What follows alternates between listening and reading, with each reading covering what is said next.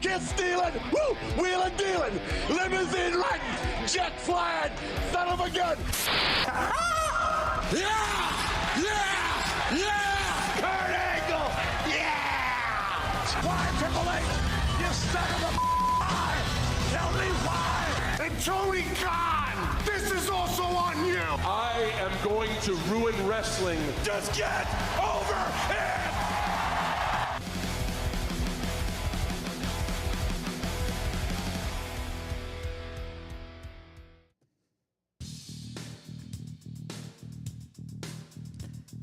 What is up? What is up? What is up, ladies and gentlemen? It is All In season. All In, AEW's biggest show of the year.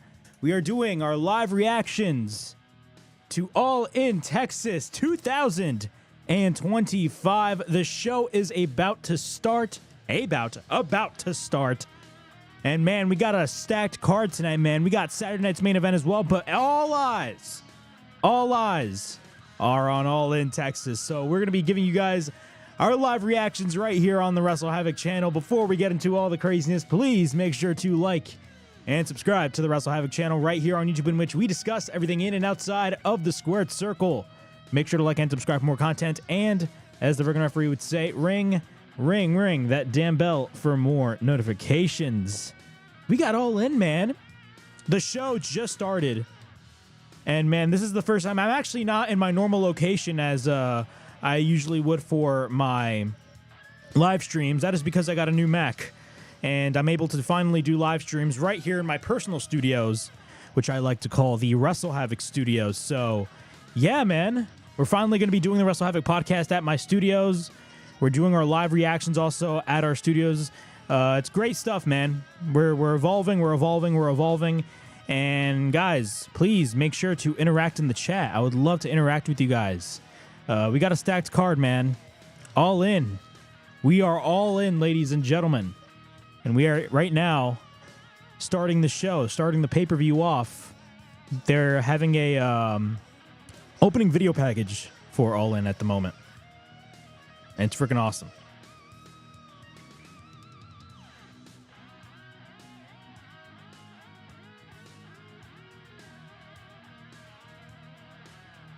All right. All In, baby. And if my volume is going to go down, that is why, because I'm trying to avoid copyright. That's why. But yeah, these are my live reactions for All In, ladies and gentlemen.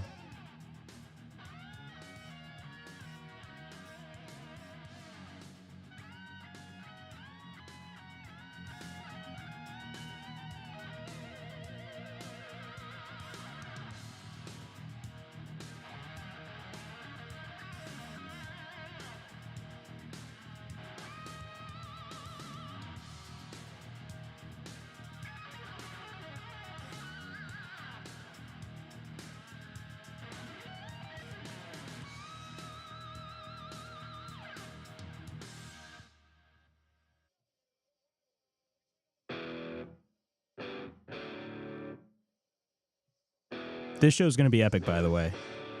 This show's epic. This show is going to be epic. I'm telling y'all right now. Just let me go on my Twitter real quick.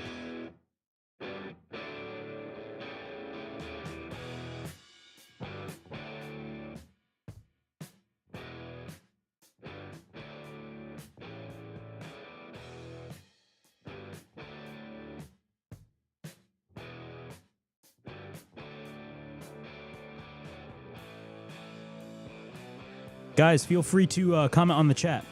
Feel free to comment on the chat, guys.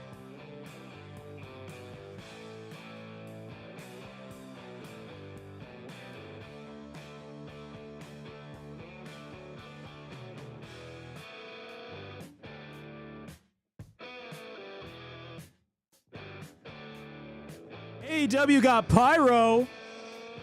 They got pyro.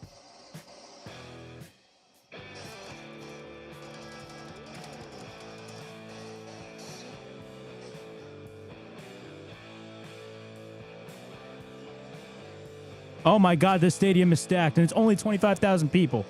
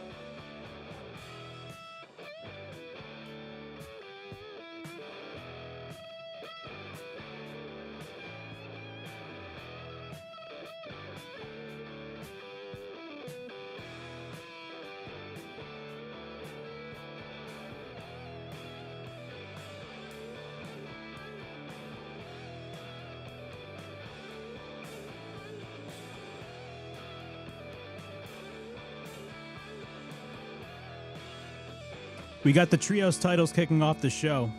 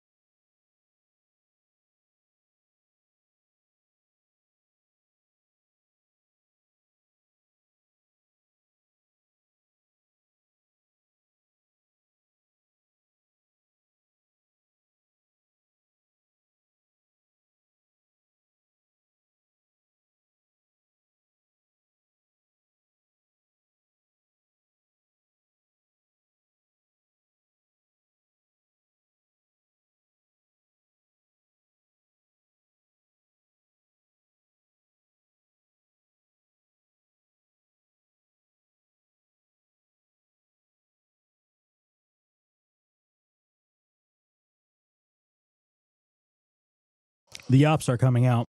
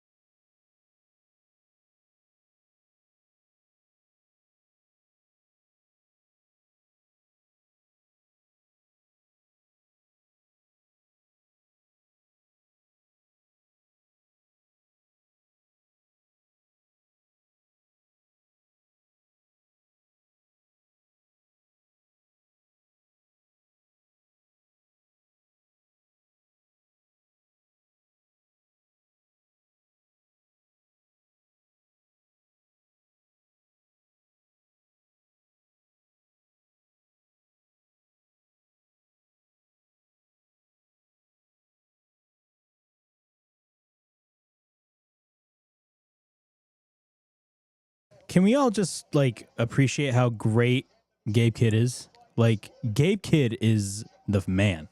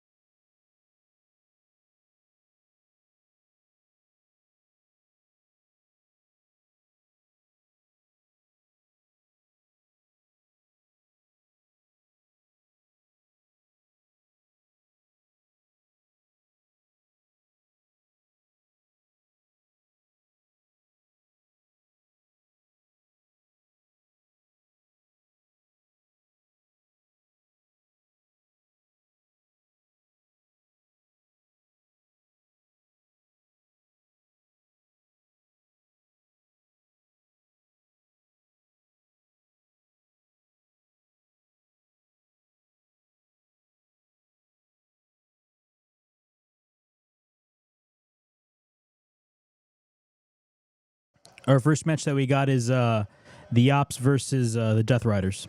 That's our first match.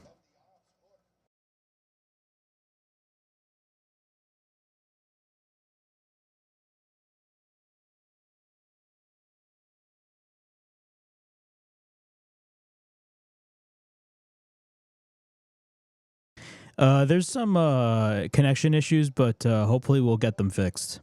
This is the first time I'm doing this at my new studios. Connection here is not perfect, but we're going to try everything in my power to fix that.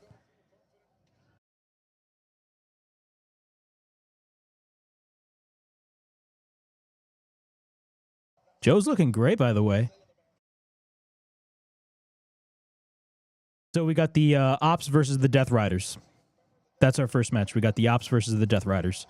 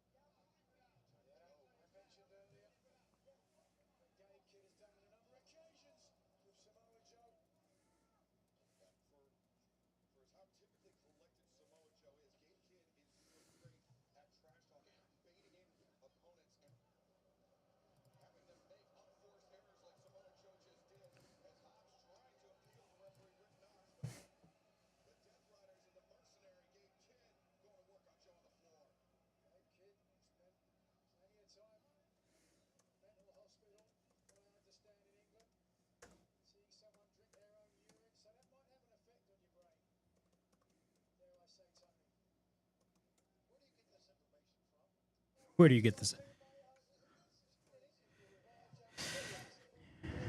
Here we go.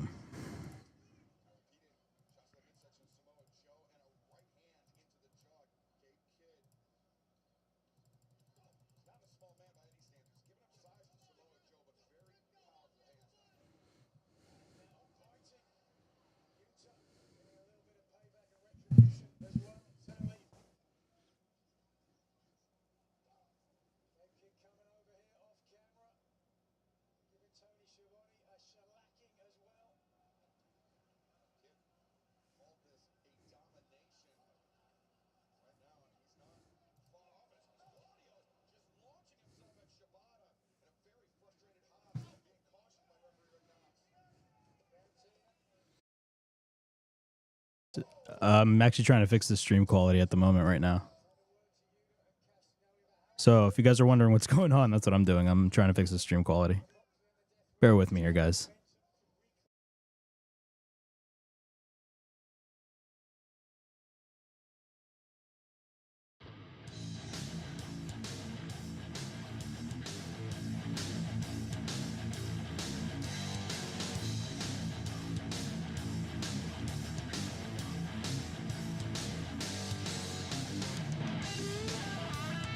By the way, the production is fantastic for this show. The production is really good. I'm really enjoying the production for All In.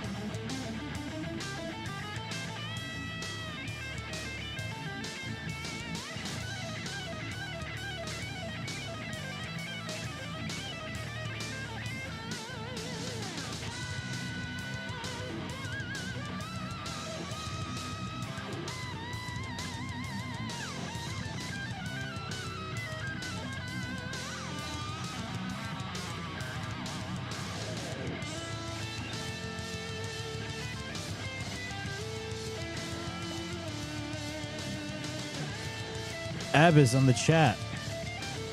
Where are you watching it? I'm watching it on Triller. There's multiple ways that you can get the pay-per-view, by the way. Here in the States, you can get it on Amazon Prime. You can get it on YouTube. Internationally, you can get it on Triller. In the States, you can get it on PPV.com.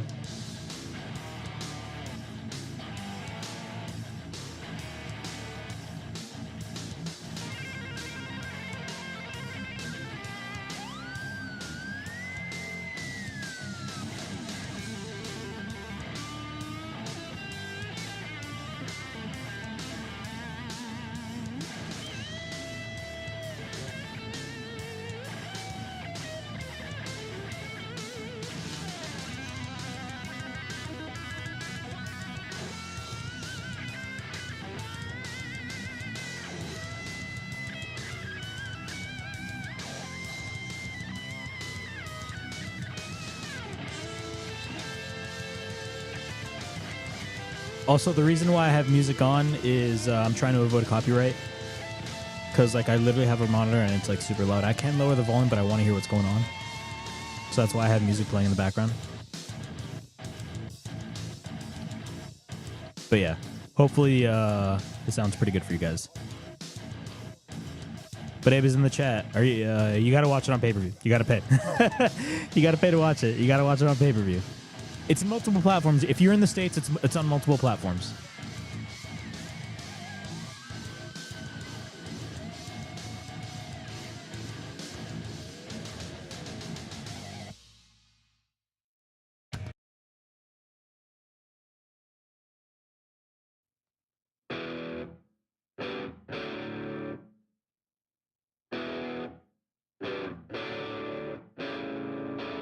Claudio just railed Powerhouse Hobbs at the moment.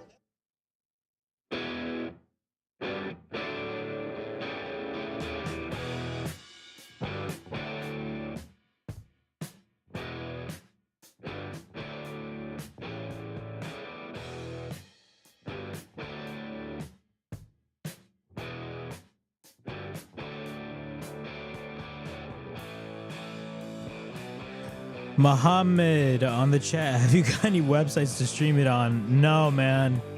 I don't do that type of stuff. You got to pay to watch the show.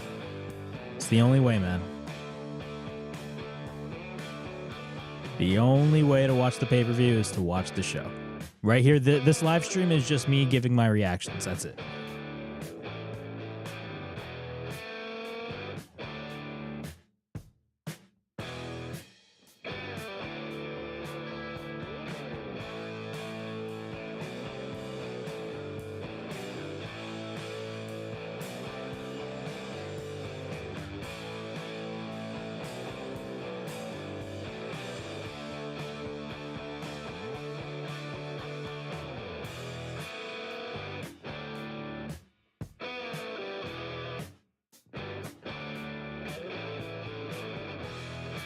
Let's all appreciate how good Gabe Kidd is, by the way. Gabe Kidd is just fantastic at what he does. If once his contract with New Japan is up, bro, this guy's going to AEW. Tony Khan needs to invest in this guy.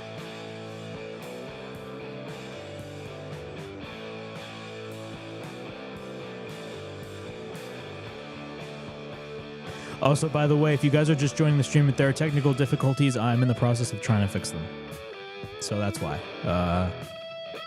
I'm trying to make sure like the bitrate's alright. I'm trying to make sure you guys can have a fine stream because this is the first time since February since I'm doing a live stream at my actual studios. This is the place where I normally film my actual YouTube videos.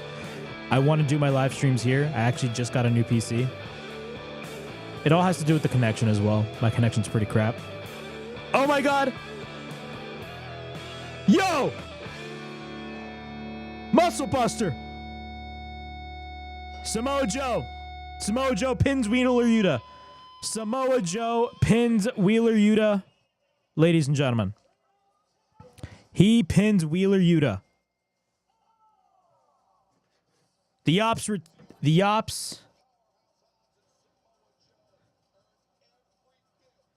win and are the AEW Trios champions.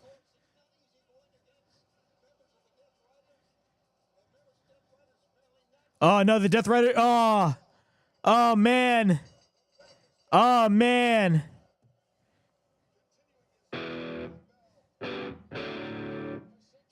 Oh, my God.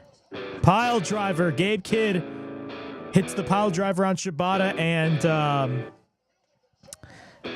Claudio hits the neutralizer on Samoa Joe. The Death Riders are just running rampant at this point. The Death Riders are running rampant at this point.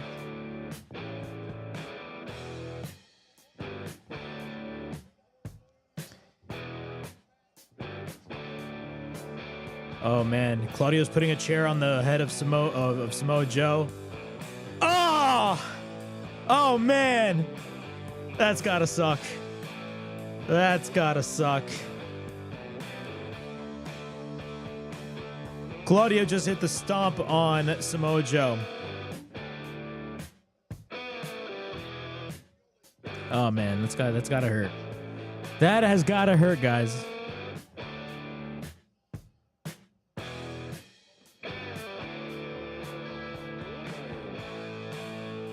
Samoa Joe's a wreck.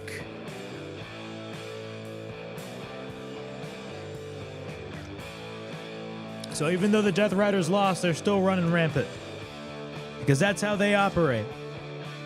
That is how they operate. They don't give a shit.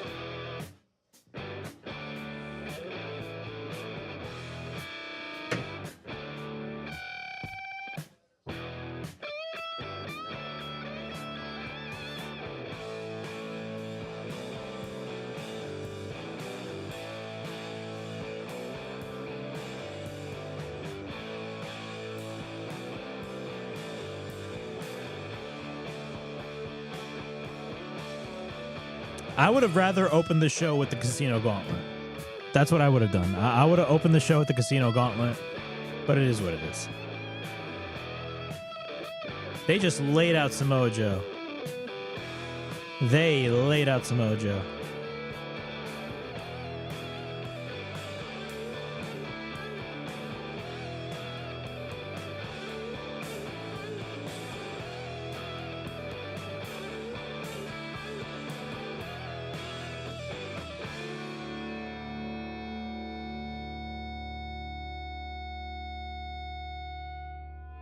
they're selling it like they just killed Samoa Joe.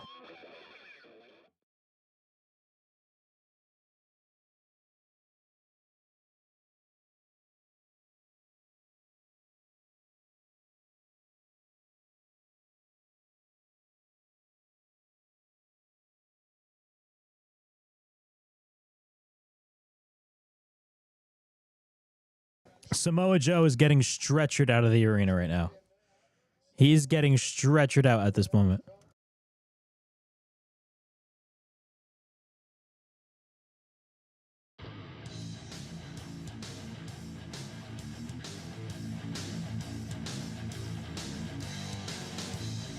Samoa Joe just got stretchered out of the building.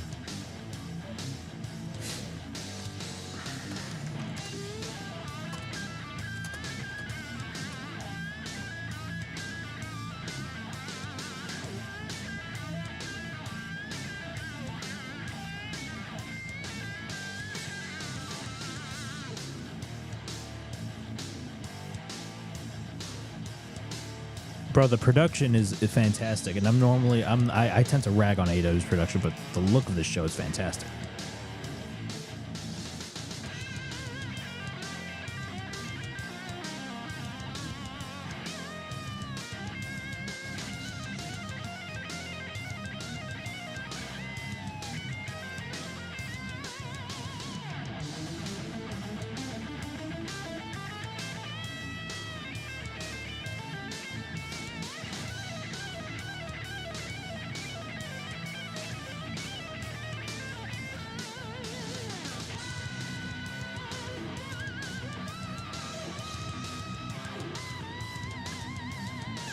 Also, guys, feel free to comment in the chat. I would love to interact with you guys. Comment down below in the chat.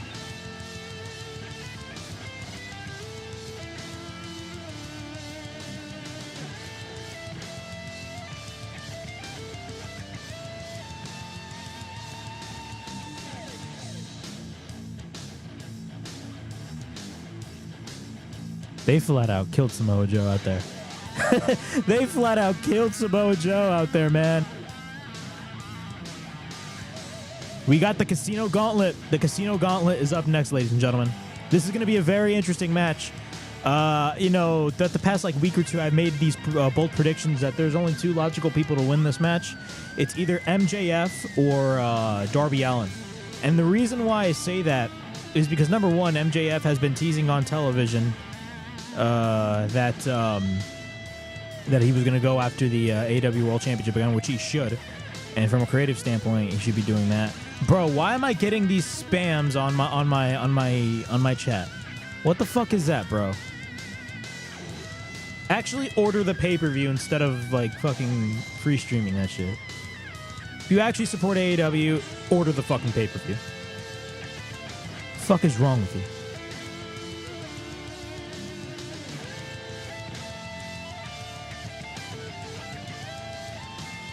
Makes no sense, bro.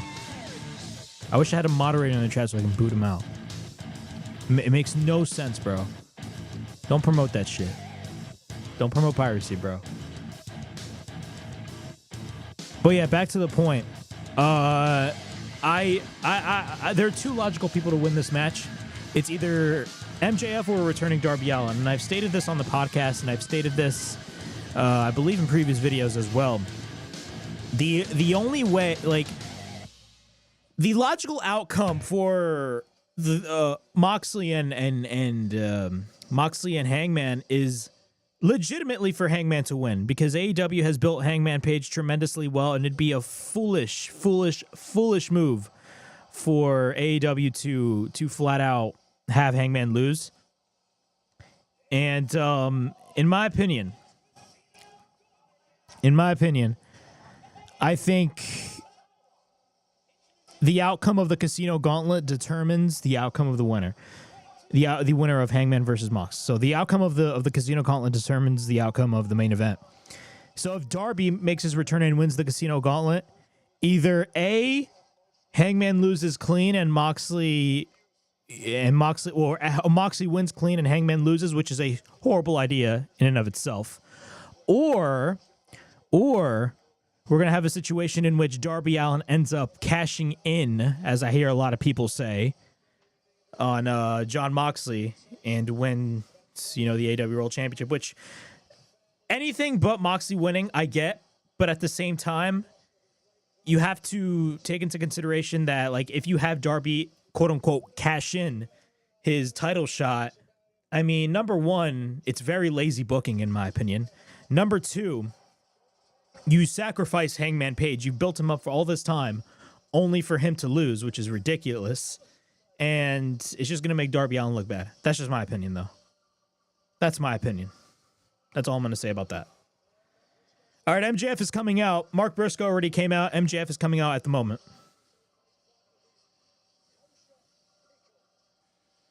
By the way, is it just me or am I like the only one that is digging the Hurt Syndicate? Like, there's a lot of people. I feel like the Hurt Syndicate is one of the best groups right now in AEW. One of the best groups, in my opinion.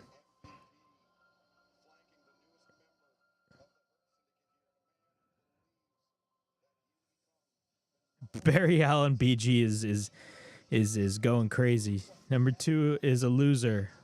What do you even expect? Bro, this fucking guy is like constantly spamming. Let me see if I can boot him out, because this is ridiculous. I wish I had a moderator and just like fucking boot this guy's ass out, because he's lit. Like, you always get these bots show up on these streams. You always get bots like this, bro. I'm just trying to do a live reaction, and all of a sudden these fucking people are just going apeshit at the moment. With like, oh my god, go to the stream, go to the stream. Not to mention you have people asking me where to watch a show. Bro, it's on pay-per-view. I bought the pay-per-view. And no, I'm not going to show the pay-per-view.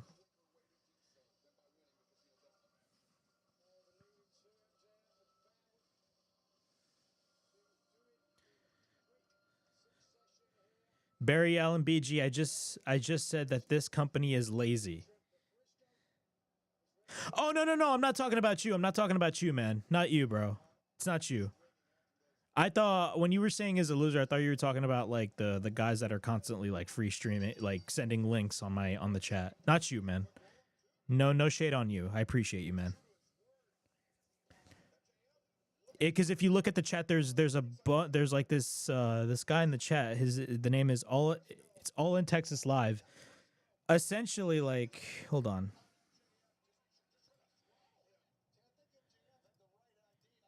Why are you constantly spamming?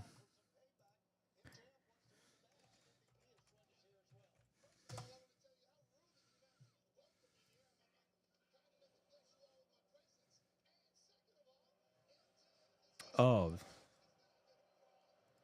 Yeah, like he's promoting free streams on my fucking chat. Barry Allen BG, it's not geared towards you, man. Not geared towards you. You're fine. You're good, bro. Nothing against you, bro. All right, MJF and Mark Briscoe are starting.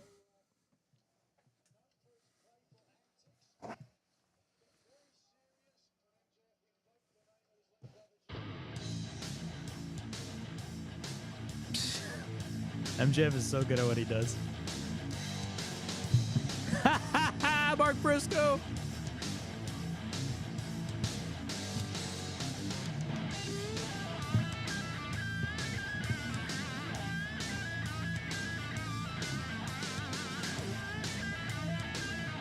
Redneck Kung Fu. Barry Allen BG in the chat. Bro, give me one reason to care about AEW in 2025. Please give me one reason to watch it. Usually respect other people's opinions. I will say AEW does have issues from a creative standpoint, but if there's anything that's good about AEW, it's Hangman Page. The Death Riders are not that great. If anything, everybody hates the Death Riders, but Hangman Page is one of the guys that you should really check out. Ricochet is up next in the Casino Gauntlet.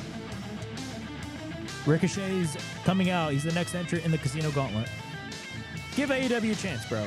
Are you watching the show live? I mean, you have the right to your opinion. My lowest interest in AEW was last year. I think they've improved drastically. Do they still have problems? Yes, but you know, in order to rebuild, you gotta. It takes baby steps. You know what I'm saying? MJF and Ricochet are shaking hands. Look at that. Look at that. They are shaking hands. Hallelujah.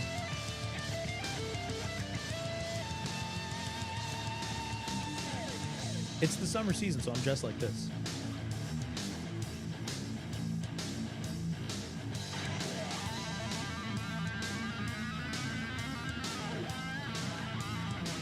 Redneck Kung Fu.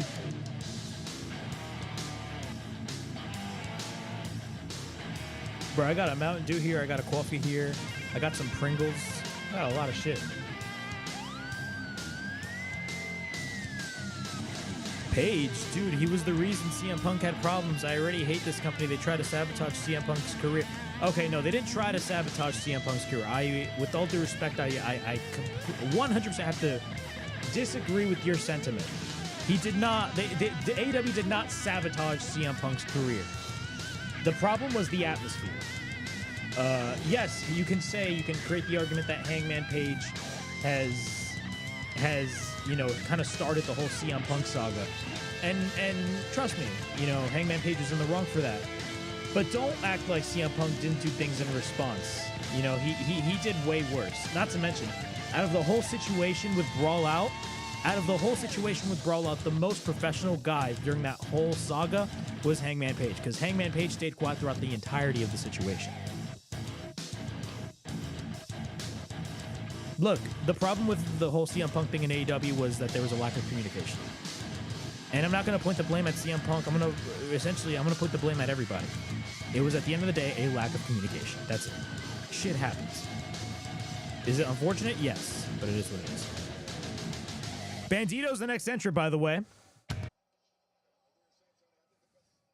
Well, I will say the video thing was a dumb. I agree with that. The video, when they showed the Punk footage, that was fucking stupid. I even agree. That was the dumbest thing AEW could have done.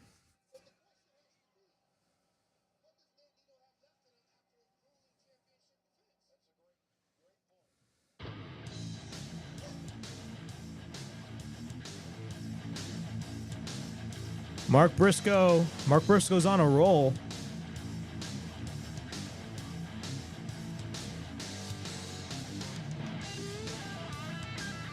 I hope neither Moxley or Jericho never... Bro, you don't have to... Oh. I hope neither Moxley or Jericho never, ever appear again in the WWE. Why? Dude, if Jon Moxley came back to the WWE, he's not going to be Dean Ambrose. He's going to be Jon Moxley. Jon Moxley reignited his career in AEW. Not to mention Jericho. I do see Jericho return to the WWE. They always have a tendency to come back. It's just... that's just the nature of the beast. They always come back.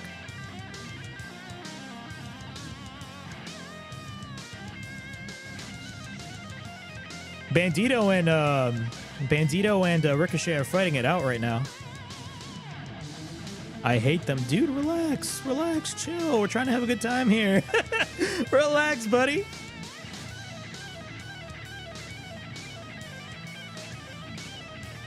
Takeshita's coming out. He's the next entrant, by the way. He's the next entrant in this Casino Gauntlet. This guy had a crazy-ass match with Bandito last night at Supercard of Honor. I didn't watch it, but I saw clips. Takeshita is the fucking man. Takeshita's insane.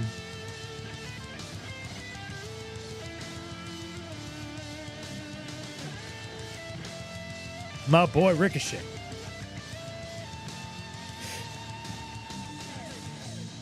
Ricochet and Takeshita are going at it at the moment. Oh! Oh, here we go with the spams. Here we go with the douchebag all in Texas live in the spam, constantly putting links. Come on, man. Don't do that shit.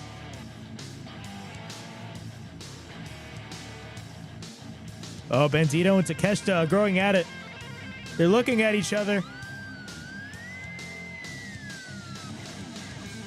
Wrestling is not only about gymnastics or moves. Barry Allen, BG, you're right, it isn't. But people have a tendency to mistake AEW with just that.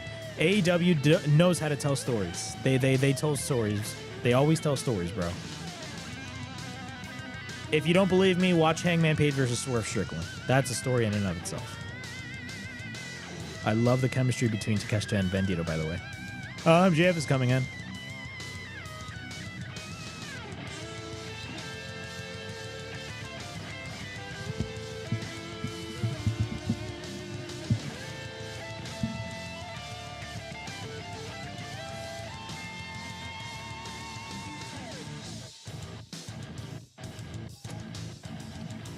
Yo, we got some Pringles up in this bitch. Look at this.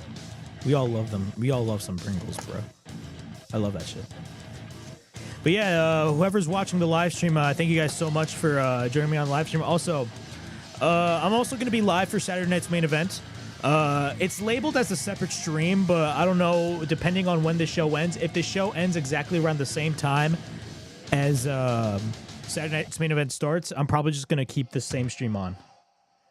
Mystico is coming out, and he's got some beef with MJF. Barry Allen BG on the chat. How do they tell stories? Give me one story that you suggest me Swerve Strickland wasn't the most forgettable champ in the history of AEW. One story, CM Punk versus MJF. Hangman's rise to the World Championship. Kenny Omega versus the Young Bucks. What else? The Adam Cole and MJF storyline, even though it ended very shitty. And that was because of real-life circumstances. MJF and the Inner Circle. That was a long-term story that they told. The entire crowd is singing Mystico's theme song.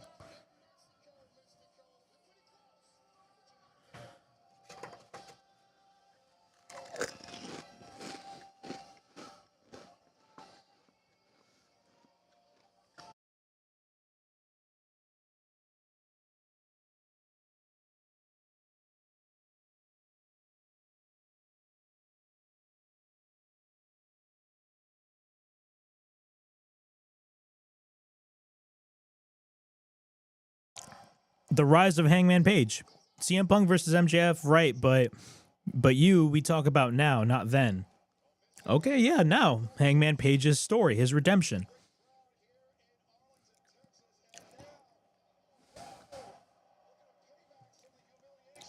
Dude, Mystico is over, man.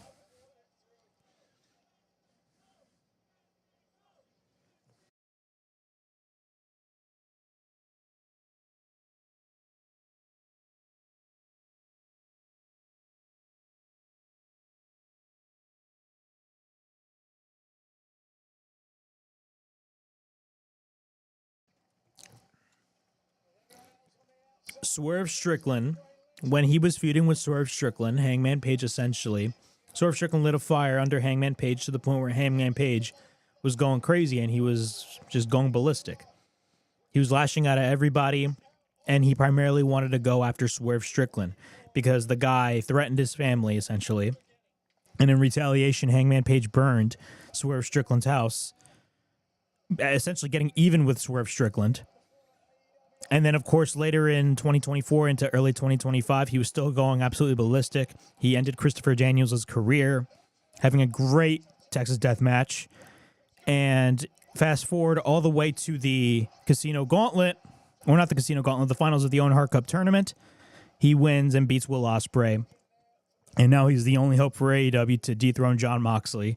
Meanwhile, at the same time, Will Ospreay's coming in, and Swerve Strickland, Will Ospreay wants all of them to work together. Meanwhile, Hangman does not want to work with Swerve. Swerve does not want to work with Hangman because of their history together.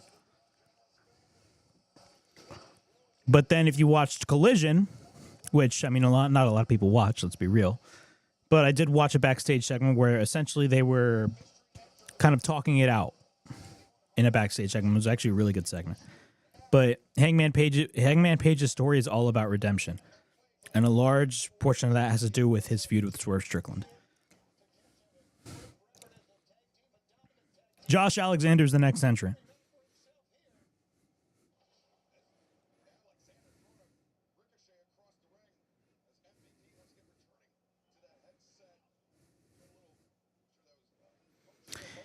Barry Allen BG, I just checked your channel, so you're one of the guys that hate John Cena's heel run. This is the thing. I think the heel run, I expected more out of the heel run. I like John Cena. I think John Cena's great. But if you, the only thing that so far, besides the CM Punk feud, aside from that, there was nothing really special about the heel run for John Cena, especially now that we know he's eventually going to turn back as a babyface. I will say, though, him turning back as a babyface is going to be a great moment because everybody wants him to revert back as a babyface, but I expected more out of his heel run. I expected more. My real, like, I was interested in his heel run, but throughout his whole run up until the CM Punk feud, it wasn't up until the CM Punk feud where I was like, okay, this is actually really good, because he had that pipe bomb segment, which is fantastic, and he also had the oh yeah, I agree with you, Barry Allen. I agree. I blame Dwayne Johnson. I agree. A large portion of that has to do with The Rock and his bullshit. I agree with you. If you watch the video, I necessarily blame The Rock. How come you have John Cena join The Rock only to not follow up on your plans? I feel like Dwayne Johnson have essentially screwed over Triple H. I do believe there's some sort of power struggle going on between Triple H and The Rock. Yes, you're right. Cody Rhodes should not turn heel in 2025. You're right. I made a whole video about that. He should not turn heel. It makes absolutely no sense. He's their top guy. Turning Cody Rhodes heel in 2025 is the equivalent of Steve Austin turning heel at WrestleMania 17. It's the same shit. It's a ludicrous move. The fact that The Rock wanted that, and yes, we all know The Rock wanted Cody to turn heel. And what's crazy is that it's always WrestleMania season where The Rock has to dip his toes. I agree with you, man. You are right. I agree with you. Blame this on The Rock.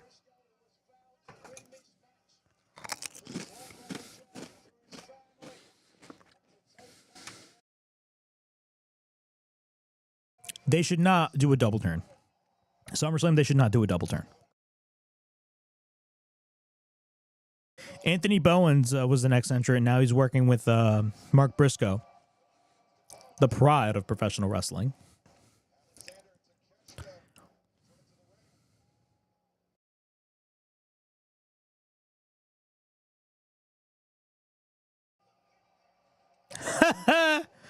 Now he's getting ganged up by Josh Alexander and Takeshita. Josh Alexander, man, is a great signing for AEW. One of the things that I've observed with AEW is that they're more careful in the signings that they do. They're very careful who they sign nowadays, and there's a clear investment in the future. A pure example of that is Kyle Fletcher. I think Kyle Fletcher will be a future world champion. Bro, they are ganging up on Ricochet. Holy shit. Damn. Yo. All right, who's next? Who's next?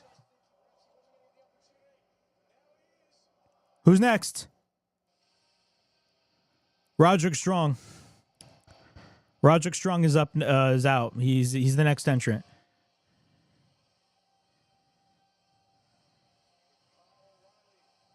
Adam! MJF, he's getting chased around by Roderick Strong. It sucks for Adam Cole, man. He's not going to be able to compete, and he vacated the TNT title.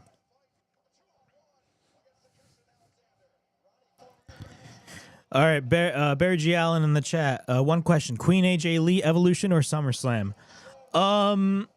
Maybe SummerSlam. I don't know. AJ Lee. I don't know if she wants to return to wrestling. I mean, now that CM Punk is in the fold, I mean, maybe. But I don't see her returning at Evolution. I may be totally wrong. If she does return at Evolution, which I highly doubt, if she does return at Evolution, it'd be a big deal and it would blow up the internet. But maybe SummerSlam, but I haven't heard anything about AJ Lee at the moment.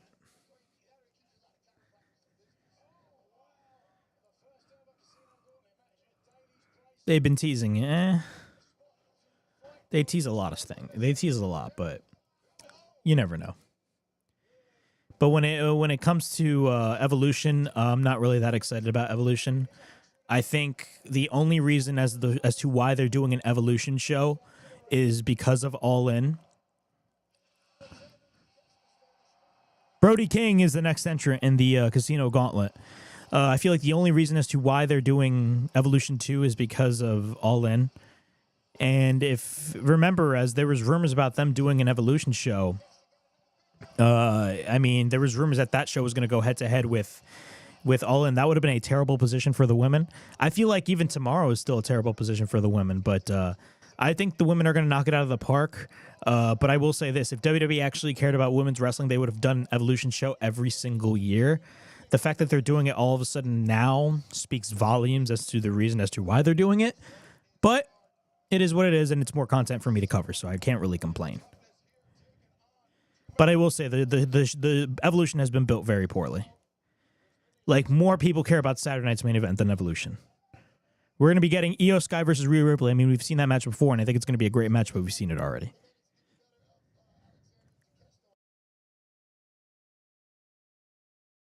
You know, in this Triple H era, they've been doing Easter eggs about a lot of stuff, and usually they get paid off. Yeah, but at some point, fans will have a tendency, like, at some point, it's going to get a little repetitive. I like the whole Easter egg thing, but at some point, you know, fans are going to be like, oh, it's another Easter egg. He loves that shit. It is what it is.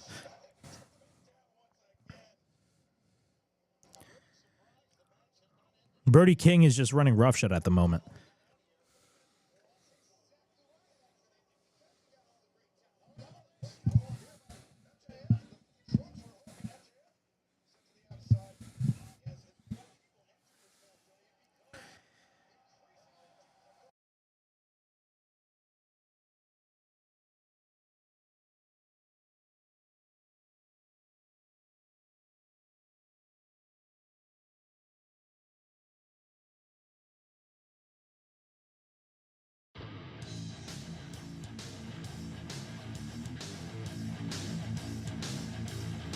Brody King is just running roughshod at the moment, man. He's going absolutely ballistic.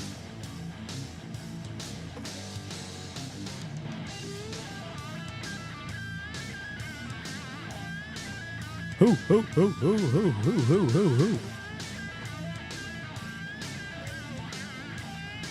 Barry Allen BG in the chat. In May, when Seth formed a new stable, we got lighted up on the walls on a random episode of Monday Night Raw. So this is where it all began. Really? I did not know that. I can't remember that.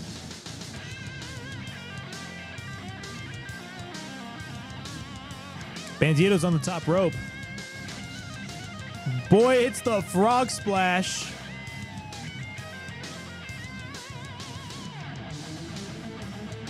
Oh, now Takeshita and Alexander are in. All men are on the outside. Ricochet is the only one in the ring. What the hell is Ricochet gonna be doing? My boy Ricochet. All right, we got the countdown. Who's up next? Who's up next? Oh, rock hard! Juice Robinson! I got my 8 hours! I got my 8 hours! The Bang Bang Gang!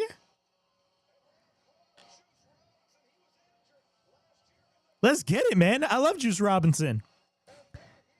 I loved Bullet Club Gold during their Collision run, but like Juice Robinson was like the highlight of Bullet Club Gold. Like I'm a big fan of Jay White, but like, dude, Juice Robinson was the man.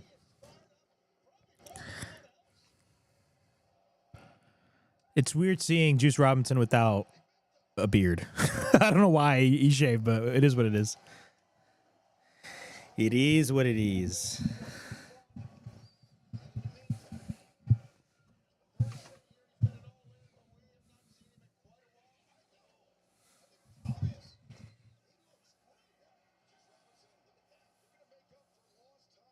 Oh, that's great, man. It's glad that Juice Robinson is back.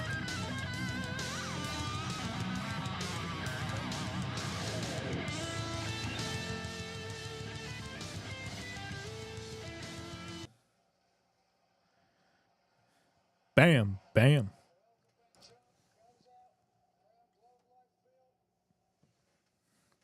All right, what is Juice Robinson doing now? What is Juice Robinson going to do?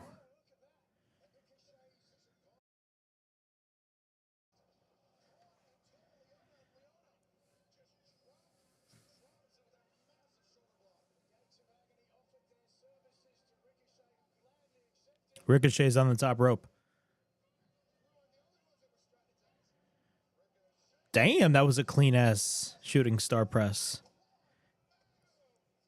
That was a clean-ass shooting star press, by the way.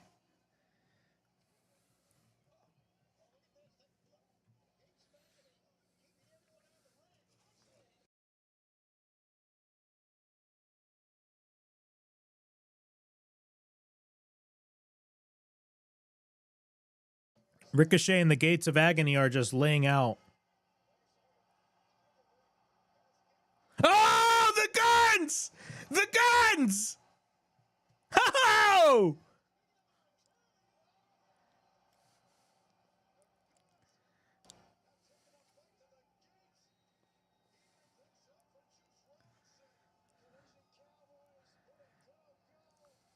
Oh man.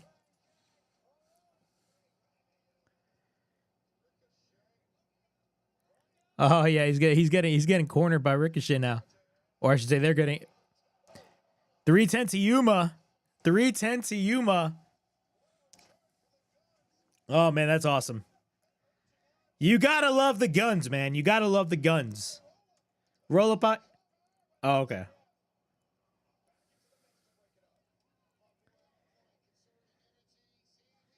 Oh, wait, now the Gates of Agony are fighting off the guns. I know that Jay White's been injured. All right. We got the countdown. Who's next?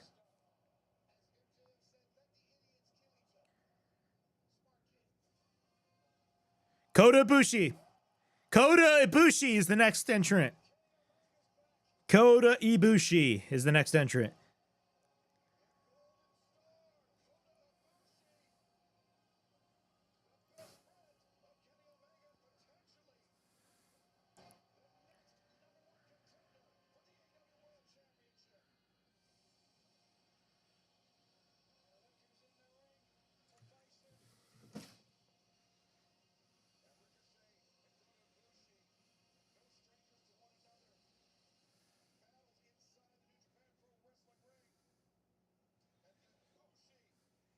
Ibushi's just going, he's kicking everybody at the moment.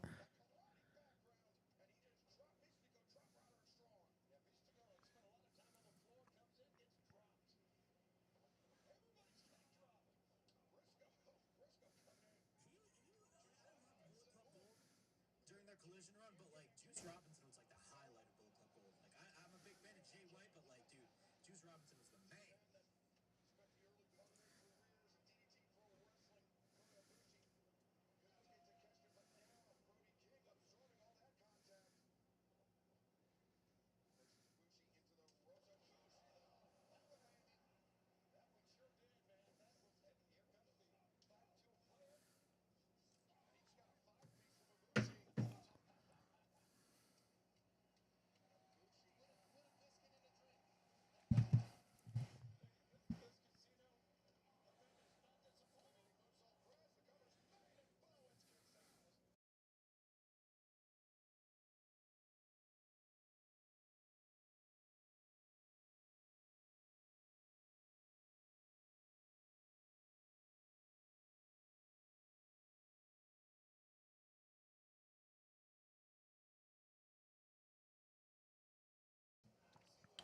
Who's the next entrant? Beast Mortos. Tony Khan loves the Beast Mortos, by the way. Beast Mortos is next. He's the next entrant.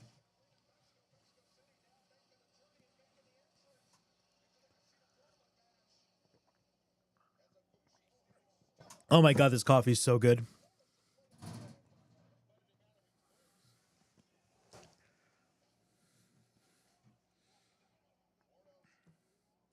But yeah, if you guys are in the stream, feel free to come on the chat. I would love to interact with you guys. I would love to interact with you guys.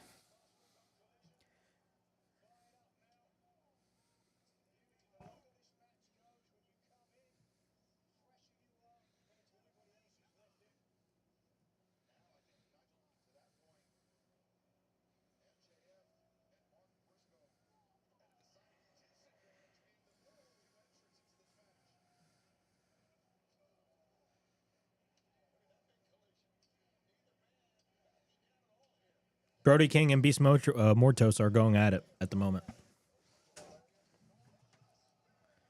Mortos just speared Brody King. He has Anthony Bowens. He just laid out Anthony Bowens. Boom.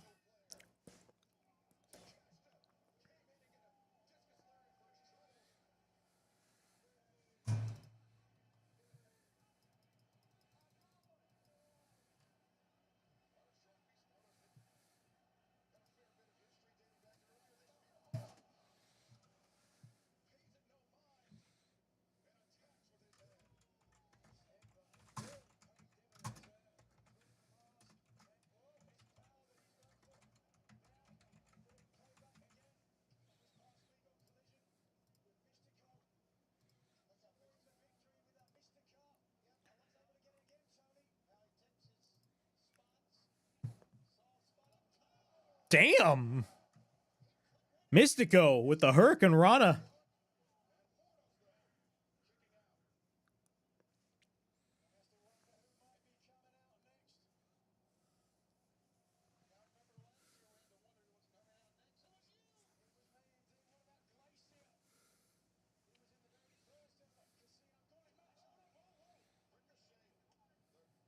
Ricochet's not winning this match. I'm sorry.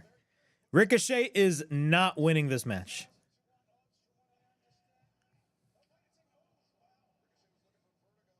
Bandito with the thrust kick.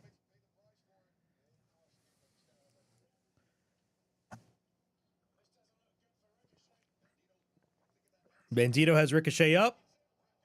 Drops him down.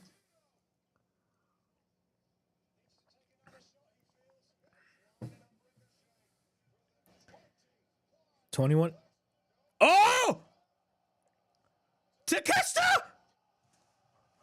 Yo! Takeshita. Ah! Roderick Strong. Tiger Driver. Josh Alexander. That was dope, bro. Takeshita is such a hard hitter in the ring. It's insane.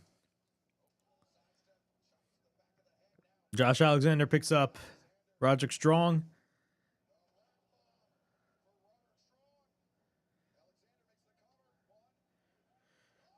Oh, man. Mark Briscoe with the froggy bow on Josh Alexander right when he was going to go for the pin.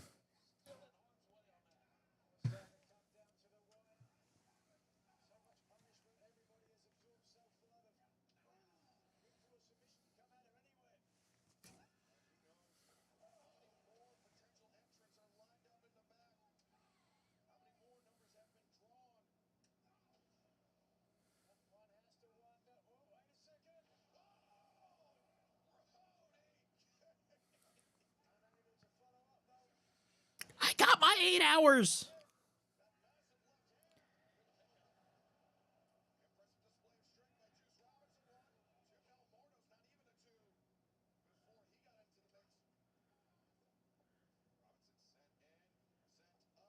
Boom. Kota Ibushi. Oh my God. Beast Mortos and Kota Ibushi are in the same fucking ring. They're in the same fucking ring.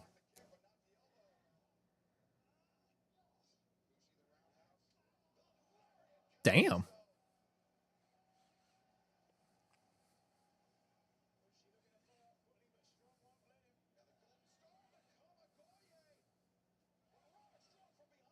Roderick Strong just takes out Kota Ibushi.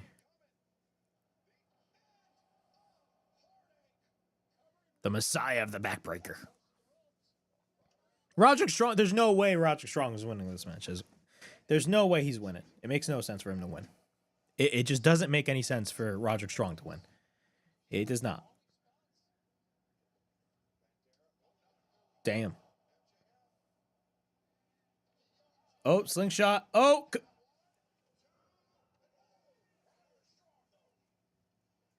MJF is in the ring. Who's the next man?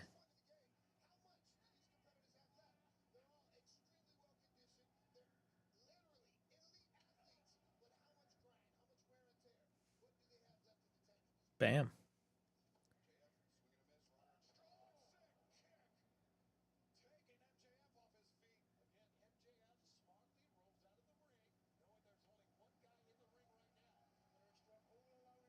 When is the next entrant coming out? I'm very curious who the next entrant is. All right, now the next entrant's coming out. All right, we got 5 seconds. Who's coming out?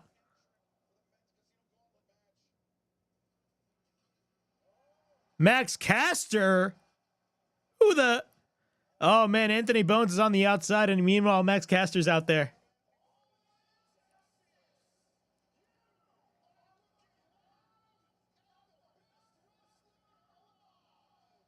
The best wrestler alive, guys.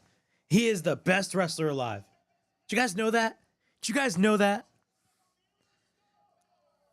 Did you guys know that Max Caster was the best wrestler alive today?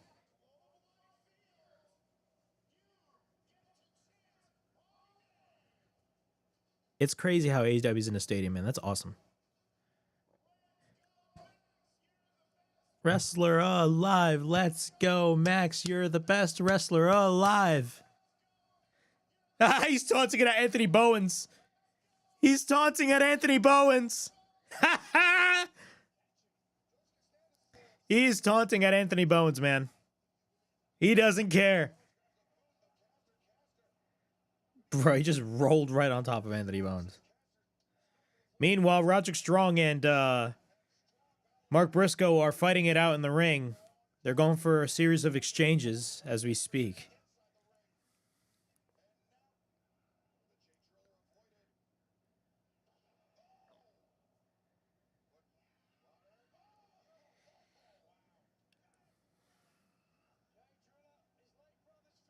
Oh, Jay Driller. Mark Briscoe goes for the Jay Driller. No. MJF. Whoa, whoa, whoa. Ah! MJF stole Mark Briscoe's win.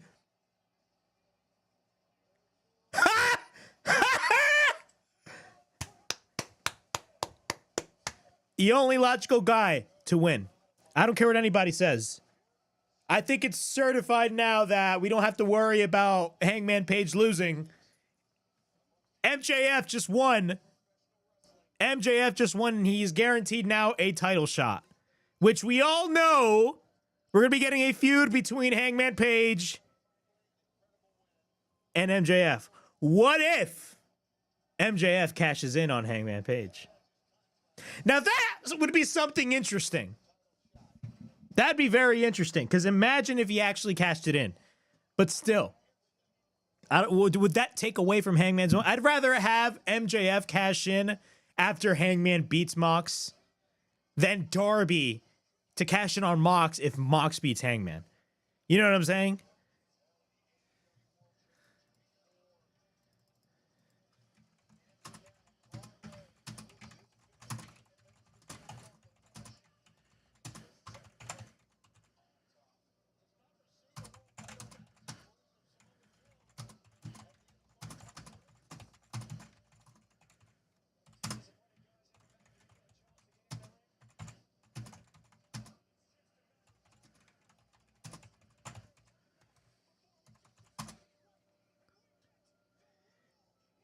Dude, MJF is going to be the world champion again. I guarantee you that. He needs to be the world champion.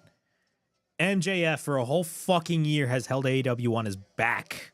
For a whole fucking year.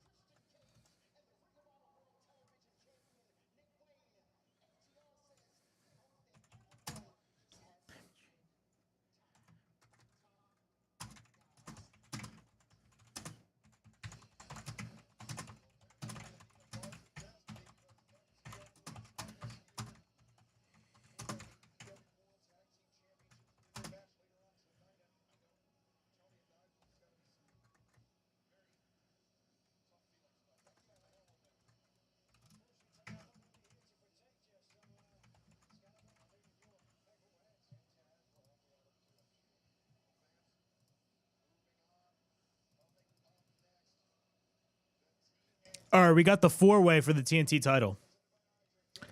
We got the four-way for the TNT Championship. Daniel Garcia, Dustin Rhodes, Kyle Fletcher, and Sammy Guevara.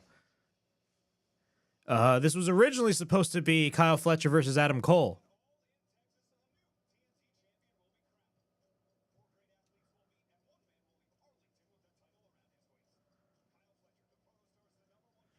It sucks. Like Adam Cole, man. He always tends to get injured, man. I feel for him, man. It really does suck because Adam Cole is such a great guy. Hopefully a speedy recovery for Adam Cole, but I mean, dude, Adam Cole just can't catch a break. It really does suck for him. I feel for him, man. I really do. I really do feel for him. It sucks. There's no way Dustin, Sammy, or Daniel Garcia are going to win this match. It has to be Kyle Fletcher. If there's anybody that AEW has built up tremendously, it's Kyle Fletcher. And honestly, if you really compare the TNT title to like the international title, the prestige of the TNT title has diminished. I think we can all agree with that. It has diminished tremendously. And I think the perfect guy to really elevate that title is Kyle Fletcher. Adam Cole is coming out. Oh man, I feel so bad for Adam Cole. That sucks.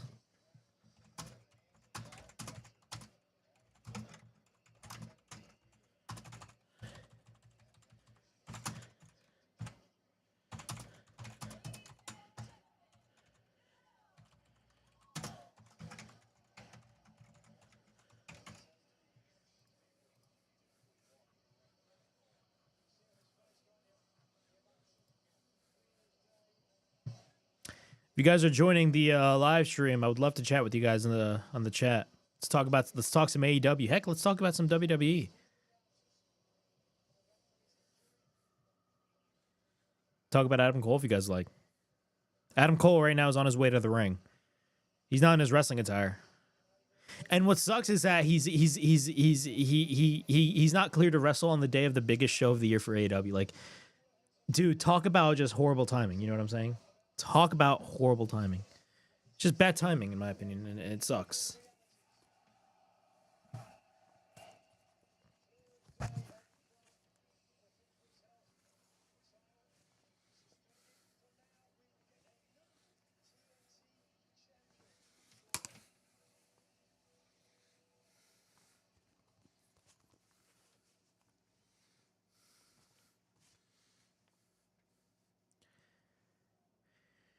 Adam Cole is he has the microphone at the moment.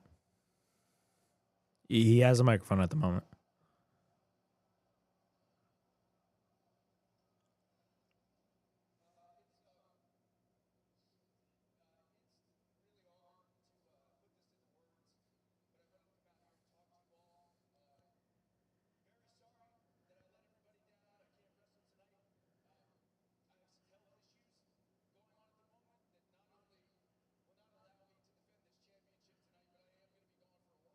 Oh man.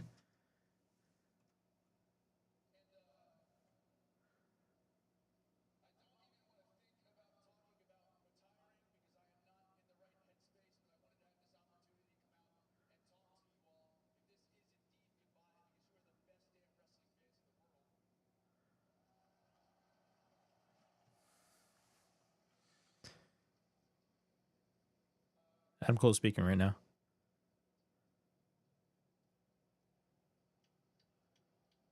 Adam Cole is really emotional. Oh man.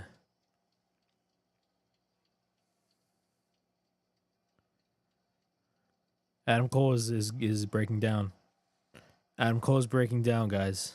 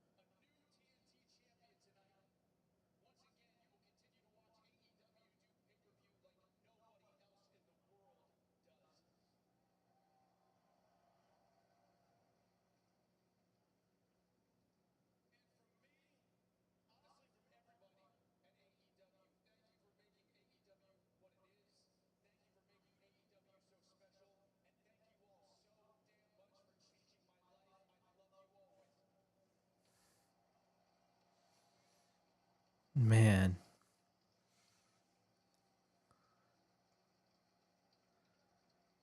That's terrible, bro. Adam Cole looks so bummed out. Dude, this guy had multiple injuries, man. Remember the concussion he suffered for the first Forbidden Door? He comes back. Everybody was excited. He gets into this storyline with MJF, is arguably one of the best AEW has done. And then he breaks his, what was it? He breaks his ankle.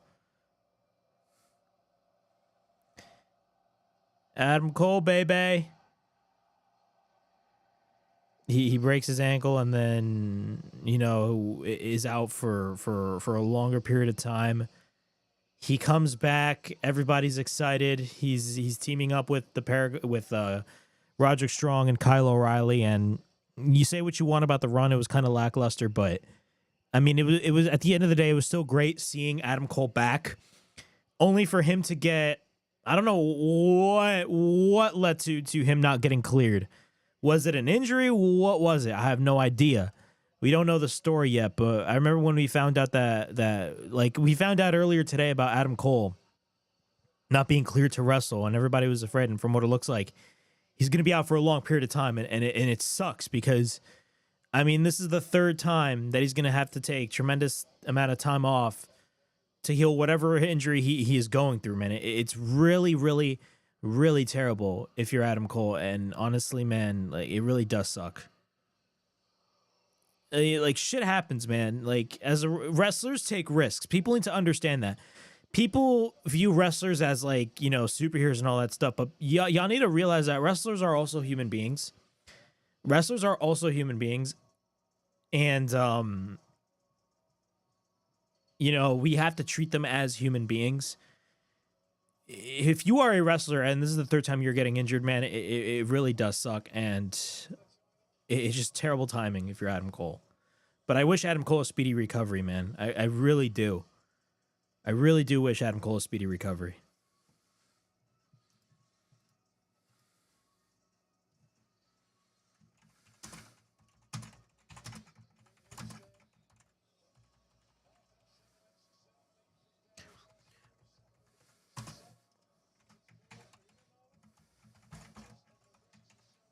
And I don't even want to say, like, oh, his run has been lackluster. I mean, like, his run was fine. It's just the injuries that halted Adam Cole. You know what I'm saying?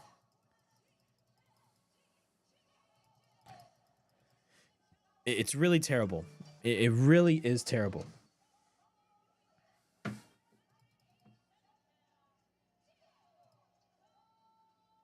Like, Sean Ross Sapp just tweeted this out. Adam Cole is the nicest person you could meet.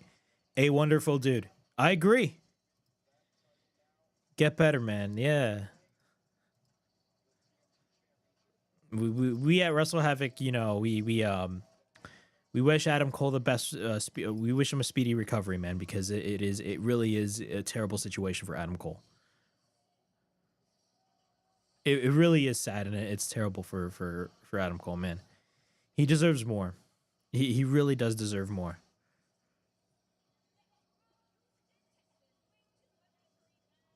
John Alba on Twitter even posted, an AEW official told me that they were unaware of the extent of Adam Cole's health issues and found out the same time as everyone else. I imagine that this will be a major talking point in the press conference with Tony Khan. 100%. Everybody's going to be asking Tony Khan about what is the health status of Adam Cole, because we do not know the condition of his injury. I mean, he looked fine. It's not like he broke anything. I don't know. What could it be? What could it be? That's the thing. You know what I'm saying?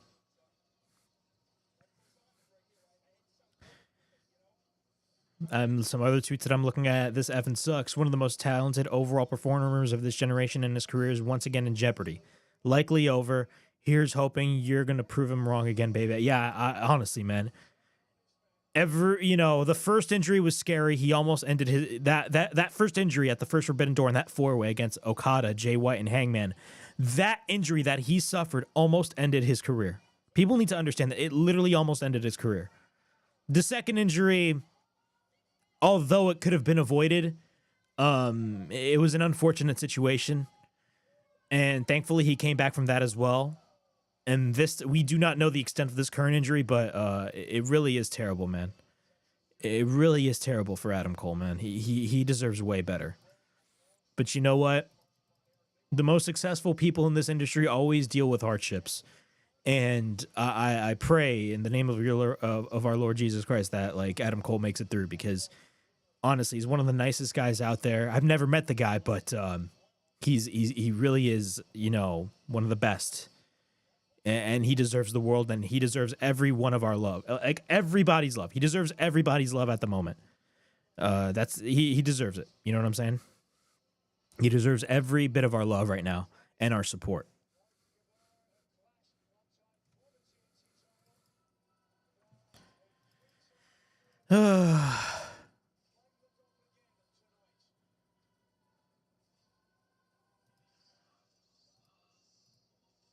Like, this has nothing to do with like AEW, tribalism, or none of that shit, man. Like, this is somebody's health we're talking about.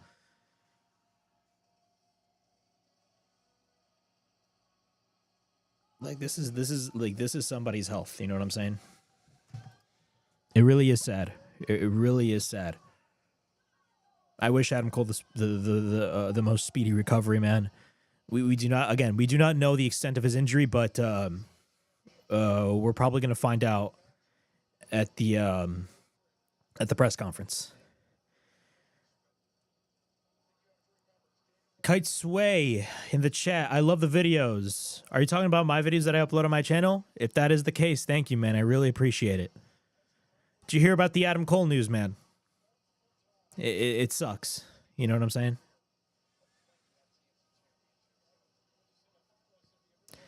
But as when it comes to this four-way, I think this four-way is going to be great. But there's only one logical guy to win the TNT Championship. And I was talking about this before, but like, if Adam Cole was wrestling in a one-on-one match against Kyle Fletcher, Kyle Fletcher was going to go over regardless, and I think Kyle Fletcher's going to go over in this situation as well. There's no way Dustin Rhodes, Sammy Guevara, or Daniel Garcia are going to win this match.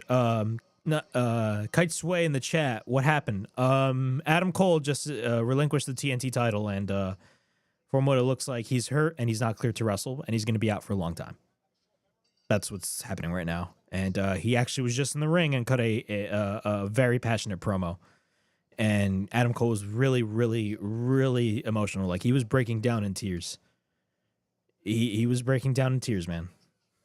That's what's going on. Originally, Adam Cole was supposed to wrestle on this show, and what's crazy is that the timing of this whole thing is just terrible. The timing of this is just horrible. Like, he's on the day of the biggest show that AEW can put on, he's not cleared to wrestle, which must suck if you are Adam Cole. It really does. Purple guy _goat in the chat. No, not Adam. I know, but I want you guys on the chat, whoever's watching on the chat, I want you guys to put on the chat, get well soon. Adam Cole comments, get well soon, because we all need to support Adam Cole at the moment.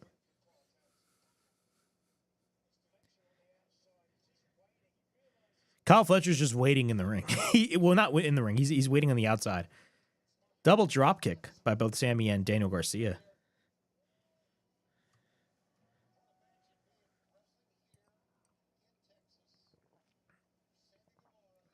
What is Sammy Guevara doing?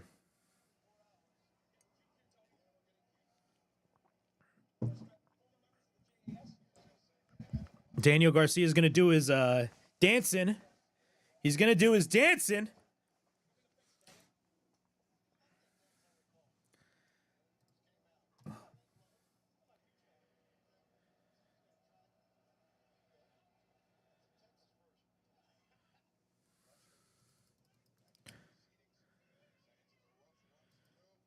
JD from NY just tweeted, Dustin Rhodes and Sammy Guevara wrestled on the pre-show. What exactly do they have to do with the TNT title? I actually agree with that. Why are they in this match? They were literally wrestling on the pre-show. Granted, it was a last-minute thing. But it is what it is.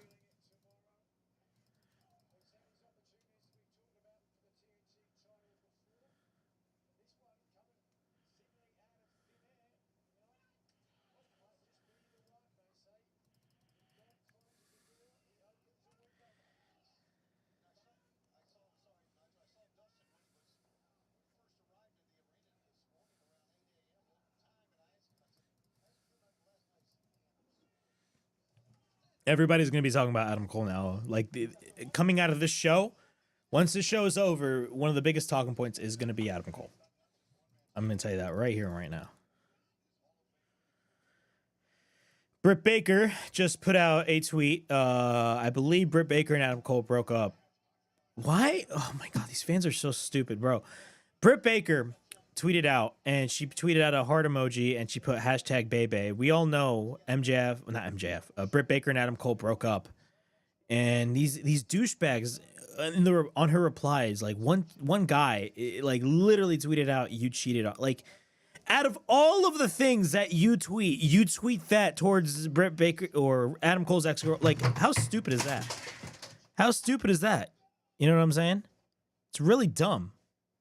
Really dumb on these fans' part. It's ridiculous. Purple guy _ I hope Tony wins. I just had one of my lights off the top of my desk just fall off. I have another light right over here, though, so that's great. Sammy just hit a Spanish fly on Daniel Garcia on the fucking floor. Talk about pure stupidity. Talk about pure stupidity. I hope Toni Storm wins. Yeah, I hope Toni Storm wins. A lot of fans are going to be upset if a lot of fans are going to be upset if Mercedes wins.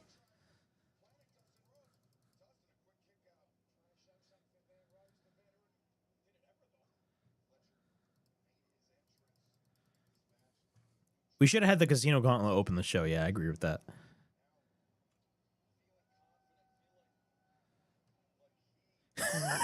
A guy tweeted out as well, doesn't matter now if it's Mox or Hangman. Their reign has an expiration date at the whim of our scumbag. I agree.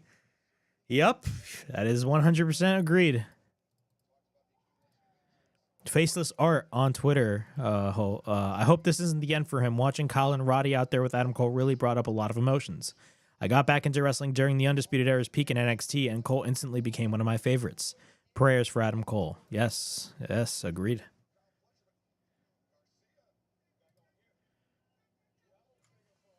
Suplex in the also tweeted this out. You can hear a pin drop in this arena. The Adam Cole announcement really dampened the mood. Hard to pick the crowd back up after that. It really is. I agree. The crowd has been kind of quiet after the Adam Cole stuff. They've been really quiet after. I mean, it bumped everybody out. I mean, it really sucks. It has bumped everybody out. The whole Adam Cole news. Like, I don't care about what's going on in this match. This is like the whole Adam Cole news is bumming everybody out. It really upset a lot of people, and saddened a lot of people as well. Like, we all know Kyle Fletcher's getting the win. We all know Kyle Fletcher's getting the win. Kite Sway in the chat. I don't think Adam Page is winning, dude. If Adam Page loses, it is the single worst decision that AEW will make in their 6+ year history. Because if they don't pull the trigger on Hangman, then they literally just lost all of the good faith that they have developed throughout the past couple of months. Because let's be honest with ourselves, they've been they're not perfect even now, but they've drastically improved since last year. Because last year was a fucking debacle for AEW. You know what I'm saying? This match, I'm gonna be honest. This match is kind of boring, but at the same time, it was thrown together last minute because of Adam Cole's injury. And I'm not going to necessarily blame this crowd. The crowd is ridiculously quiet. The crowd is ridiculously quiet, but that is because of the whole Adam Cole announcement. It really is. Like, I'm telling you, the Adam Cole announcement really brought down the crowd. It really has. They need to really do something big. And it sucks. Adam Cole's timing, man. Adam Cole, like, dude, I feel bad for him.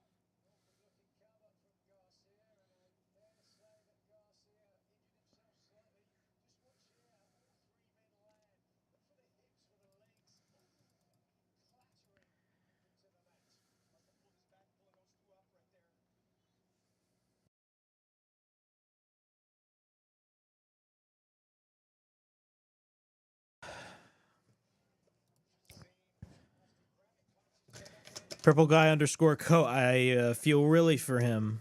One of my faves. Yeah, he's a lot of our favorites, man. He really is. And I'm not really feeling this match, unfortunately.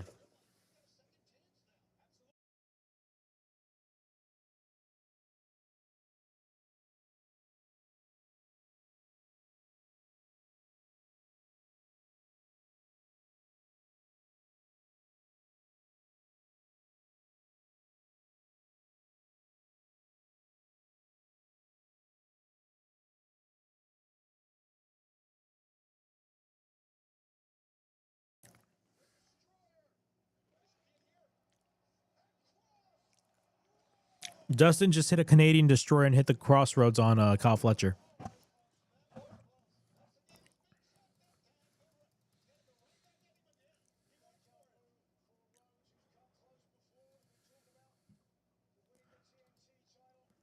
Ryan Satin just tweeted, I hate that both of their futures are currently in limbo, and it has a photo of Kevin Owens and Adam Cole next to each other. Yeah, man, I agree. Both Kevin Owens and Adam Cole are injured at the moment. It really does suck. Kevin Owens is going to be out for a long period of time.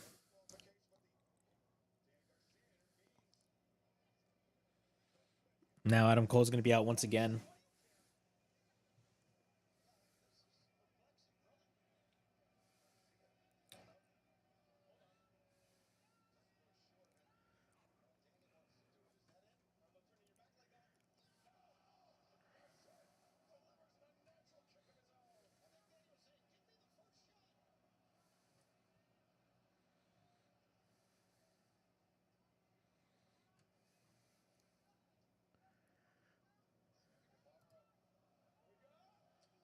Jesus Christ. Kyle Fletcher is getting murdered at the moment. He is getting killed by getting kicked in the balls multiple times.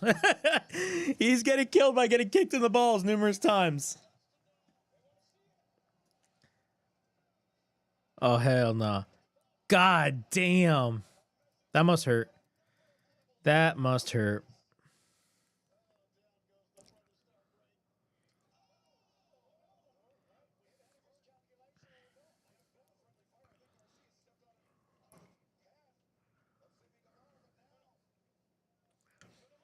Daniel Garcia is now he's trying to apply the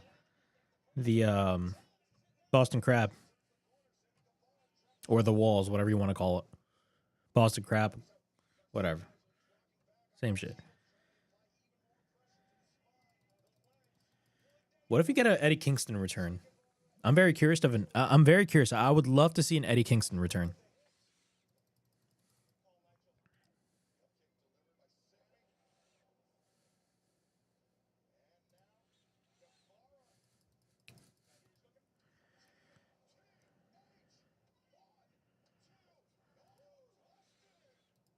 If there's anything to really get this crowd riled up, it's to put the belt on Hangman. There's no buts or ifs.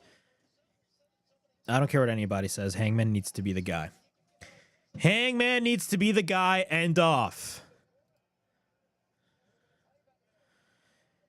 Kite Sway in the chat. What is this match? It's a 4-way for the TNT Championship, and honestly, it's kind of boring.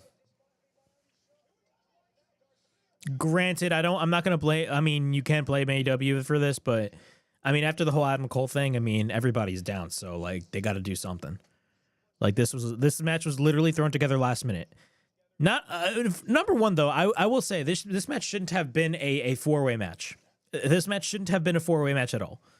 This match should have been at least a one-on-one match. Like replace Adam Cole with somebody else. Because why is Sammy Guevara and why is Dustin Rhodes competing for the TNT Championship? They were literally wrestling moments ago on the fucking pre-show. Why are they there? You know what I'm saying? But it is what it is. The AEW, like this was kind of just thrown together last minute. Daniel Garcia applies. Oh.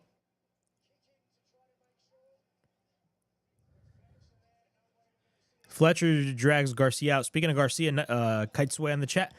Oh! Kyle Fletcher just powerbombed Daniel Garcia on the apron. Kite Sway in the chat. Daniel Garcia might win this. No, he's not going to win this. There's no way he's going to win this. I'm sorry.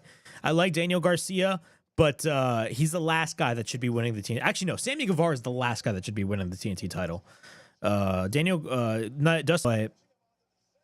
When it comes to Daniel Garcia, he had his chance as the TNT champion. It was kind of a forgettable run. Nobody would care if Daniel Garcia won the TNT title. The best guy for the job is Kyle Fletcher, because if you want to restore the credibility of the TNT title, you put the belt on Kyle Fletcher. Because if there's one guy that AEW has built tremendously well from a creative standpoint, it is Kyle Fletcher. So Kyle Fletcher, I predict, will be the new TNT champion. If they don't put the belt on Kyle Fletcher, they are making a mistake. Period. Purple guy _ coat. Kyle Fletcher got to win. I agree. Kite Sway. Oh my OMG. What do you mean by the OMG? What's going on?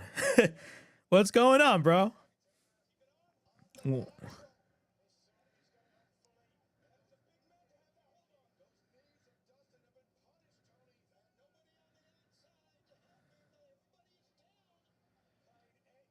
He's applying the sharpshooter right now on Dustin Rhodes.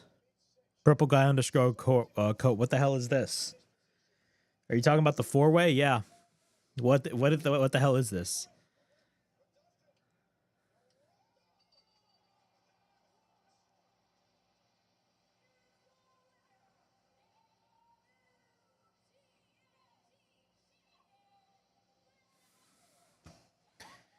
If there was any opportunity to put the belt on Kyle Fletcher, they should have done it, and AEW fit. This company's fucking stupid, bro. Like, why is Dustin Rhodes the TNT champion?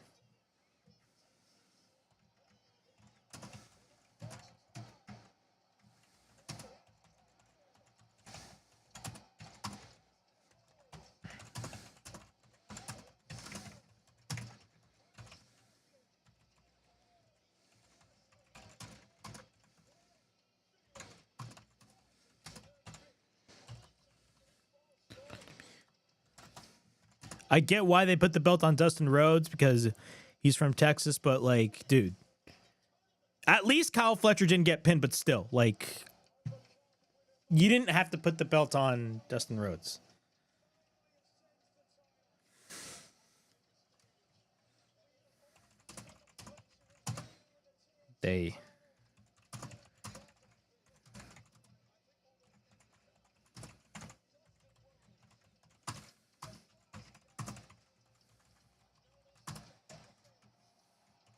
And you know what? The crowd is cheering on Dustin, but he's not going to hold on to the title for a long period of time. AEW loves putting titles on people in their hometowns, and they end up having short reigns. A pure example of this was Saraya. Remember when they put the belt on Saraya at Wembley Stadium at the first Wembley show 2 years ago? Her title run was completely forgettable. Like, completely forgettable.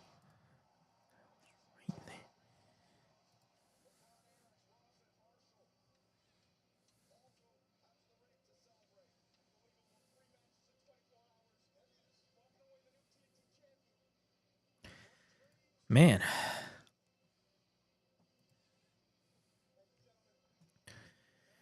Kite Sway, YAW, purple guy _ coat. This should have gone to a younger talent. I get that.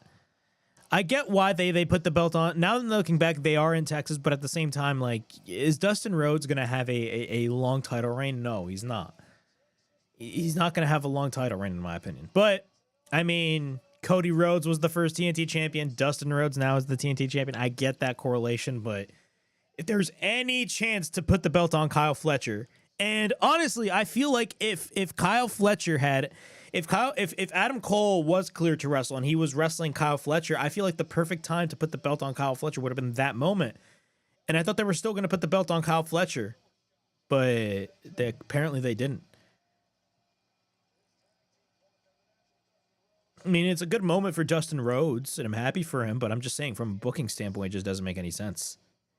They could have easily gone with Kyle Fletcher, and we would have called it a day, but it's not like the TNT title is an important title nowadays, because it's not what it used to be. The TNT title used to be one of the most important titles, not only in AEW, but one of the most important titles in all of wrestling. Now it's just a belt, considering AEW has a shitload of titles. I mean, there's nothing really special about it, in my opinion. The main mid-card championship right now in AEW is the International Championship, and it's about to be the unified title.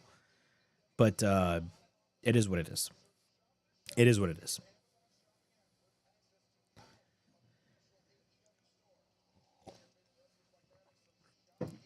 Go.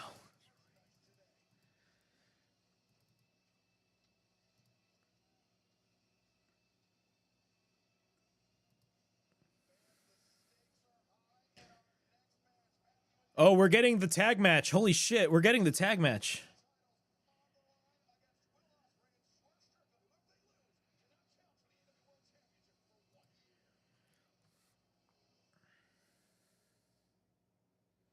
Let me fix my lighting real quick. I'll be back, guys.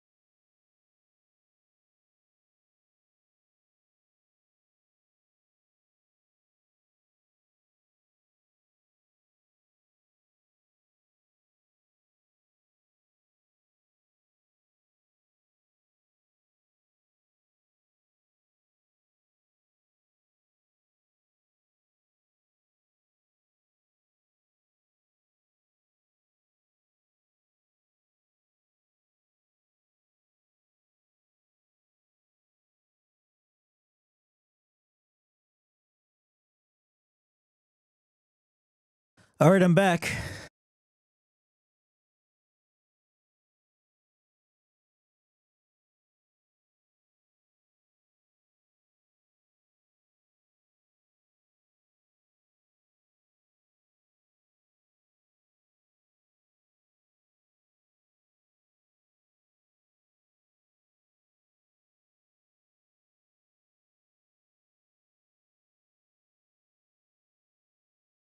Will Ospreay's making his entrance at the moment.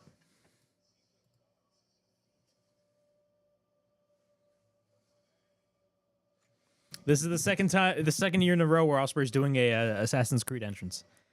Purple guy _ go. Ospreay. I can't wait. Yeah, I agree. I agree.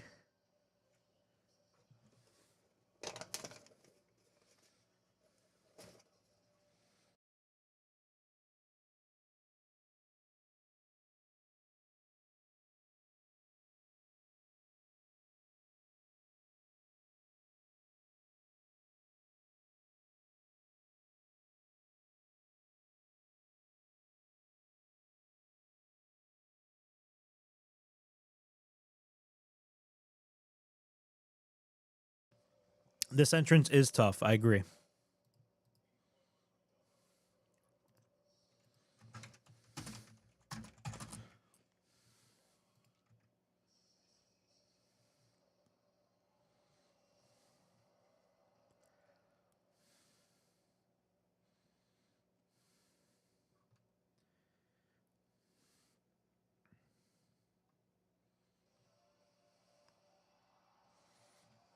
Ospreay's coming out.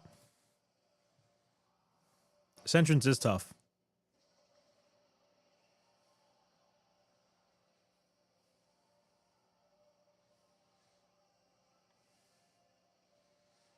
Man, AEW has upgraded they have upgraded their pyro game.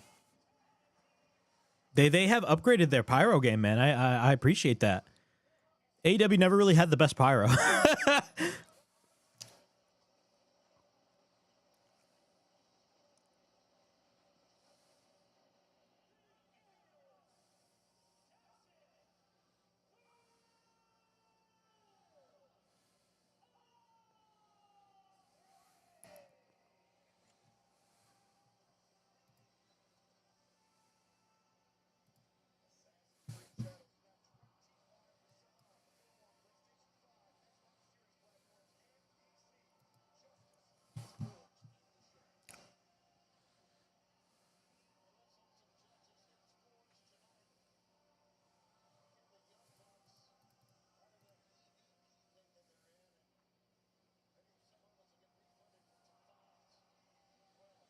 Oh, man.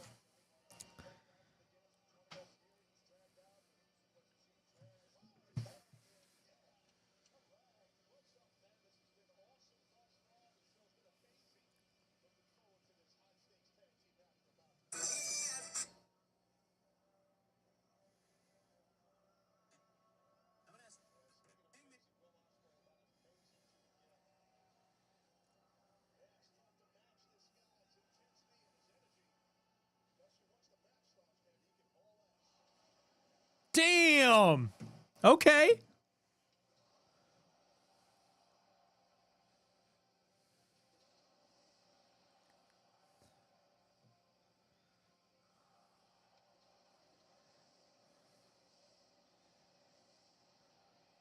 That pyro was badass. That pyro was fucking badass, by the way. You gotta love that pyro. You gotta love that pyro.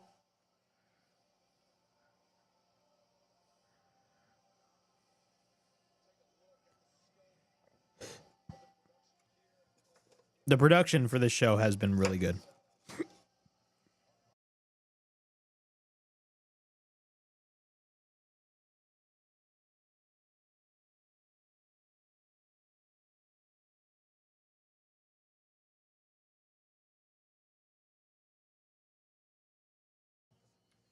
Swerve is coming out.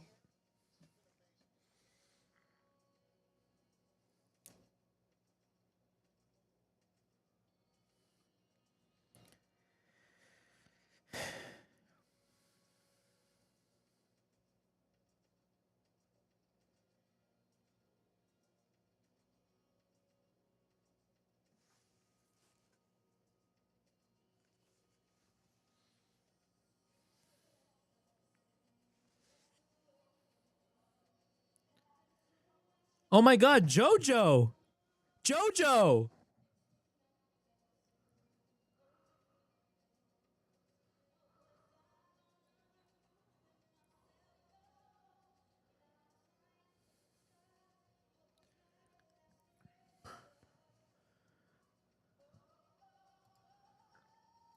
Ain't nobody.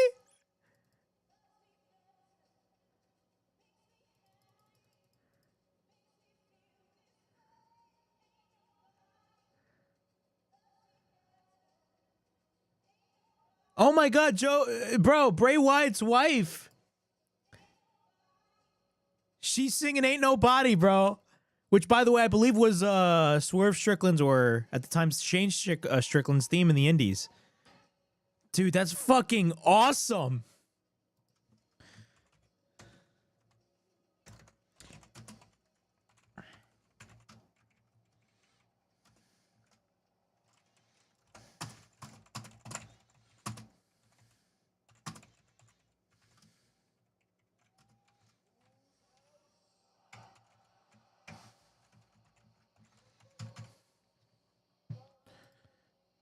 That was awesome. That was awesome.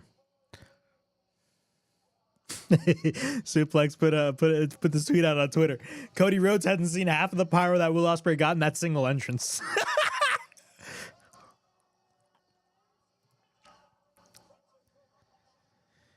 Kite Sway, Young Bucks, please win. Why do you want the Young Bucks? I mean, it can go either way. And but like, are you really gonna? Are they really gonna risk Will Ospreay and Swerve Strickland not going after the world title for a whole year? I don't know if that's a good idea, but it can create for interesting storytelling if AEW puts on the effort. Purple Guy _ Co. He came up with 2 comments. That's a lot of people. I love this arena. I agree. I think the production value of this show has been tremendous. I tend to criticize AEW for sometimes their lousy production. Apparently, they don't have production meetings, which I don't know why, but this show, I mean, dude, the production went all out. I love the presentation. And look, Globe Life Field is a 40,000 seat stadium, and they got like well over 25,000 people in the stadium, which is still a great house, and it's a great accomplishment, especially if you're a company like AEW. Swerve looking like he about to destroy everything. Bro has mad hype, man. LOL. According to Kite Sway. Yeah, I agree. He has mad hype. He has mad hype, guys. Should I go to Slammiversary this Saturday? I mean, I'm from Jersey, but I can drive all the way to Long Island. This is where I feel like the show will drastically improve. I don't want to say drastically improve, but this is where I believe the show will get better. I feel like the crowd will start getting a little more invested.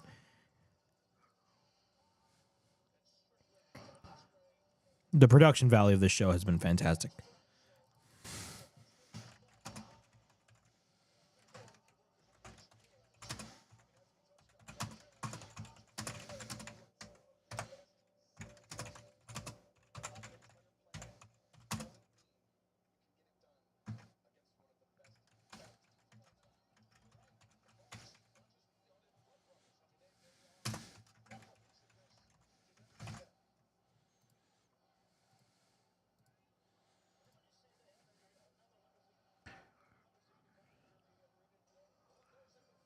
The Young Bucks are now coming out. Oh, man, they're getting a lot of shit by a lot of people.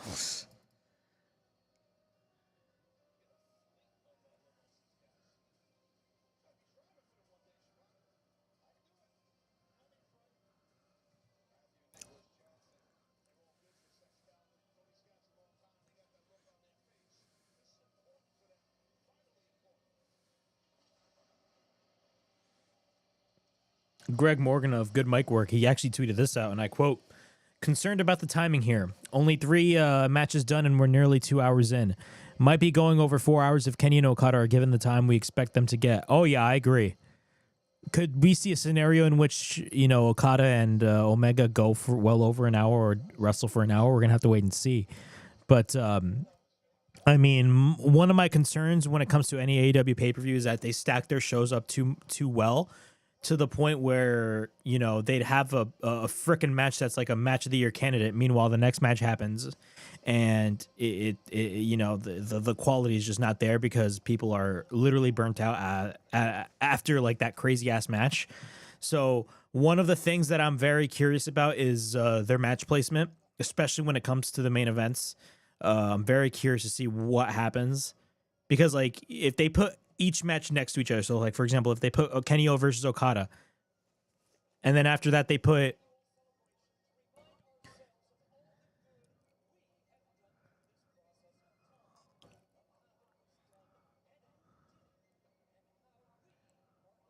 dude.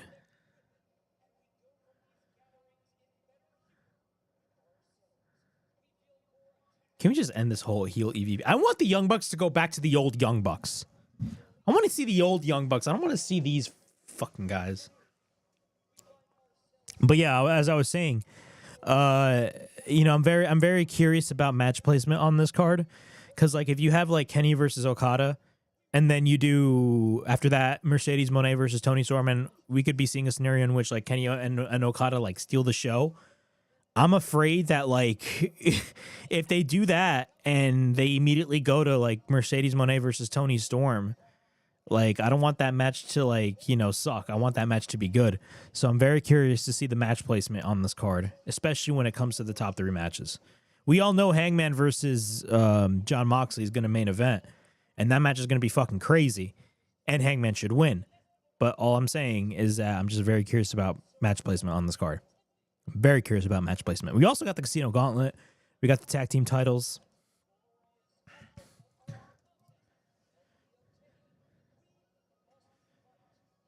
Oh my god, bro! I really want the Young Bucks to go back to like what brought them to the dance. I fucking hate this version of the Young. I don't want to say I hate this version of the Young Bucks. I love the Young Bucks. I'm just like, bro. Oh my god, It's just so fucking corny. Ain't nobody.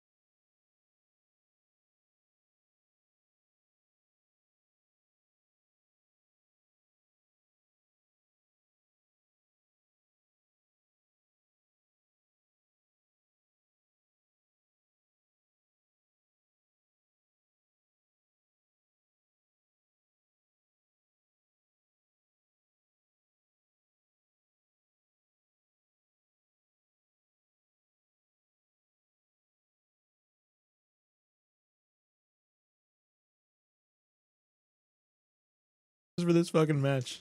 What the fuck? Just start the fucking match. I agree, bro. This Young Bucks entrance was ridiculous.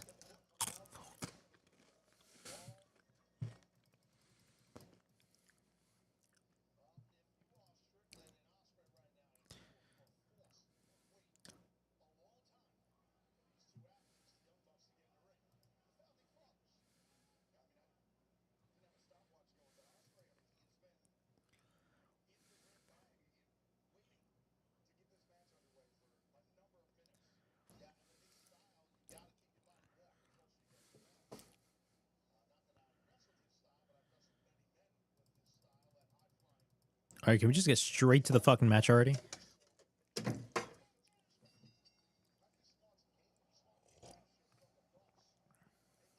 Oh yeah, I agree. The crowd needs to wake up. Kite sway in the chat. Is that a boat? Yes, that is a boat. We do not talk about that. That entrance was dog shit. I never understood that fucking entrance, bro. What the fuck happened to the Young Bucks?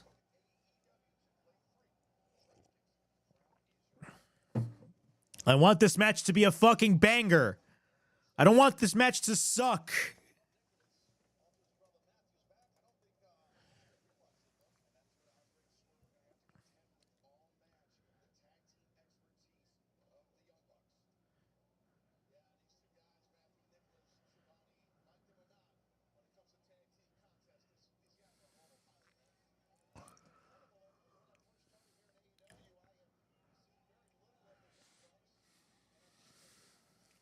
Ain't nobody.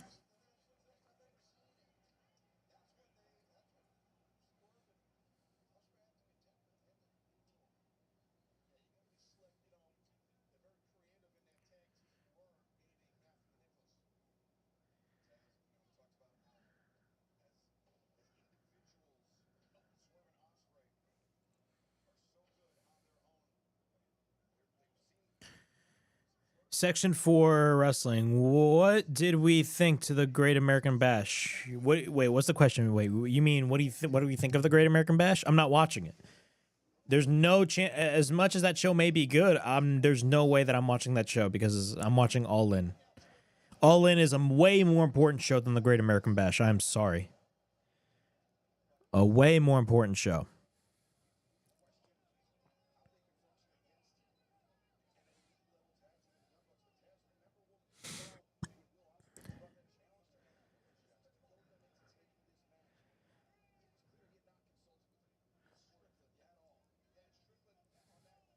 Ain't nobody.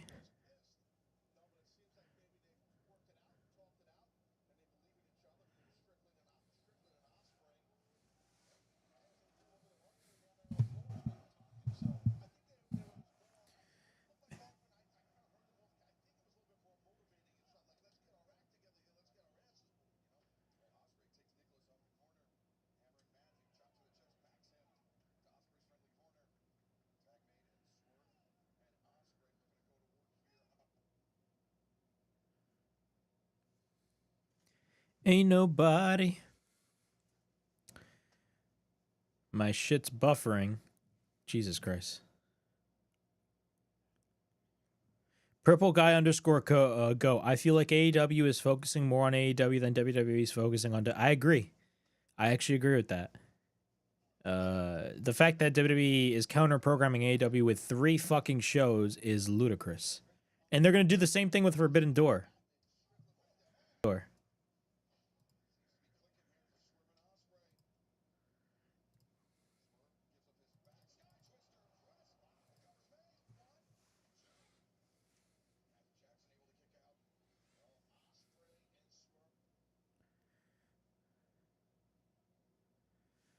My connection's fucking up a little bit. Hold on.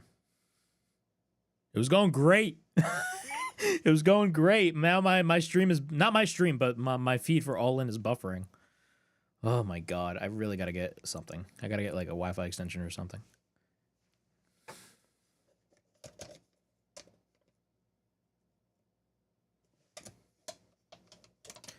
Ain't nobody.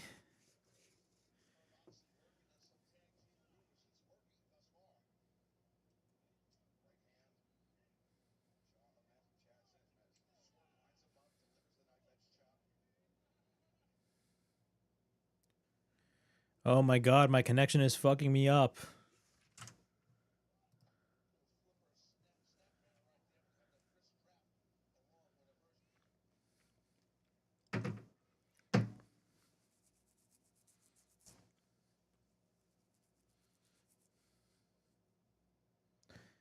Oh my god, this connection is so ass.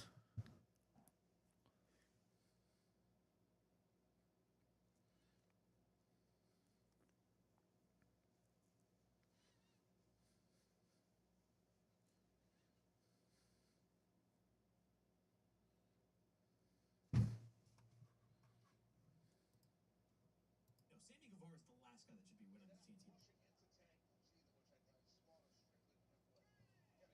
Oh my god, my connection is fucking me up. Oh my god,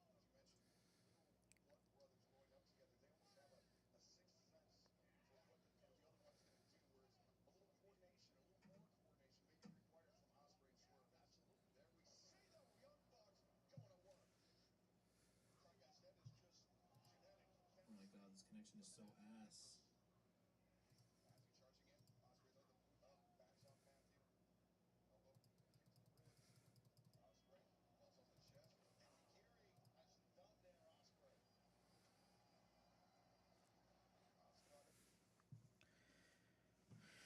ass.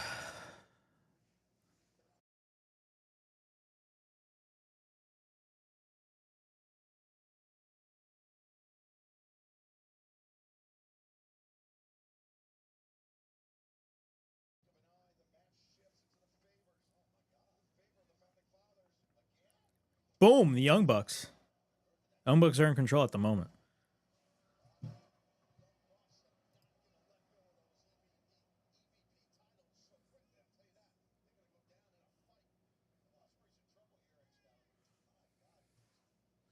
I think the connection's much better at this moment. I think the connection is much better at the moment. If you are you guys doing well? You guys can see me clearly because I know there's been a little bit of lag. My connection was literally fucking with me. Swerve just got hit with the super kick. He went over the top rope, landed on his feet, and got hit with the super kick by both Matt and Nick.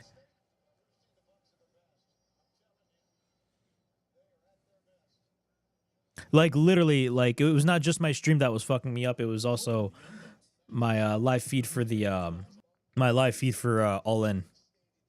Like that shit was buffering like a lot. Thankfully, we're it's in a much better place now, so that's great.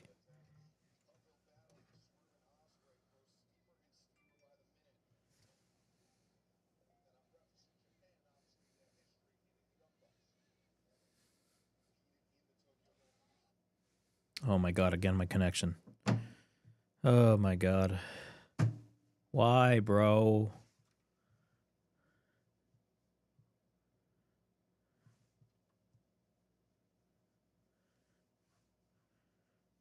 Jesus Christ.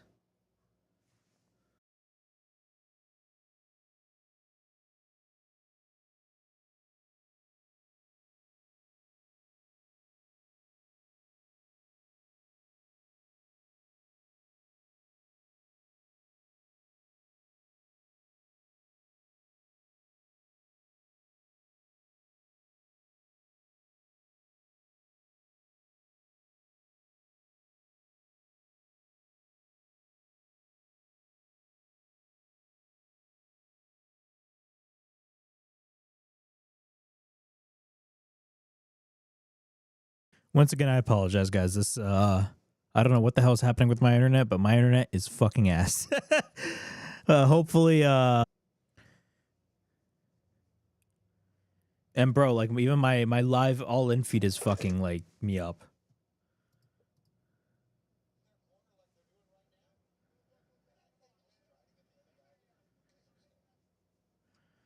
Oh my god, what the hell is wrong with my connection, bro? What the hell is wrong with my connection? Holy shit.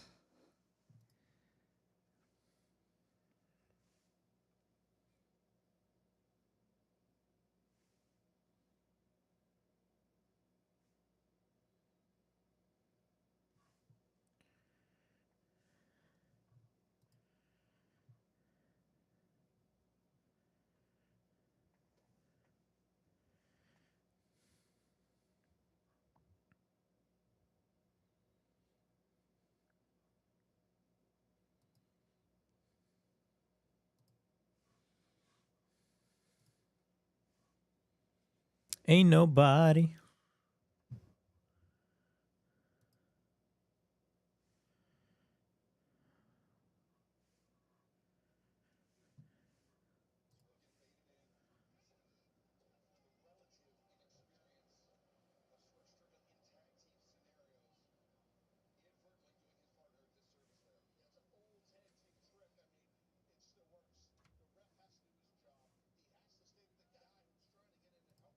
Ain't nobody.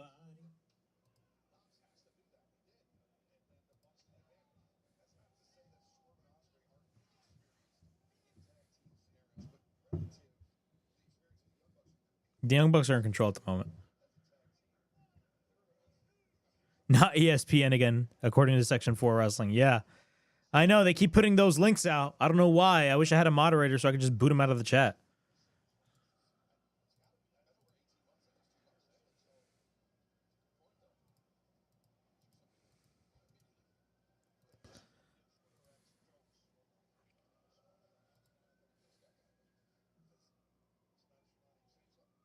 The Young Bucks are in control at the moment.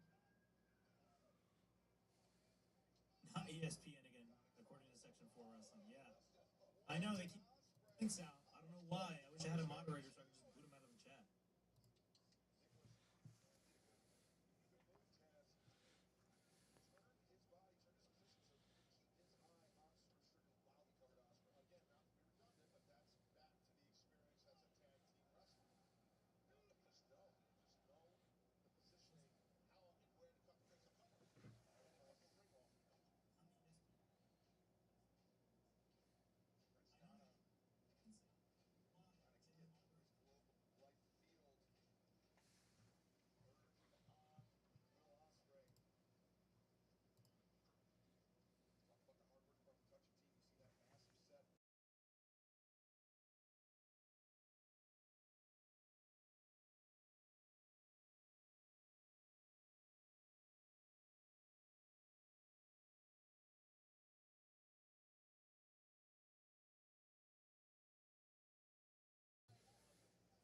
Yeah, feel free to comment.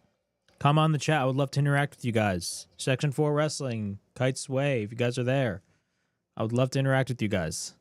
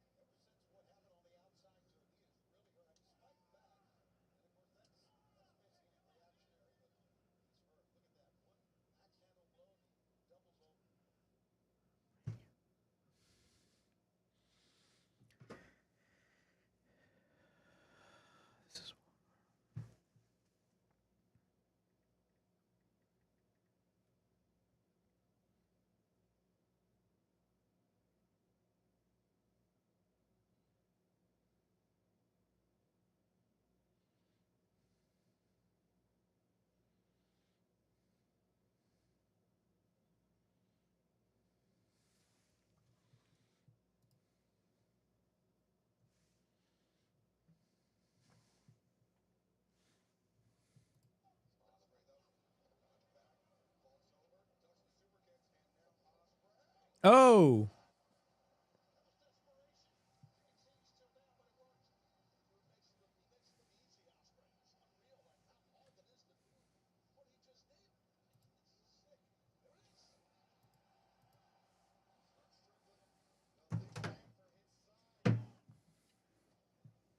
I really do miss MJF being in the world title picture. Yeah, me too. I agree.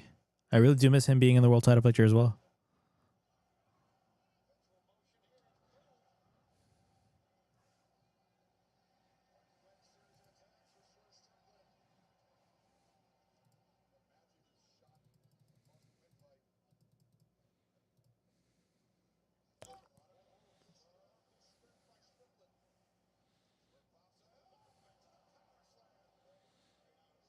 They're in control now. The baby faces are in control.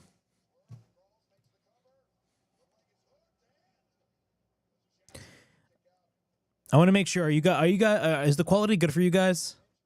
Because my connection is like playing games with me. I'm literally missing the majority of this match because it's constantly buffering. I don't know why. My connection's normally not like this. Are you guys good? I want to make sure like the stream is good for you guys because I don't want to waste your time.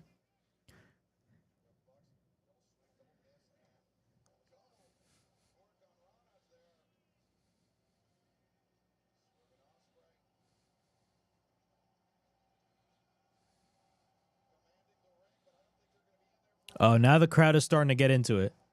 Now the crowd is starting to get into it.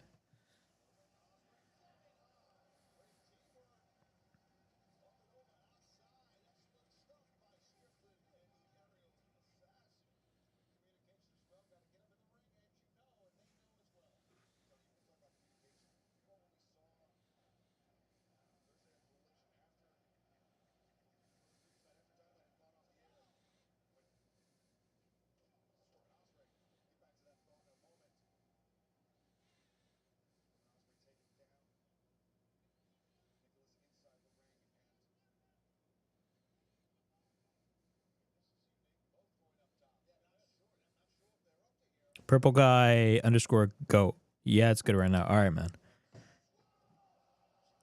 Damn, both Swerve and Osprey. Okay.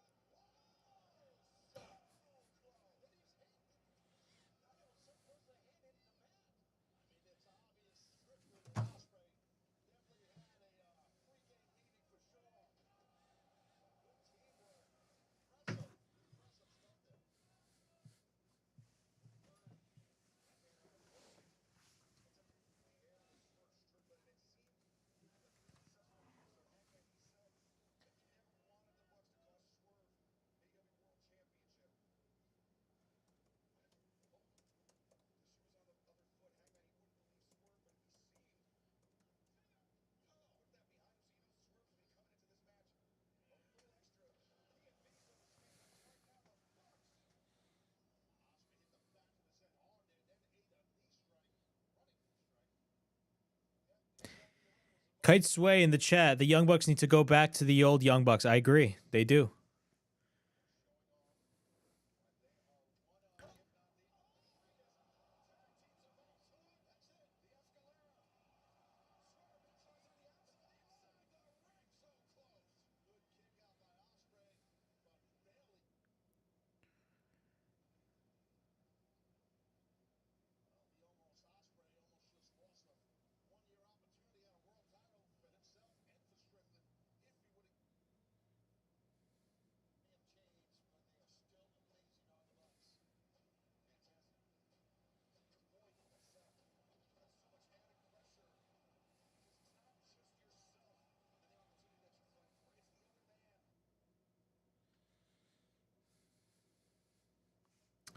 Ain't nobody. Should have stuck in my head.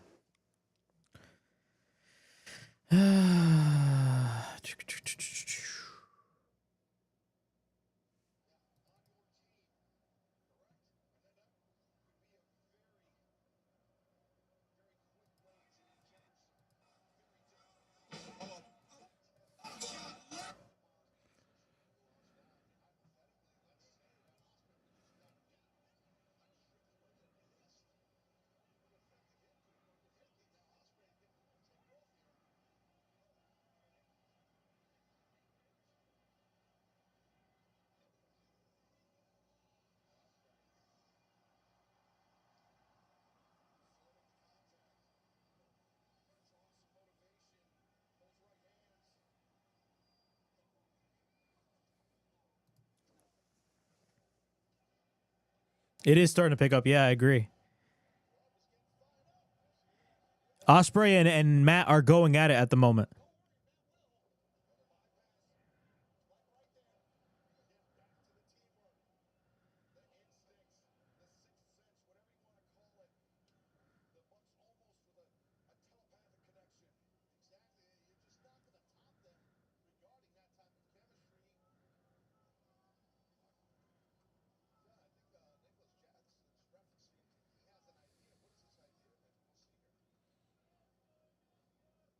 He's going to go for a buckshot.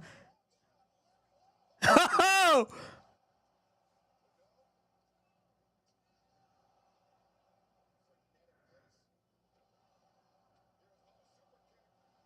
Oh my God, they got a whole sequence going on. Holy shit! Super kicks left and right. Yeah! Oh my God! What? A double Canadian destroyer and a fucking what did we just see? Holy shit! God damn!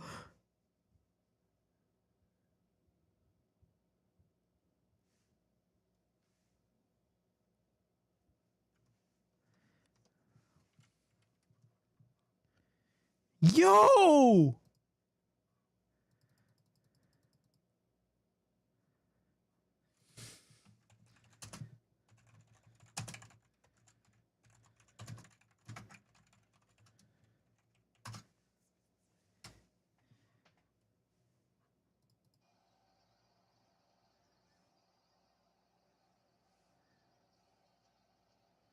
This match is crazy, man.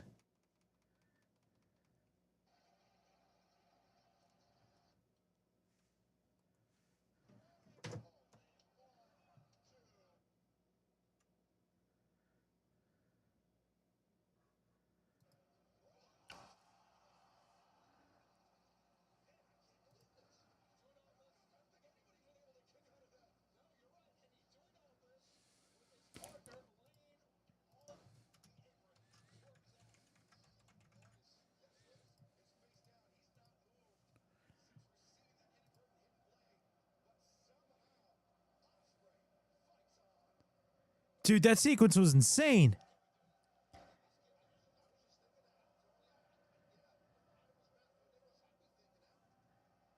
Osprey, yeah, Osprey's not giving up at the moment.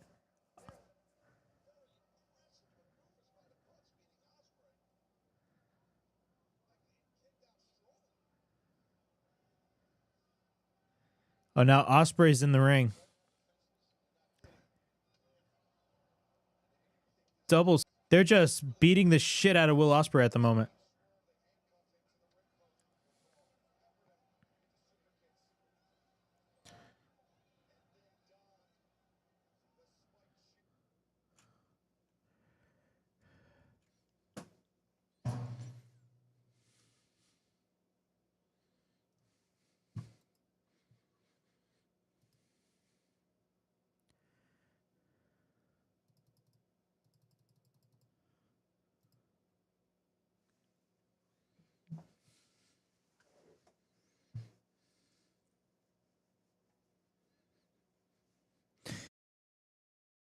Yep, they're going for the super kicks right now.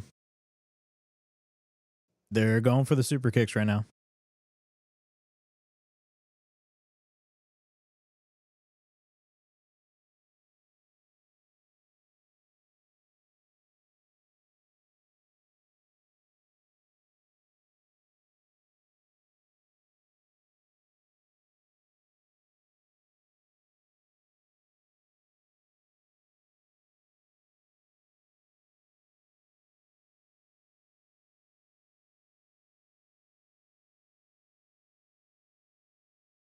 Bro.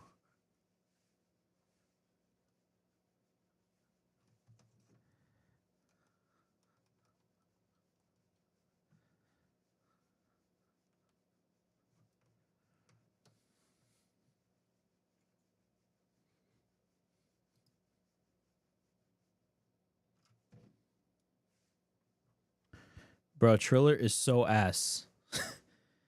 Triller is so ass.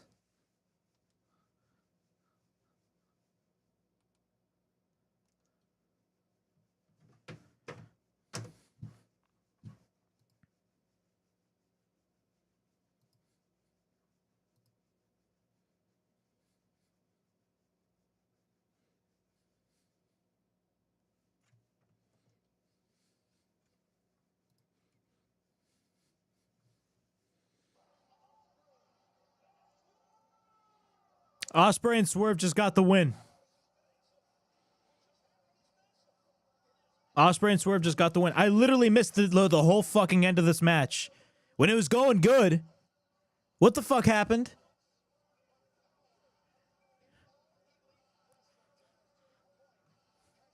I gotta watch this match back, bro. Bro, my connection was going on so well for well over an hour. All of a sudden just fucks me, man. It just fucks me in the ass. It's crazy. Oh my God, bro.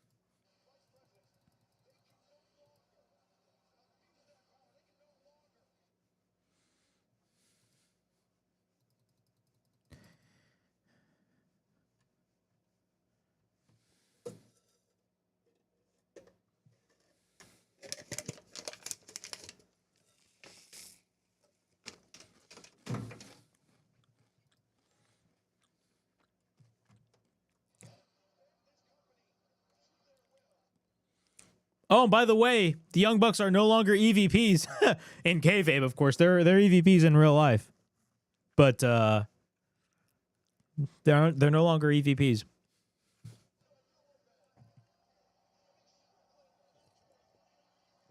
I gotta go watch that match back, man.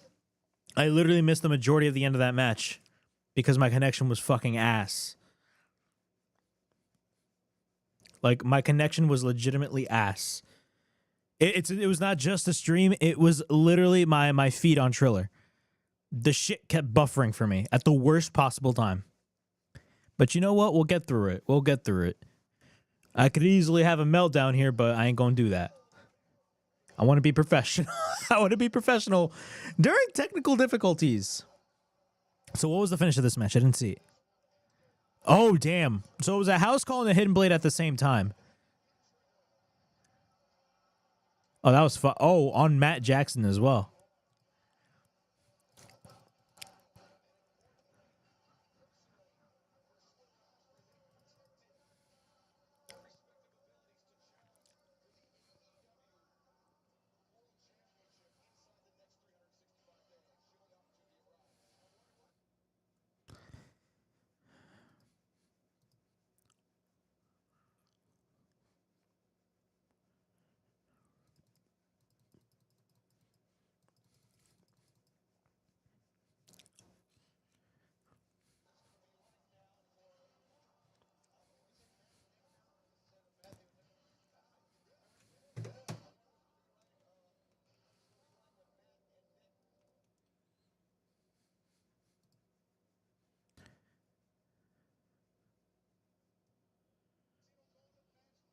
All right, we got the Women's Casino Gauntlet match.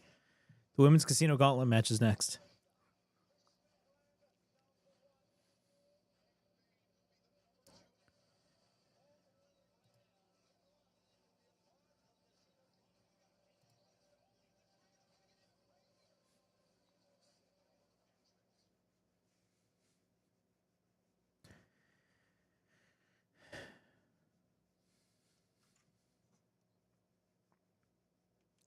Top rope, catch a vibe, catch a foot, when I drive, big pressure.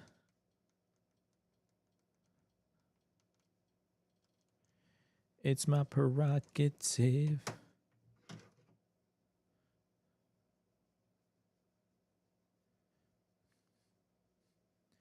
Boom, boom, boom, boom. We got the Casino Gauntlet match. That match is next.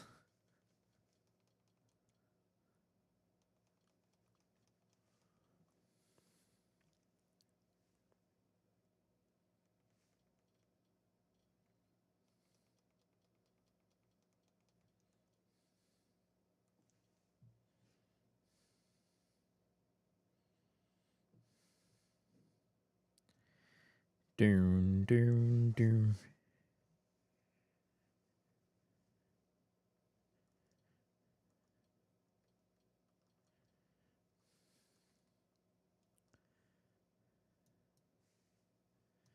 It's my prerogative.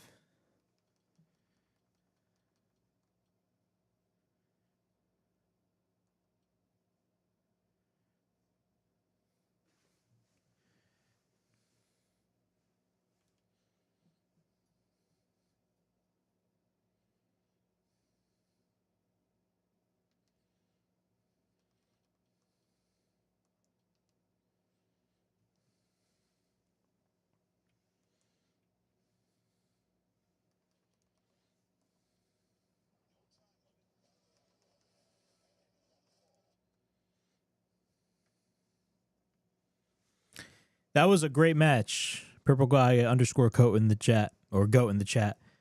I have been really enjoying the women's match from AEW. Yeah, man, I agree.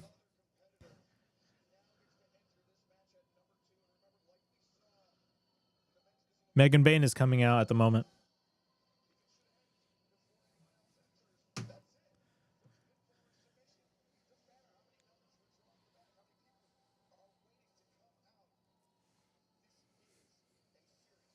Chris Statlander's already out in the ring.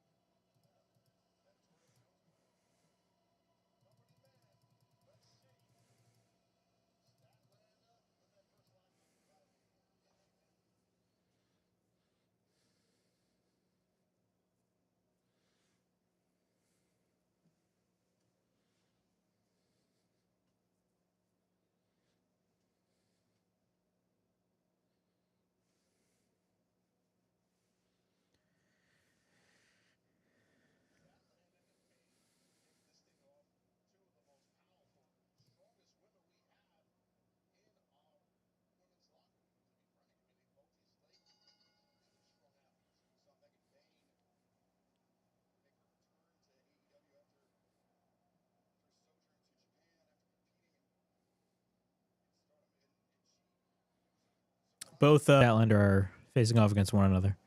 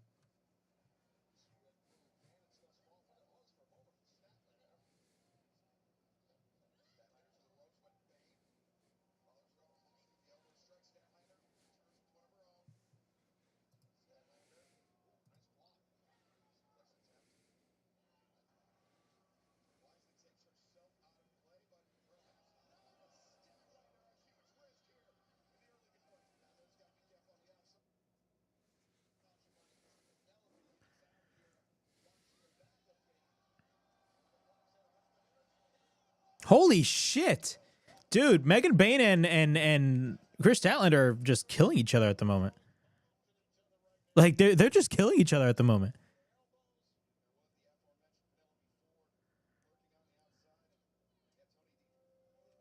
Holy shit. Dude, Megan Bayne and Chris Statlander are just killing each other at the moment. Bro, the funniest shit. You know what I'm doing to like fix this stream, bro? I'm using my fucking phone hotspot. I'm using my phone hotspot, bro. That's if you wonder why this connection all of a sudden got amazing, it's because of the hotspot. Willow's coming out now. She's the next entrant. Willow's the next entrant.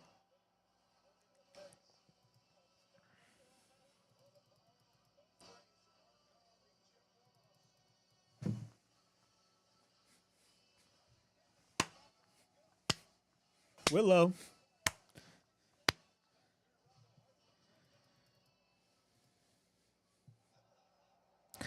Purple guy underscore coat. Hotspot always comes in clutch. Yes, bro. Yes. That shit always comes in clutch.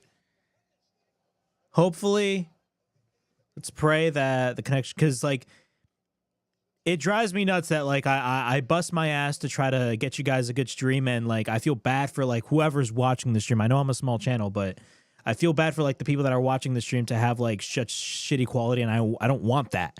So like I want to make sure like, you know, you guys get a good stream, bro. I don't want to disappoint y'all. Cuz I feel like it's my responsibility, you know what I'm saying?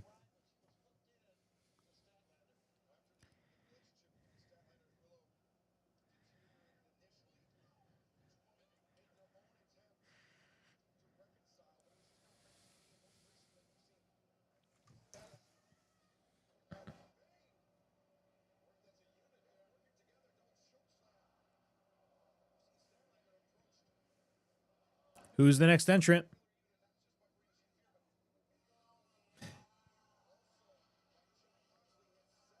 Oh! Ty Mello. Ty Mello's back. I mean, she already made a return, but like, still. She ain't gonna win this match, though. She's not winning this match. Let's be real with ourselves. She is not winning this match.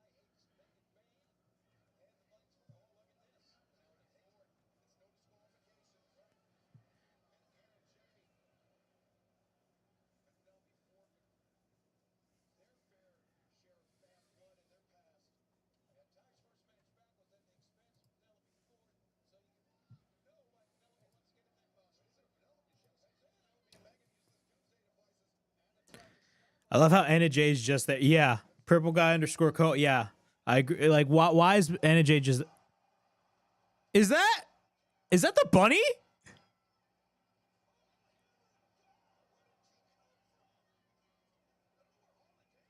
Oh, no, that's Why did I confuse Harley Cameron with the fucking bunny? My dumbass. I was like, is that the bunny? Bro, I literally confused the bunny with Harley Cameron.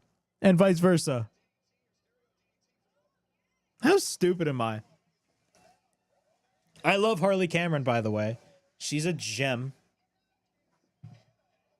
Oh, look, Penelope Ford. Penelope Ford, a day one. A day oneer.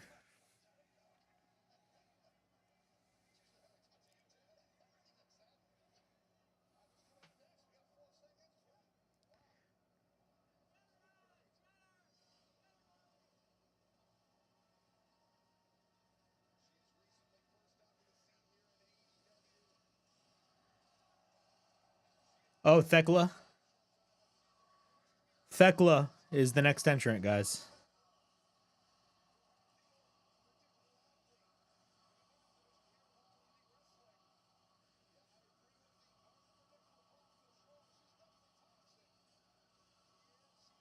The toxic spider. She's the toxic spider. I hate spiders. Ron, I don't care if you don't like spiders. You're going with me to the Forbidden Forest. I don't care. Thekla's in the ring now, Ron.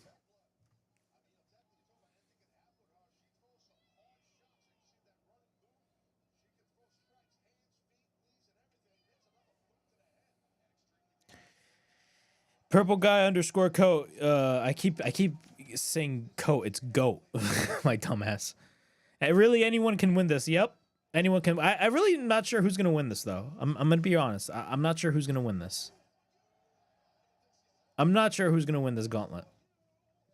I would love for somebody like Thekla to win, but I don't think that's realistic. It'd be smart for them to do it, though. I will say that. It'd be smart for them to do it.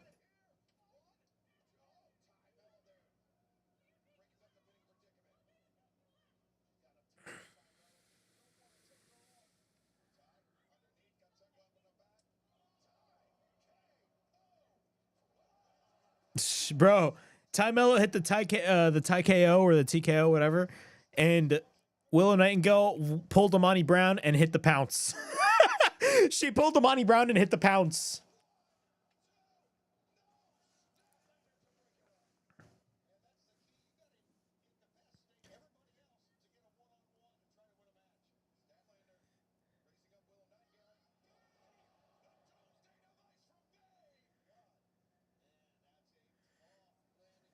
All right, who's the next entrant?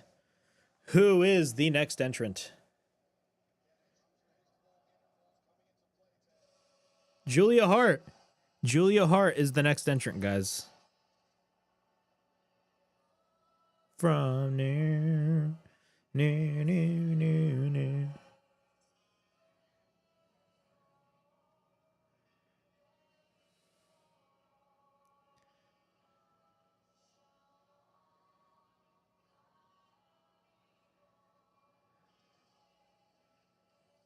Bro, just go straight to the ring. You don't need to sing your song. Okay, now you're running. Okay, great. Okay, she's running. Never mind. Damn, her and Sky Blue are just like running. They are running straight to the ring.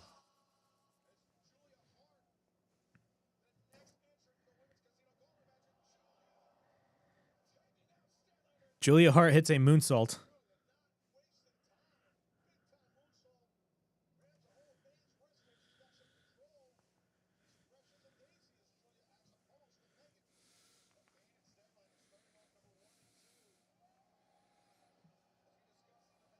She's going old school. Julia Hart just went old school. She pulled an Undertaker.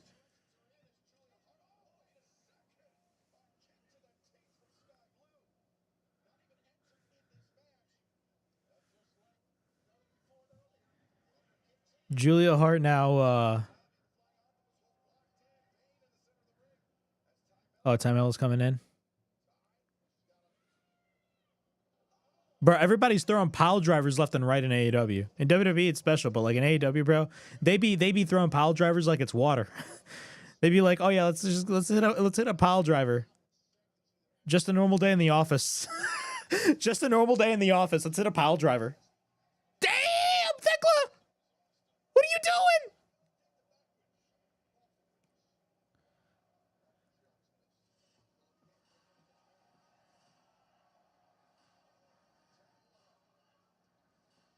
Queen Aminata is next. Queen Aminata is next.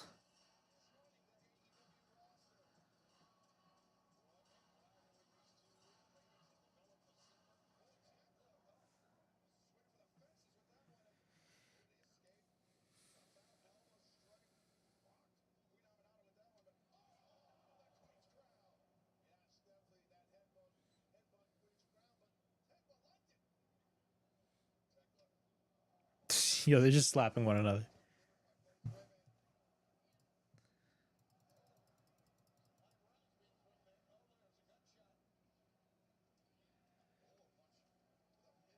Oh yeah, the crowd is not great. Apparently, if you're in Texas and if you're live at the crowd is fantastic. But the crowd, if you watch it on television, is just not the best.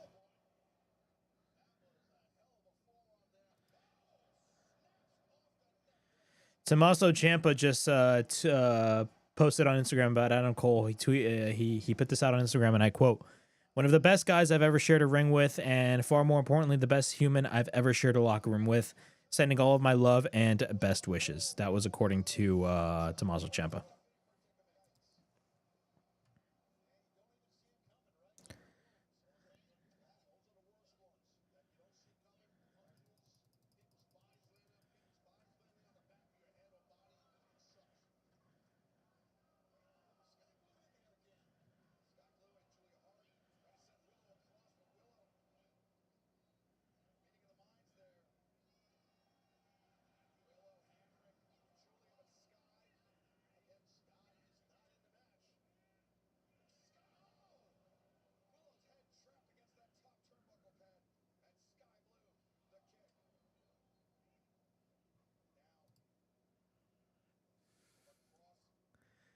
Bro, purple guy underscore goat. You are like spoiling, bro. I'm a couple minutes behind you, bro. Tekla and Julia are now upside down in each corner of the ring. Yep, now Mina Shirakawa came out. Bro, you're spoiling it, bro. You're spoiling it, bro.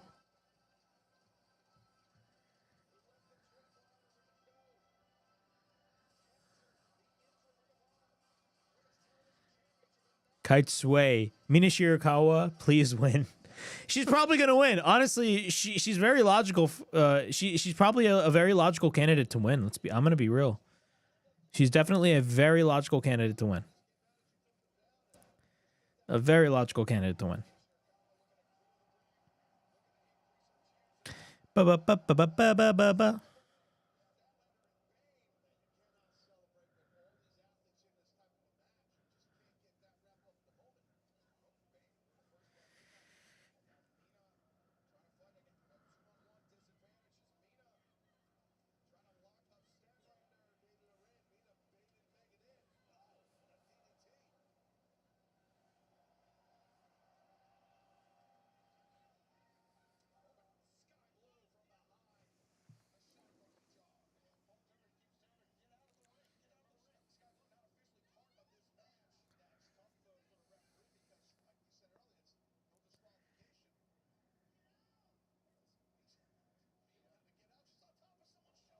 Oh, snap.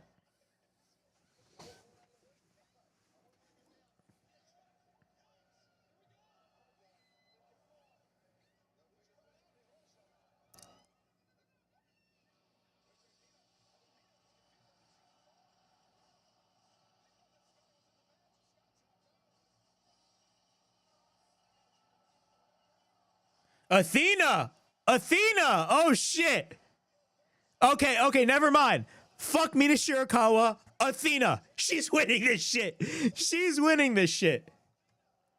Let's not like take the nah. I love Mina, but nah, it has to be Athena. Athena gotta win this match. Athena gotta win this match. No buts, no ifs. Athena gotta win this match.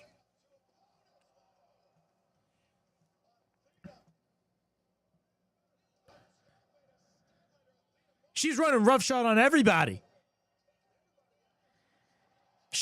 Bro, think about this. Athena, right? Athena has been signed to AEW since 2022. CM Punk was still with the company. Since then, she has been relegated to Ring of Honor. Now, granted, she's been doing great work from what I see, but she's not wrestling in AEW. She's wrestling in Ring of Honor. Don't you think with the talent of Athena, she would be a perfect asset to the AEW women's division? Like, she's been in Ring of Honor like for a cup of coffee at this point.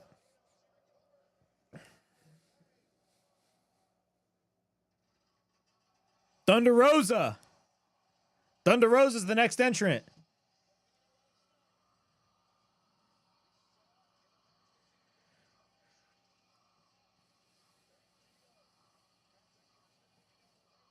Imagine if Britt Baker showed up. Now, there's been a lot of reports about Britt Baker, but like, dude, imagine if Britt Baker showed up.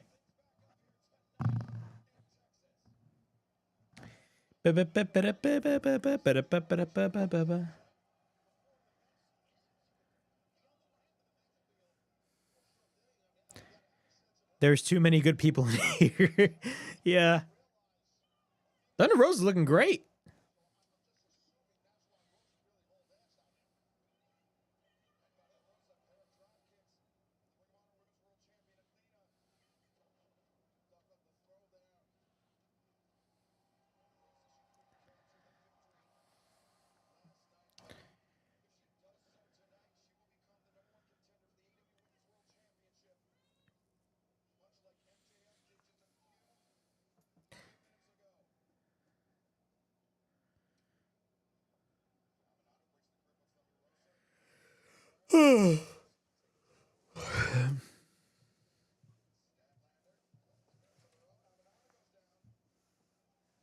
It's Statlander's in the ring.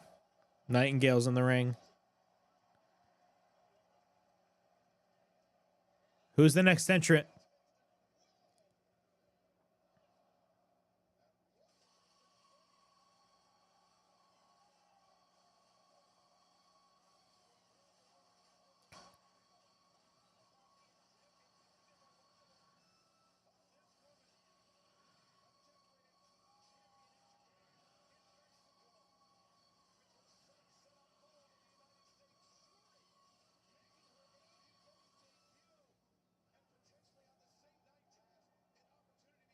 Shuri.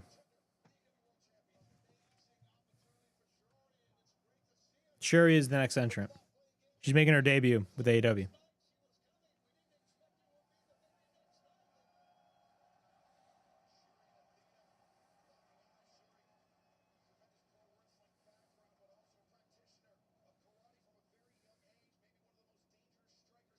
Oh! Backbreaker.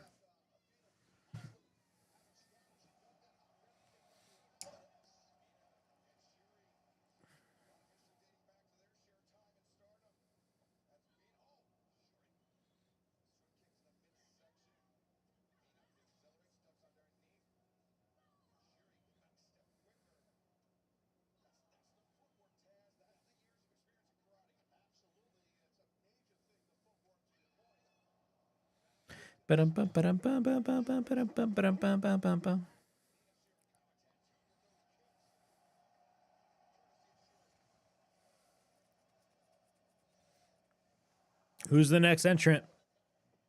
I'm telling you, imagine if Britt Baker showed up.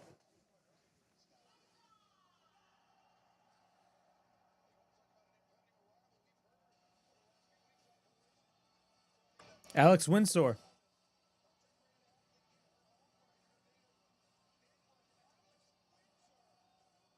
That's I believe Will Ospreay's fiance, I believe.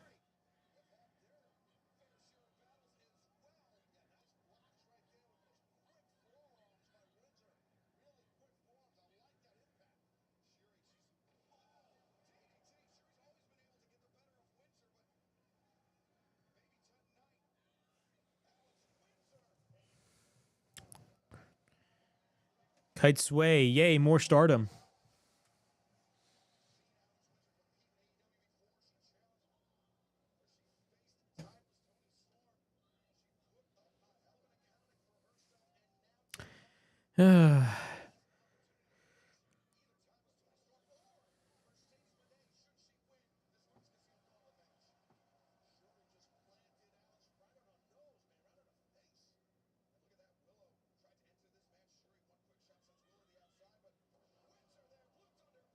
Blue Thunder Bomb by Alex Windsor.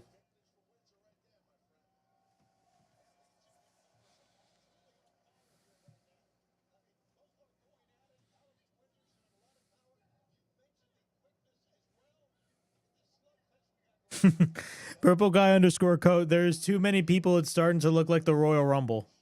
You know what's crazy? This match, the Casino Gauntlet really does give me Royal Rumble vibes.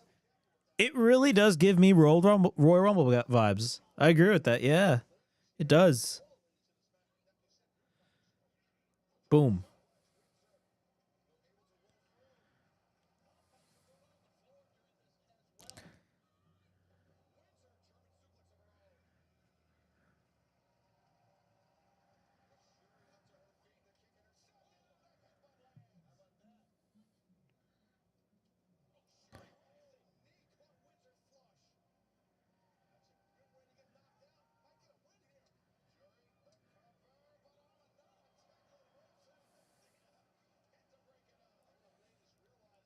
Jesus Christ, all of a sudden everybody's just showing up in the ring.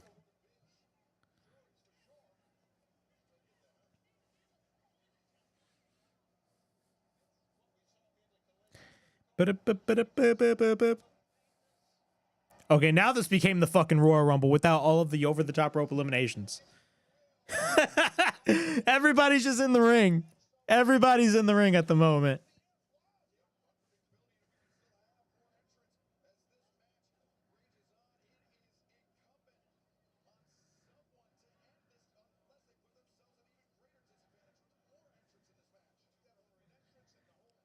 Bro, it's about to be 6.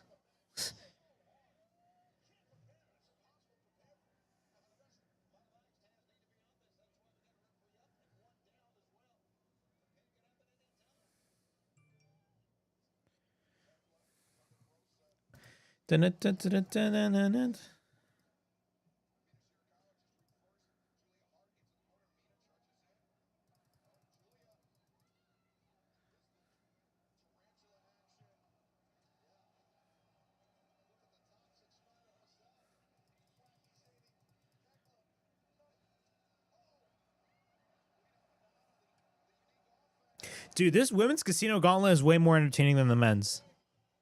It's way more entertaining than the men's.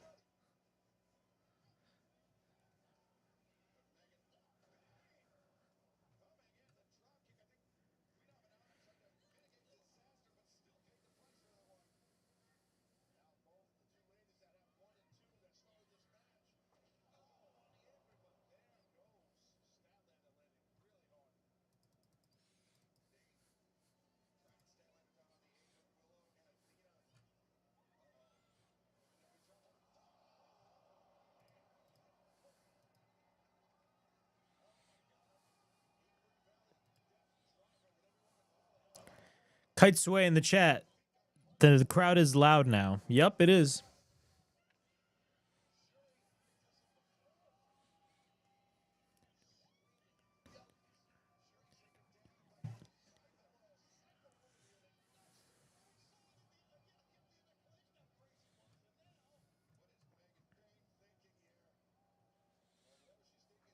Oh my God.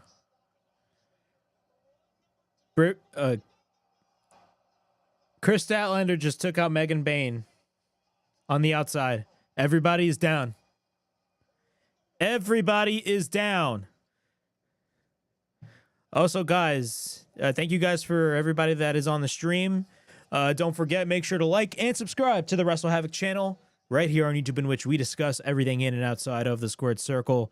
Make sure to like and subscribe for more content. And as the frickin' referee would say, ring that damn bell for more notifications. I'm probably going to stay live with this exact live stream for Saturday night's main event as well. There is a separate stream that is labeled on my channel for Saturday night's main event. I'm probably just going to delete that and just keep on with this stream for Saturday night's main event because it only makes sense, especially that I had like well over 300 people tune in on this live stream. But, yeah. Mina and Thunder Rosa are in the ring. Mina's on the top rope. She hits a sling blade. It didn't really look that good, though. I'm not gonna lie. It didn't look that good.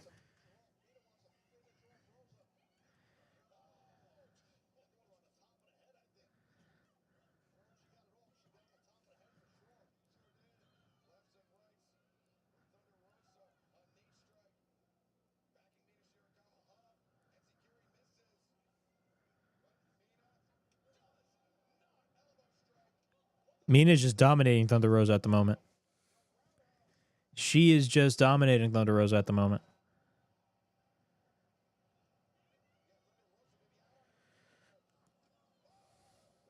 Spinning back fist. Oh, Athena! Athena's there! Mina is going for the figure 4. Oh! Yo! Yeah! Oh! Finally! Holy shit, what a finish was that. That was awesome. That was awesome. Athena won! Finally! They're doing something with Athena! Fuck yes, man. Hell yeah. Hell yeah. Hell yeah. Let's get it.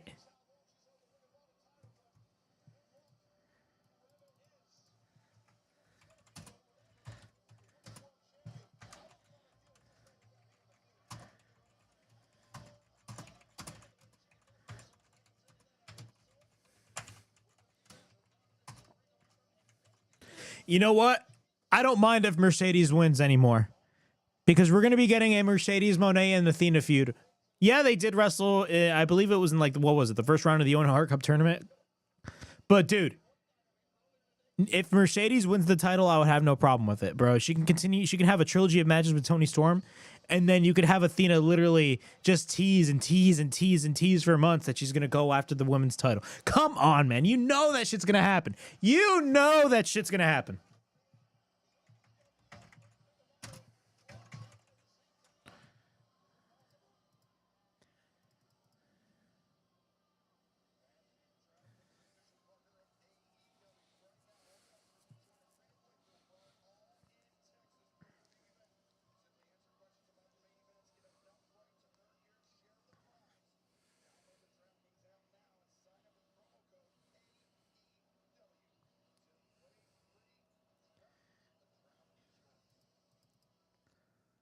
All right, we got the tag team title match now.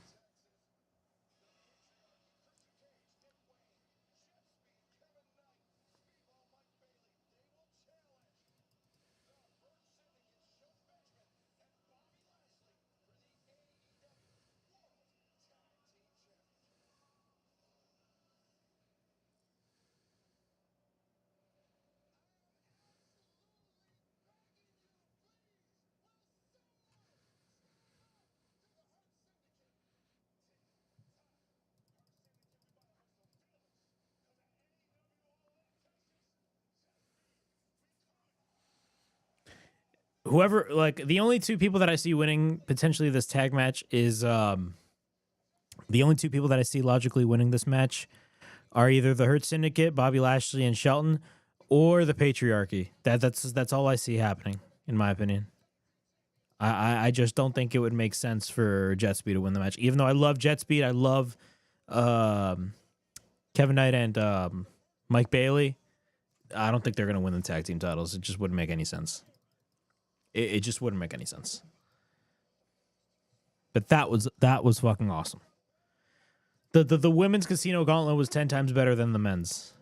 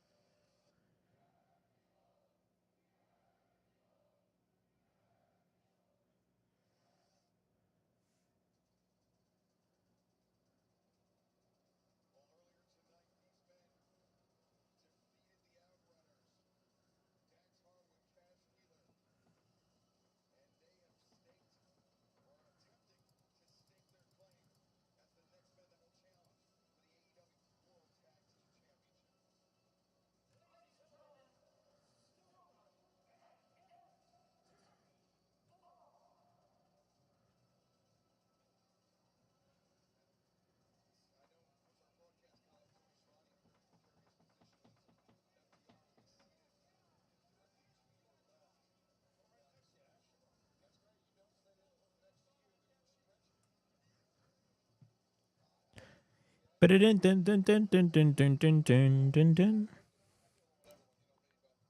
it just me, or is this show went by? Is this show going by really quickly?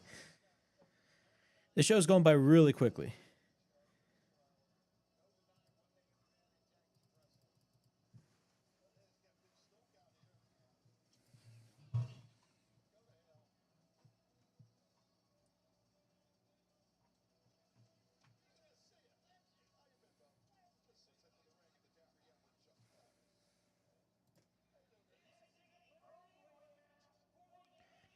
FTR on commentary. Could we be seeing the return of Adam Copeland?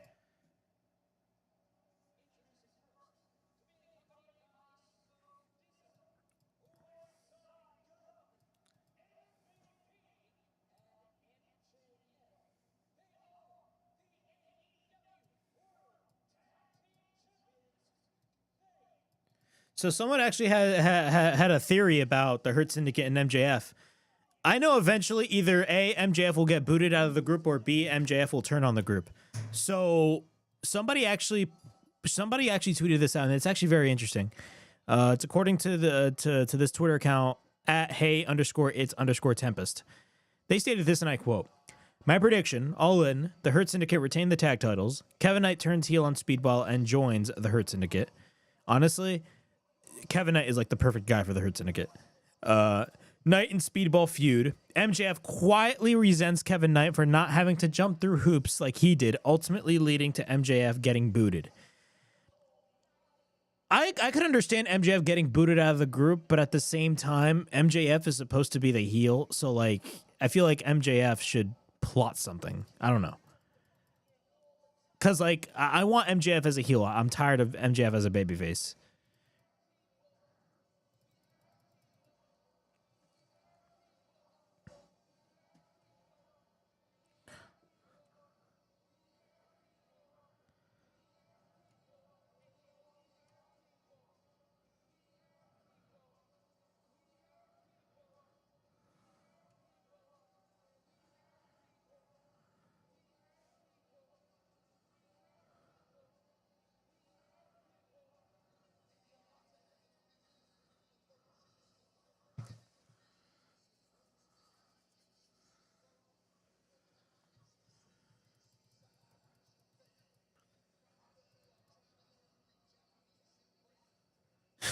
And P rapping like he tried to remember the lyrics.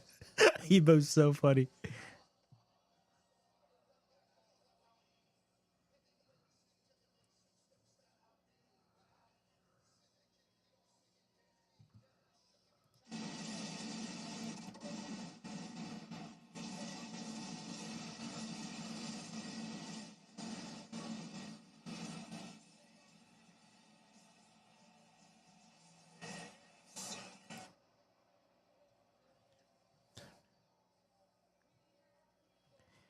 We hurt people.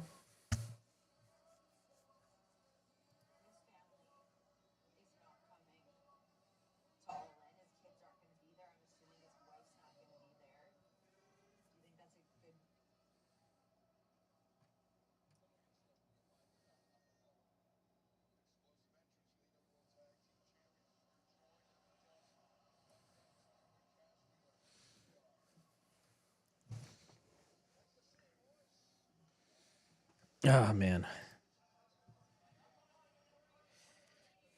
Purple guy underscore go. MJF is definitely turning on the group. It's just him. It's part of his character. You know what I mean? Yeah, yeah. I know. It's just some people have this theory that like MJF is going to be like the one to get kicked out. But like, do you really want another MJF babyface run? I mean, MJF is not a bad babyface. If anything, he's a good babyface. I'm just, you know, to me, that's still fairly recent. And I think MJF it just does he does his best work as a heel, in my opinion. You know what I'm saying? He does his best work as a heel. Jet Speed are making their entrance, by the way.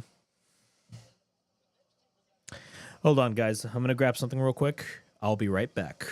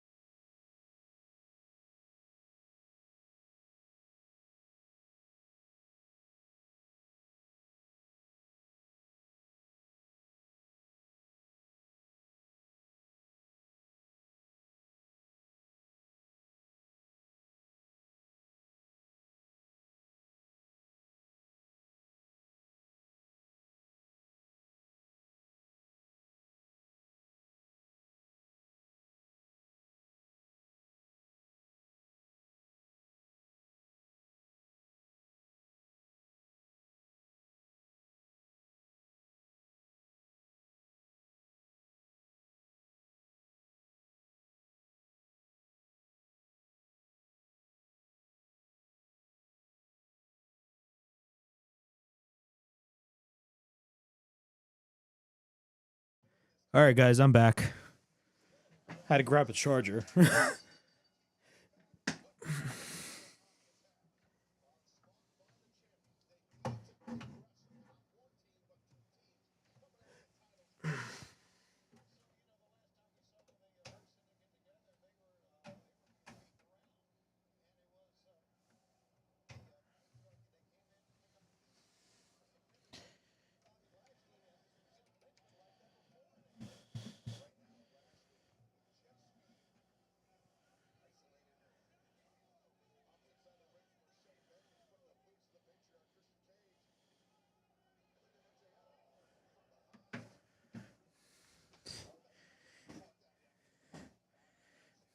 The match has already started.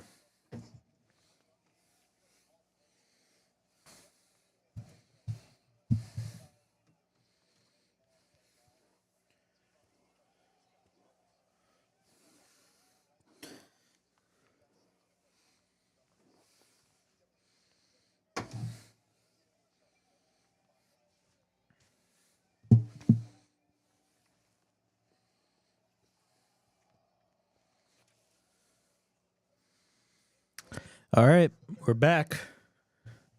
We are back.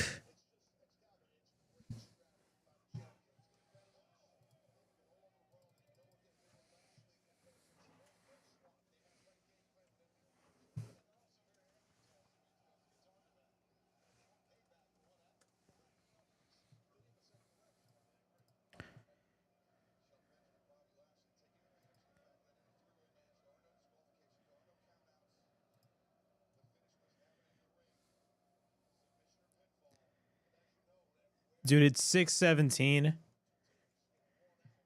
And honestly, I don't think that this show's going to finish at 8 o'clock.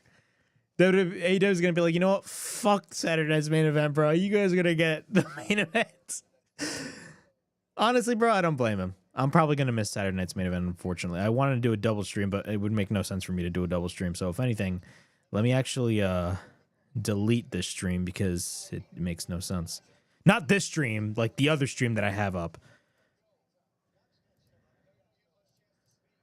Honestly, it just doesn't make any sense.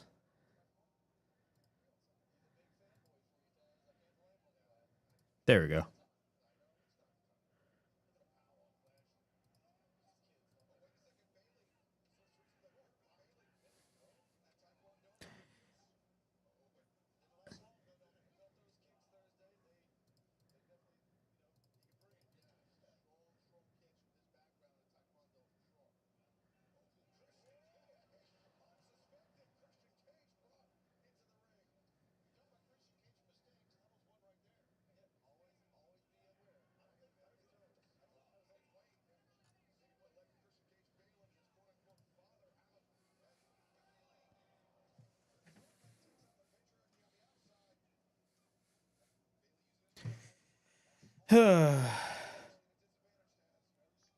Also, if you guys are watching live on the stream, please make sure to like and subscribe to the Wrestle Havoc channel.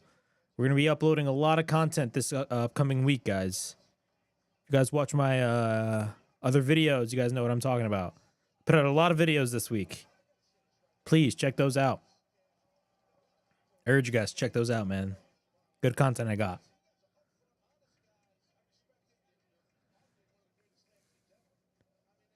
It's crazy. Purple guy _ go in the chat. It's crazy to think that we have much more good matches left for the night. Yeah, we do. We got a lot of great matches, man. We got Okada versus Omega. We got Toni Storm versus Mercedes. Like that. My only worry is that all of those matches are probably going to happen next to one another. And I mean, eventually one match is going to outshine the other. But I mean, at the same time, I mean, I'm just afraid that you know, one match is not going to be good because of the other match, you know, being fantastic. You know what I'm saying? So like AEW really needs to play their cards right. The show so far was it's been all right. A large portion that has to do with the crowd. The matches were not bad. I thought the tag team match was fantastic. From what I've seen, I didn't finish watching the whole match because again, my connection was fucking me up. Like, bro, imagine you're invested in a match and all of a sudden your connection fucks up. That's exactly what happened. That's what happened to me, man. So I got to go back and watch that match.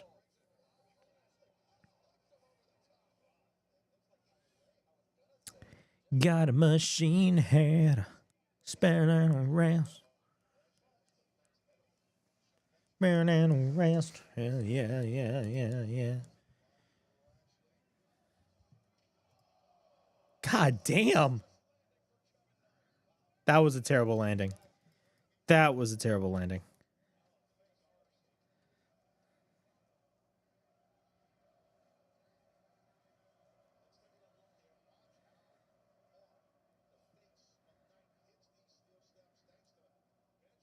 Oh, that's gotta hurt.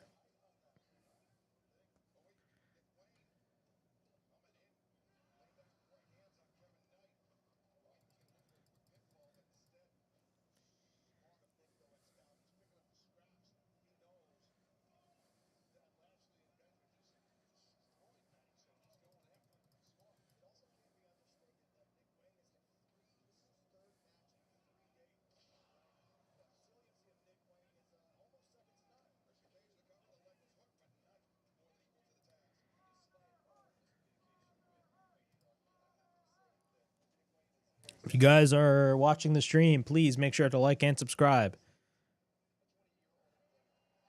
I'm so confused how this match works. We got 3 teams, bro. 3 teams wanting to go after the tag team titles.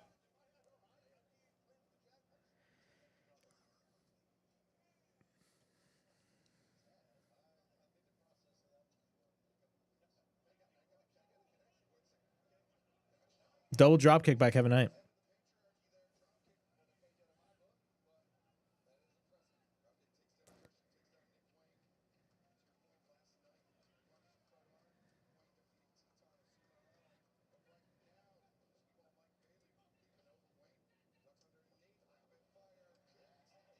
My boy, Mike Bailey. Dude, I saw this guy live in the Indies, bro. This guy is amazing. His match with Okada at Double or Nothing was off the chain. And that finish, when he went for that shooting star and he got hit with a dropkick by Okada, dude, that was insane. Shooting star pressed by Mike Bailey.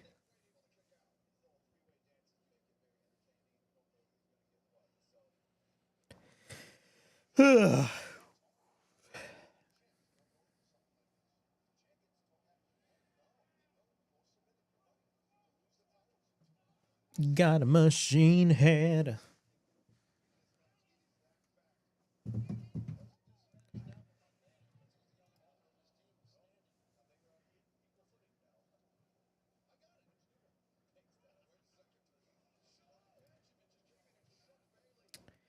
Bam, bam, bam, bam, bam, bam. And ring, ring the damn bell. Kites away.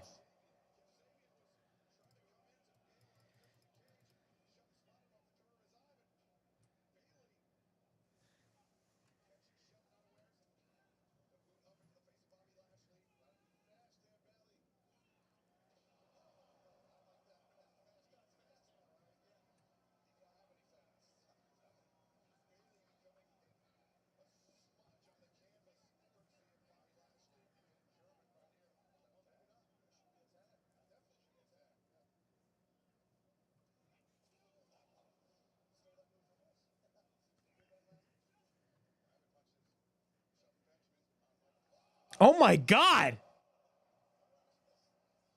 Dude, Shelton just threw Mike Bailey just like out of the ring. Holy dude, Shelton Benjamin for his age, dude, he is ripped. Look at this. It's like he was going for a German, but instead of Mike Bailey landing on the mat, he went for that like German like maneuver and essentially threw Mike Bailey on the outside through to that crowd of people, which was crazy to me. Holy shit.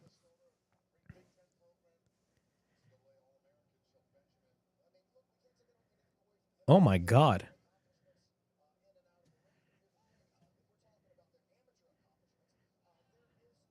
I totally forgot that FTR was on commentary. I totally forgot that FTR was on commentary. Bobby Lashley's now working on Mike Bailey.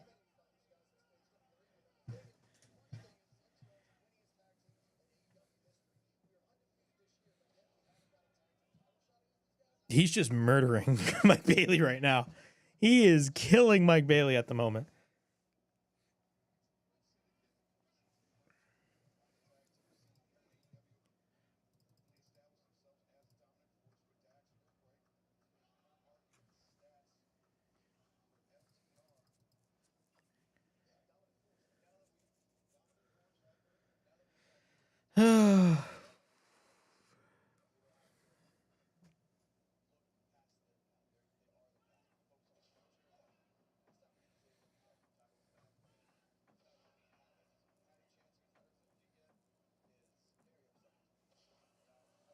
Shelton is the legal man.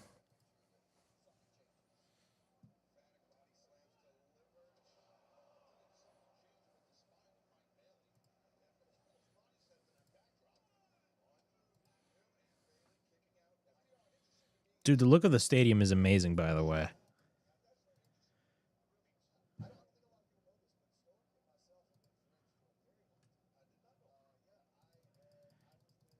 I'm actually planning on going to SummerSlam.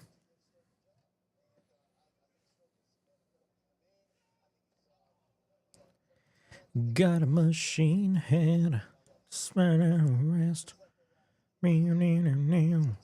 Machine head.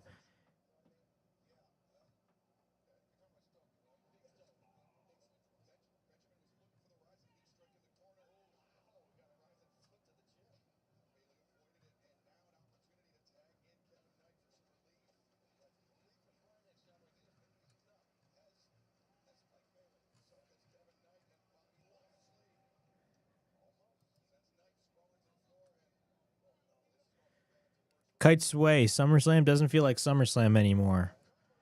I mean, on one hand, I agree, but at the same time, I disagree. SummerSlam's a way bigger show now than it was when I was growing up. I mean, number one, the show's now going to be a 2-night event. It's essentially going to be like the summer version of WrestleMania. I actually hope that like SummerSlam was better than WrestleMania. I actually hope that way because number one, I plan on going to SummerSlam. But like also like WrestleMania 41, if you really think about it, was kind of disappointing. If you compare it to like WrestleMania 40, like nothing is going to top WrestleMania 40. Oh, MJF is on the outside. I completely forgot about that.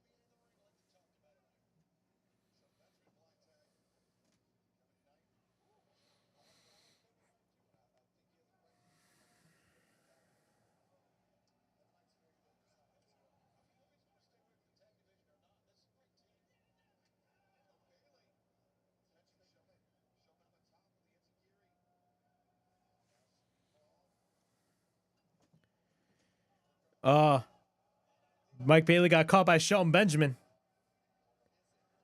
Oh, shit!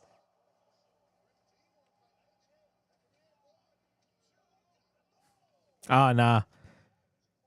Shelton kicked out. Shelton kicked out.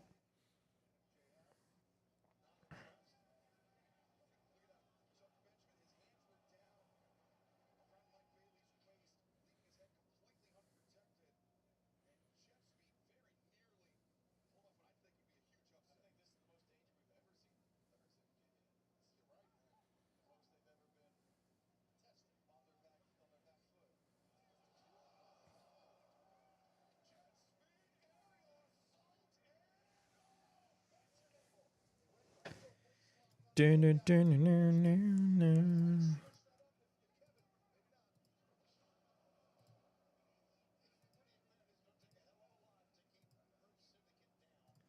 Dun, dun, dun, dun, dun.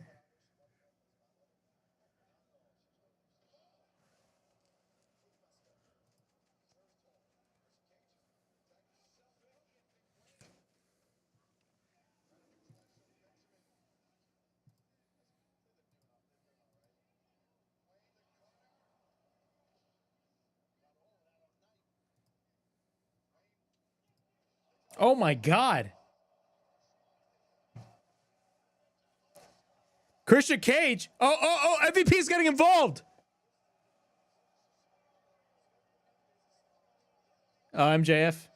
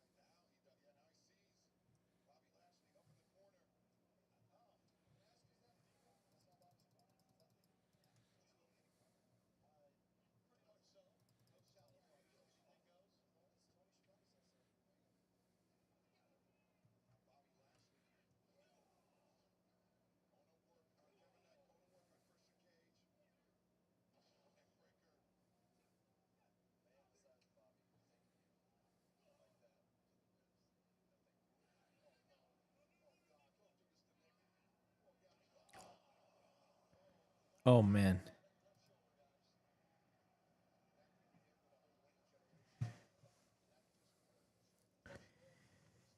Christian Cage. Reverse DDT. Shelton's coming in. Spinning heel kick. Now he's taking Nick Wayne.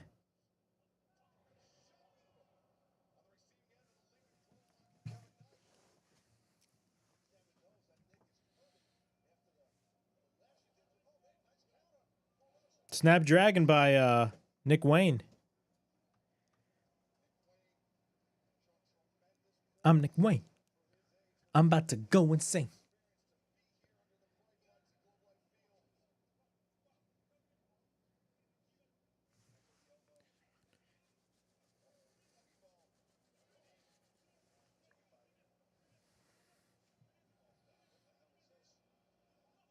Oh my God!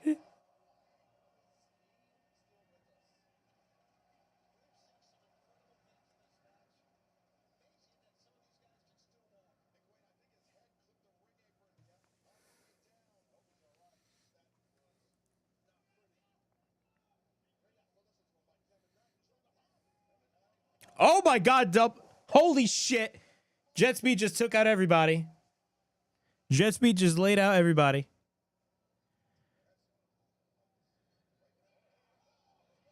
Oh my God. Bobby Lashley just pushed Christian Cage towards FTR. MJF's just standing there like, fuck all. Oh. And now Bobby Lashley just shoved the face of Dax Harwood. Bobby Lashley missed the spear. He's going to go for the kill switch. Oh, man, FTR. Oh, Christian just laid out by accident FTR. Spear by Bobby Lashley. This should be over. It's over. Bobby Lashley, the Hurt Syndicate, Bobby Lashley and Shelton Benjamin get the win, as expected. As expected. There was realistically there was no other decision to make.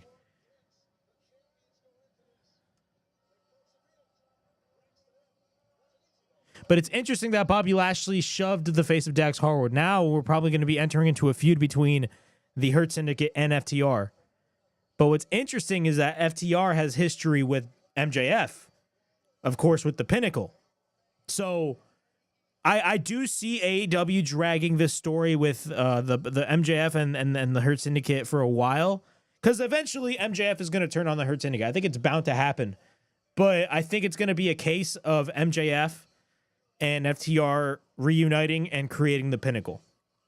That's what I see happening, because with MJF now holding the contract, he's going to win the AEW World Championship again. I think it's safe to say MJF is going to win the AEW World Championship. It's bound to happen.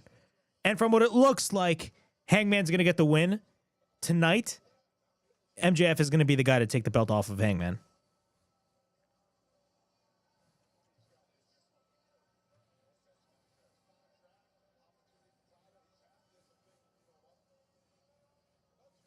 King Sway's like, no, why?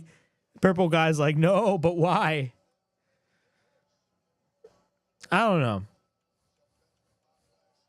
So sad. It is what it is. Oh, but wait. FTR's in the ring with Christian Cage. Oh, now Nick Wayne is blocking Christian Cage.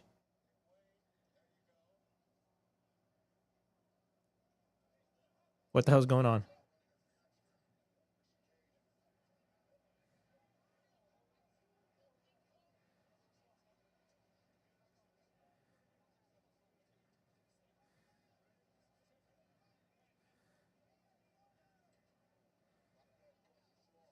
Oh no! No way!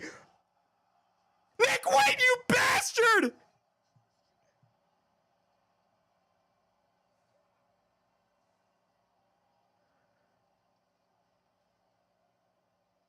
Nick! That's your unbiological father. What the fuck are you doing?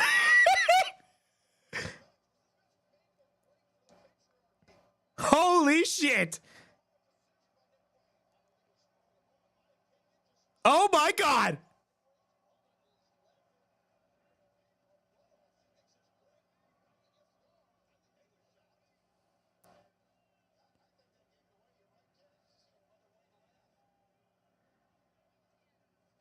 Oh man. Oh, they're going to hit the concerto.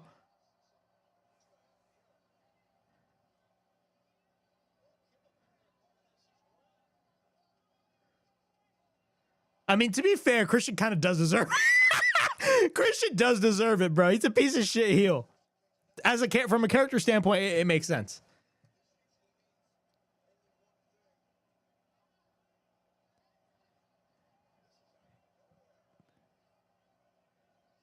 Oh man. FTR. Dax or Cash Wheeler just gave the chair to Nick Wayne.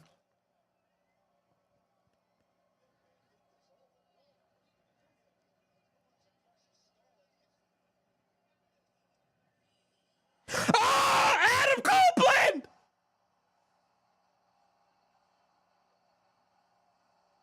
I mean, bro, help your help your dude out there. Don't fucking. It's Edge. Edge is back.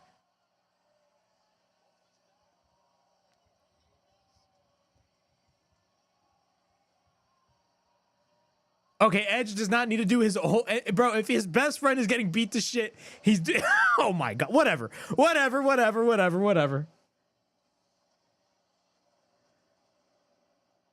My boy Edge is back. And this is actually the first time he's at All In. Because he wasn't at All In last year. Oh. Spear. Okay, now the crowd is alive.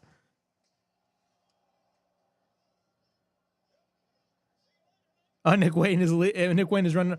Yo, that was the crazy ass spear. What the hell was that?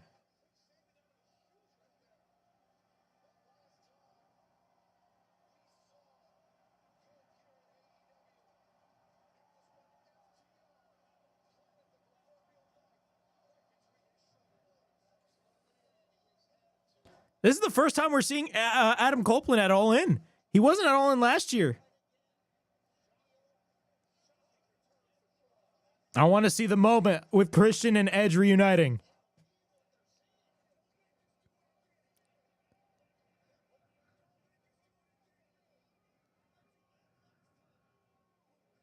Oh.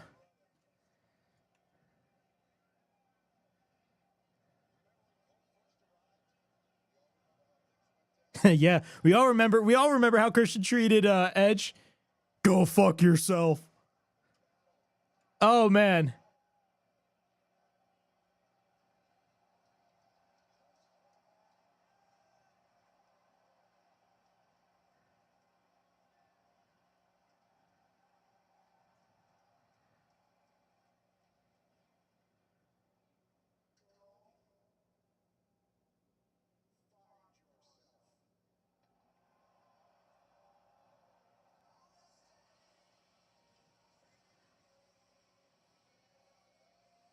Interesting. They didn't like hug it out or anything.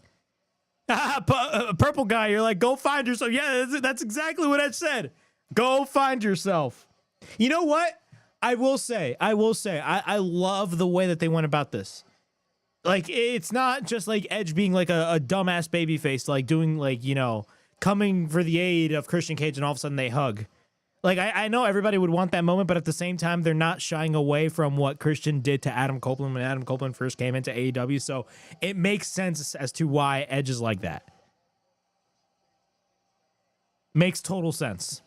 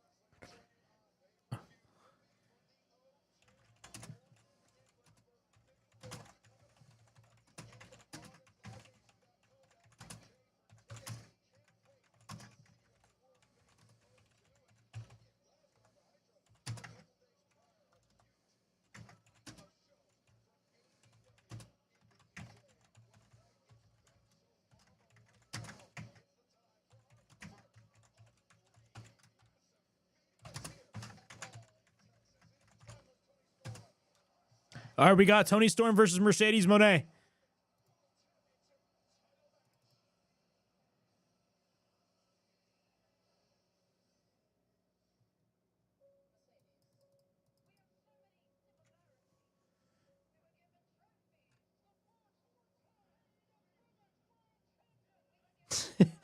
It's still doing his entrance for a fucking run. That is so true.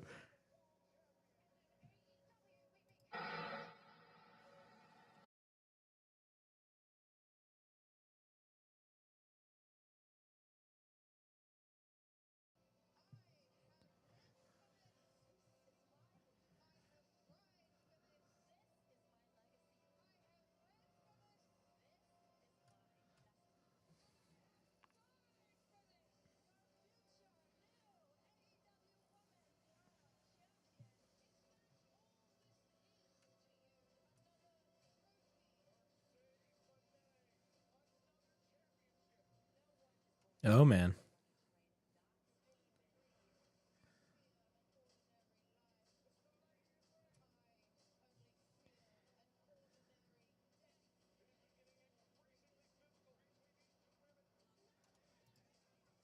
Bro, like Christian was getting beat to shit and like Cope was doing the running and he was still doing his own. It reminded me of Jeff Hardy. Remember when Jeff Hardy made his debut and he was doing the fucking entrance while it was during a running? Like, it was so funny.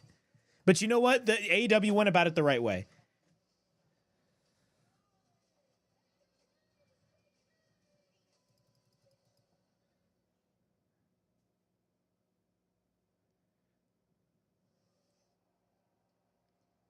All right, we got Mercedes versus Toni Storm, ladies and gentlemen.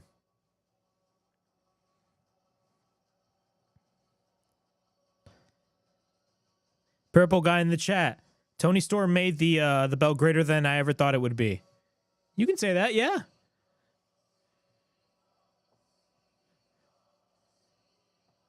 CEO, CEO, CEO, CEO.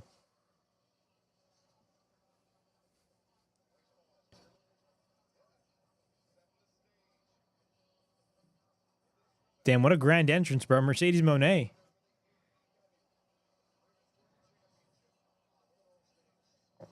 Oh, wow. I love her entrance. I love how on top of that car, she essentially has all of the names of the people that she beat.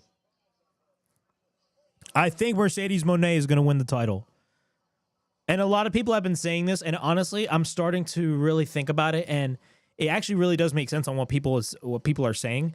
But think about this. The whole story of Mercedes Moné is her undefeated streak. And there's, I know there's a lot of content creators that I don't want to name names, but you know what? They're saying that, Mercedes Moné has creative control. Mercedes Moné does not have creative control. I want to stress that right here and right now.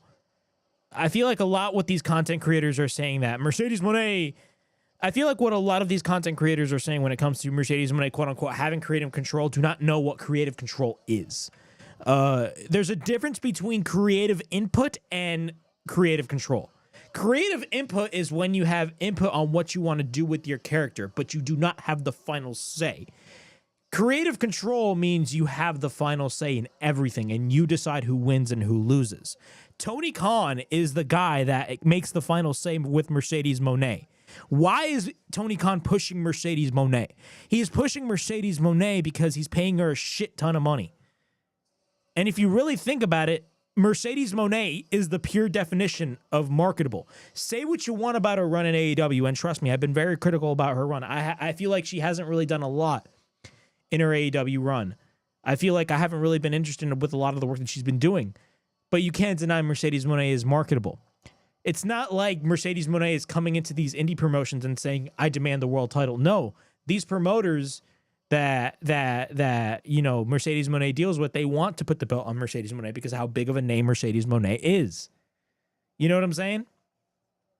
I don't get these people constantly accusing of Mercedes Moné, calling her like the female version of Hulk Hogan. It's fucking stupid.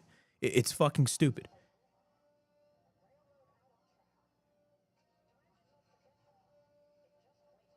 Oh, I love Toni Storm.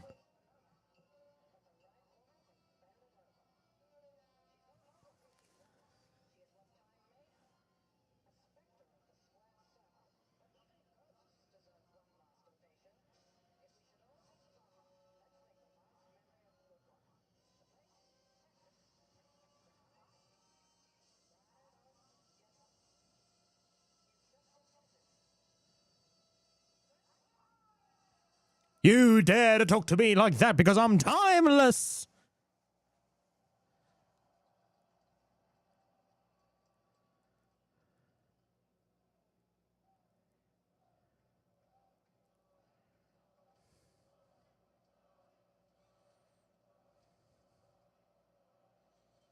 look at look at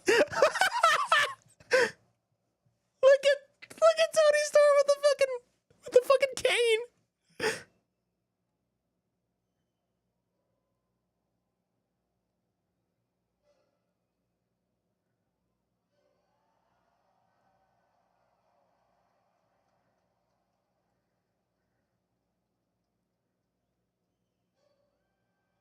Oh my! I'm already loving this entrance. I'm already loving this entrance.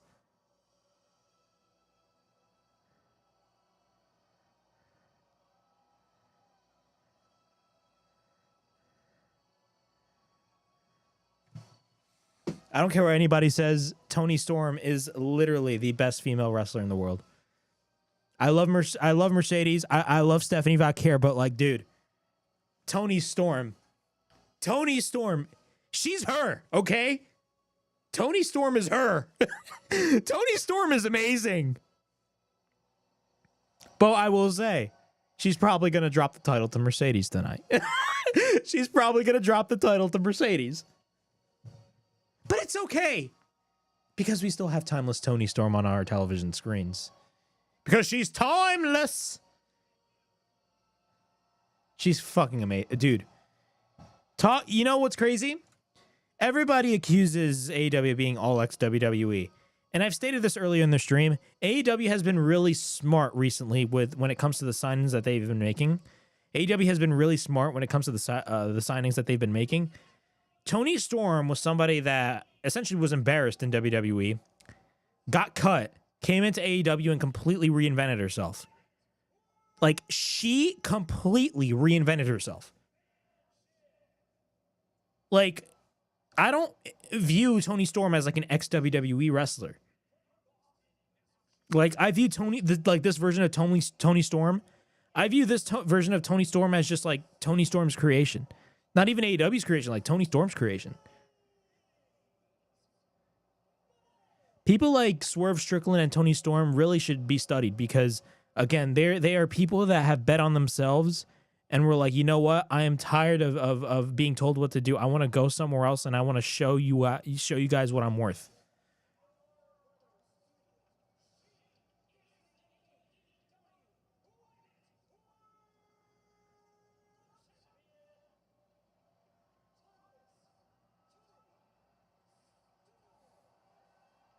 She's amazing, dude.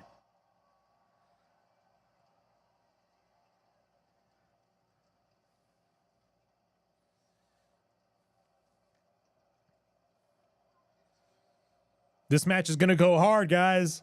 This match is going to go hard.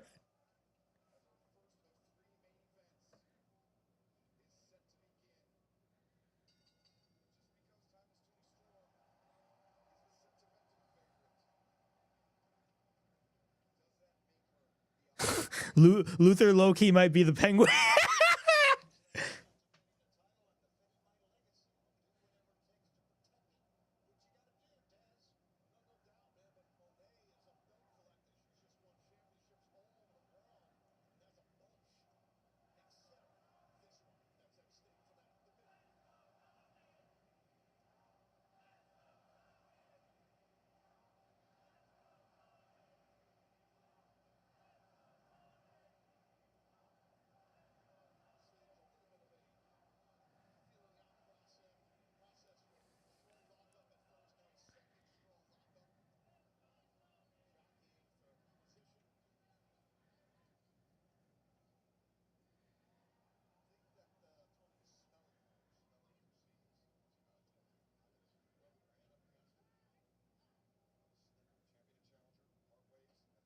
Luther.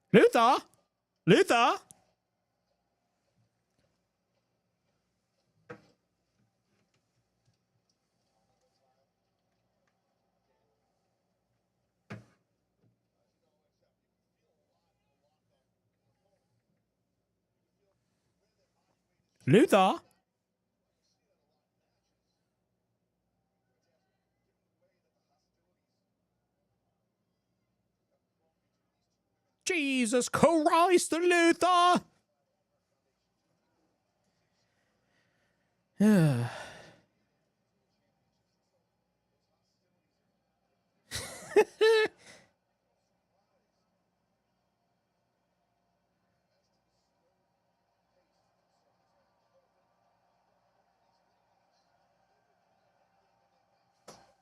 Dude.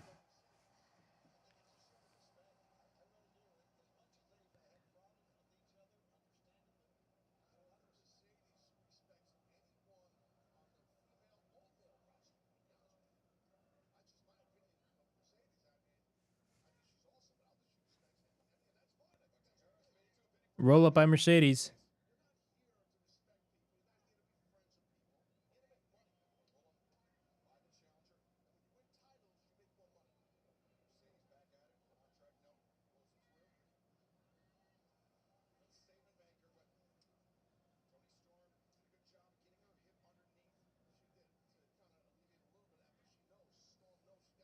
Oh. She's dude. Toni Storm is giving Mercedes a spanking, bro.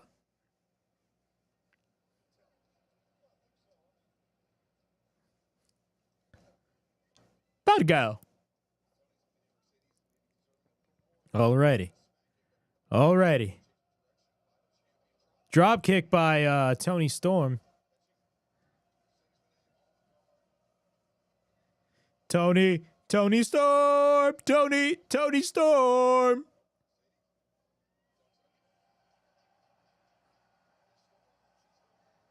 Toni Storm is mocking Mercedes Moné.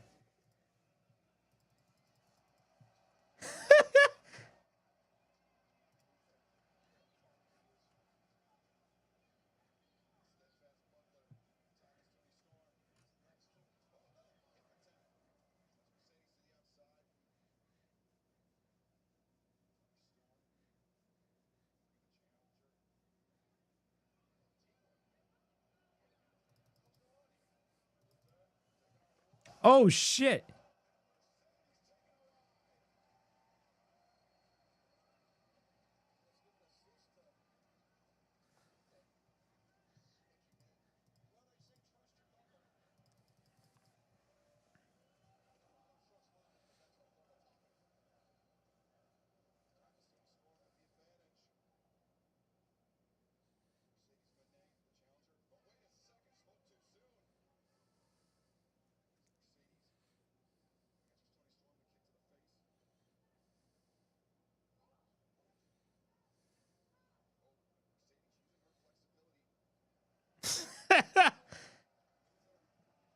Oh!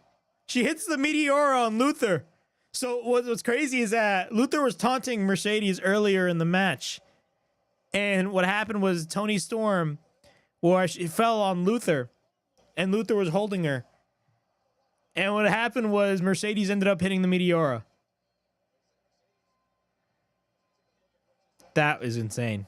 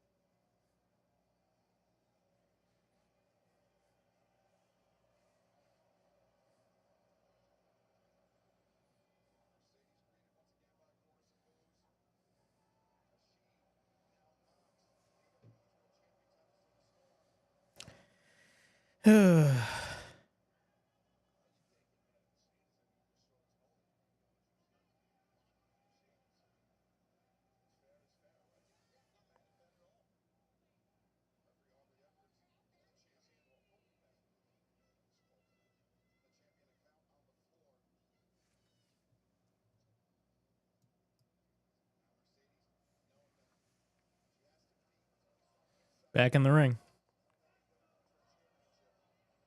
Mercedes is in control, by the way.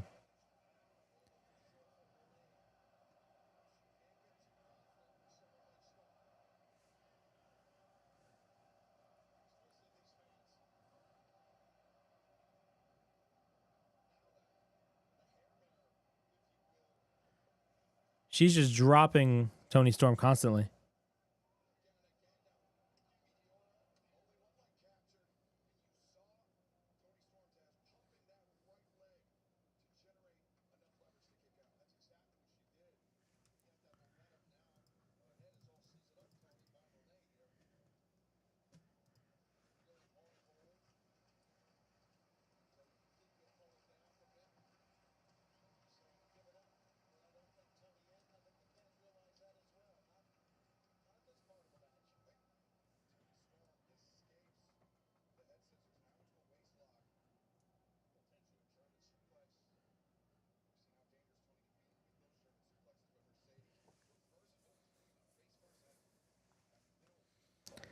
Mercedes is going for those German suplexes.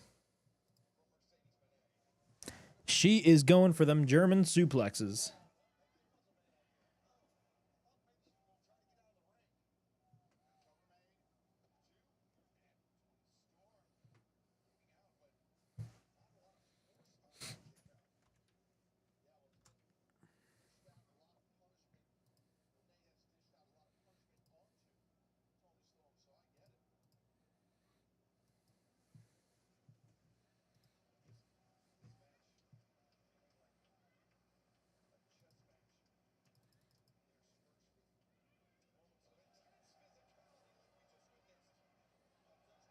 There's press right there by Toni Storm.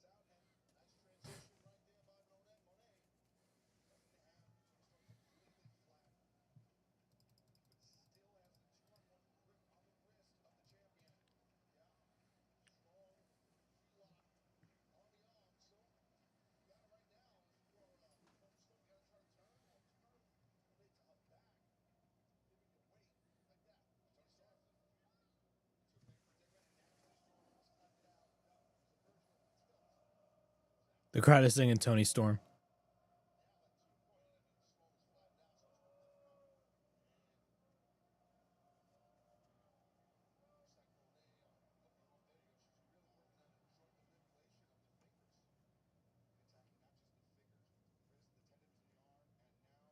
Oh!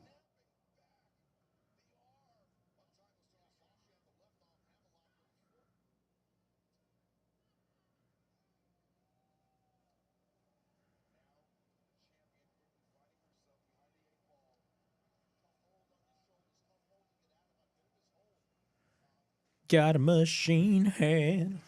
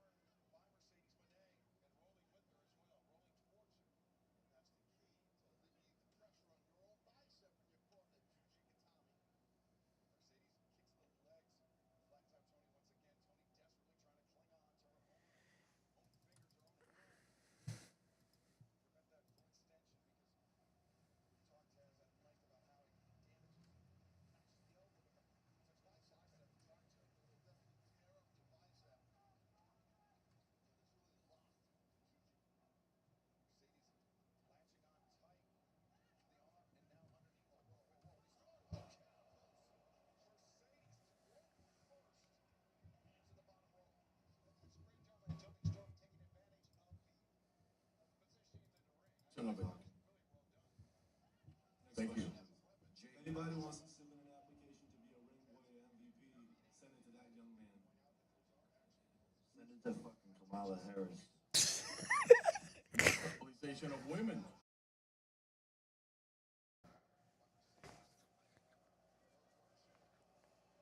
Mercedes is going for the three amigos.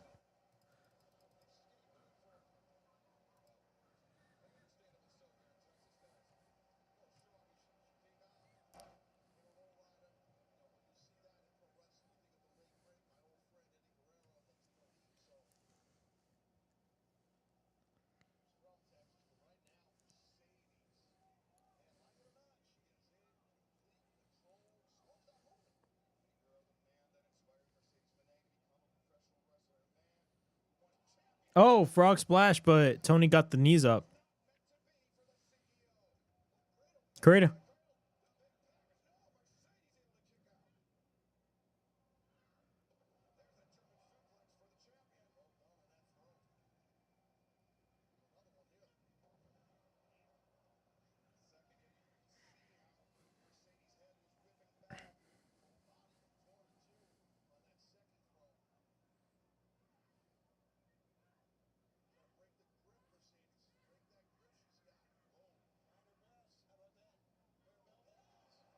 German by Tony.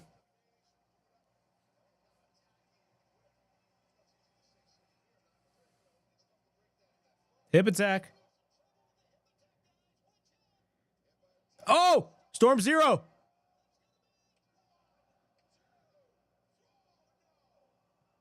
Mercedes got the shoulder up.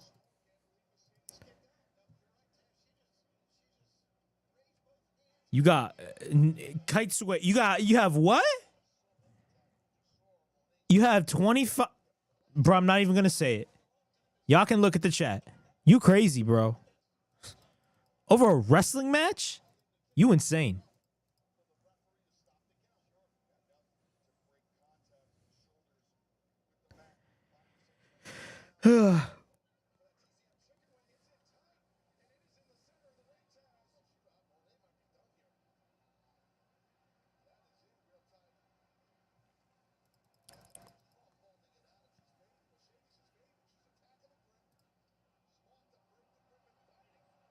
Oh, man. Mercedes is biting Toni Storm now.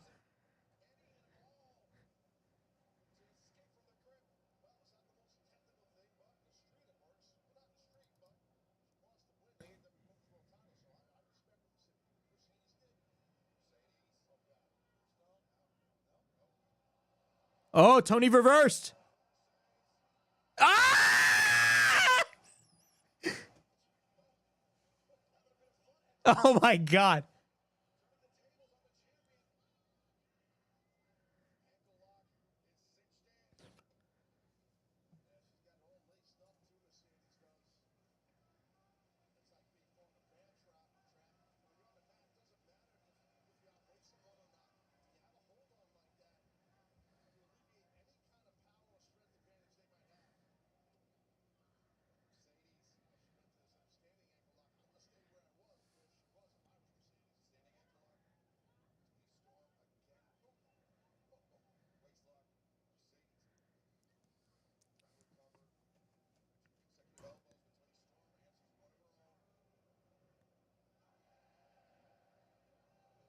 Both women are exchanging strikes.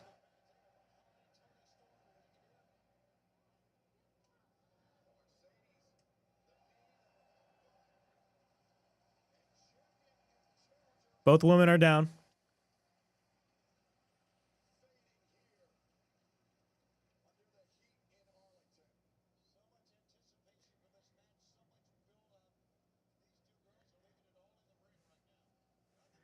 Bro, it's 7:09 and we got 2 matches left. Ain't no way I'm going to start watching Saturday Night's Main Event.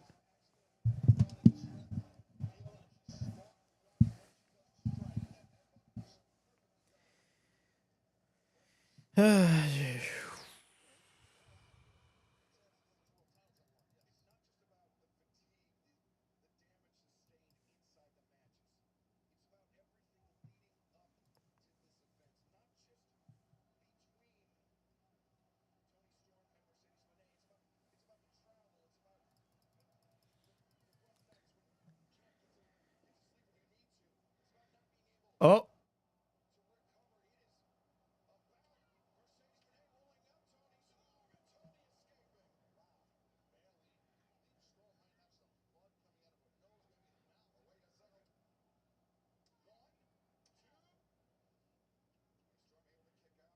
All right.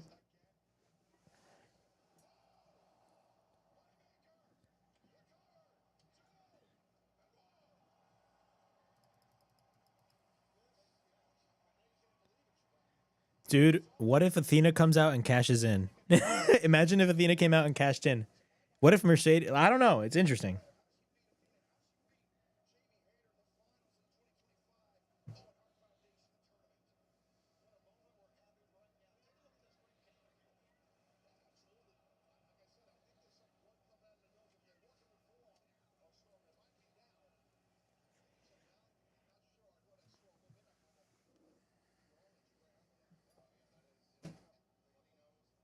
Toni Storm has a bloody nose.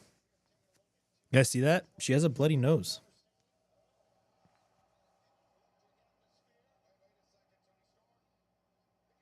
Oh. Oh!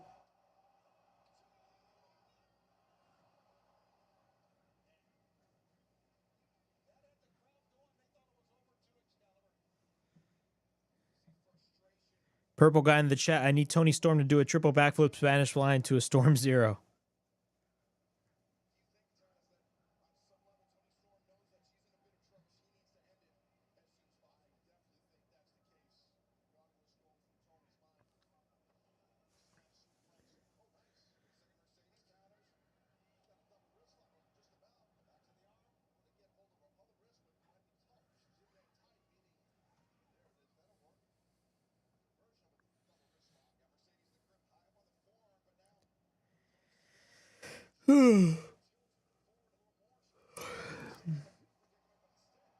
Oh, snap.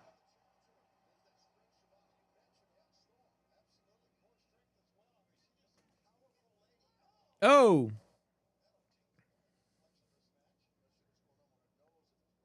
Mercedes.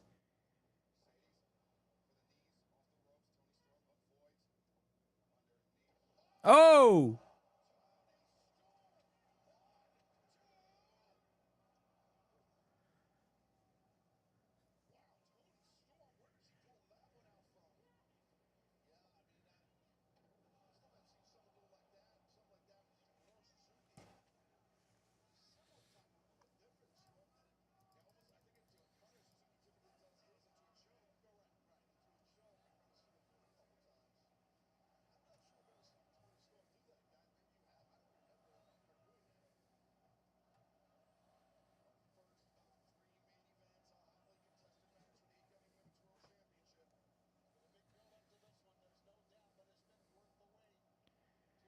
Oh, backstabber.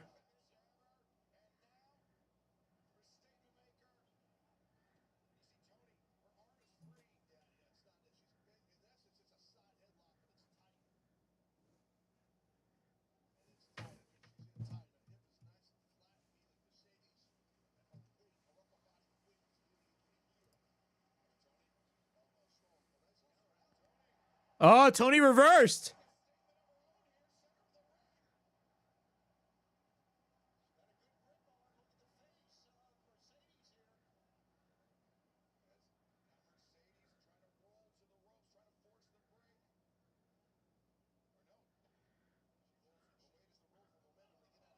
Oh my God. Oh, Storm Zero.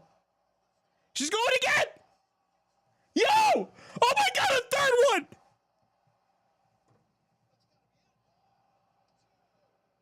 What?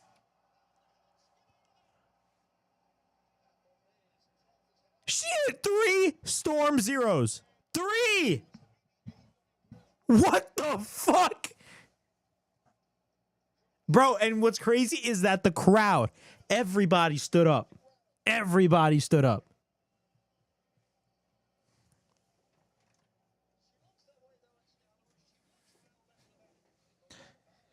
Oh my God.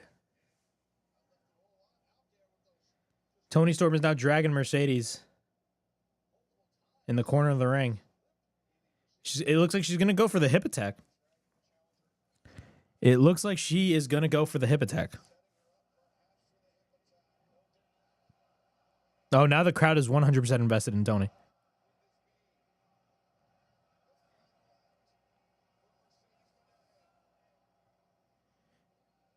Oh no, Mercedes.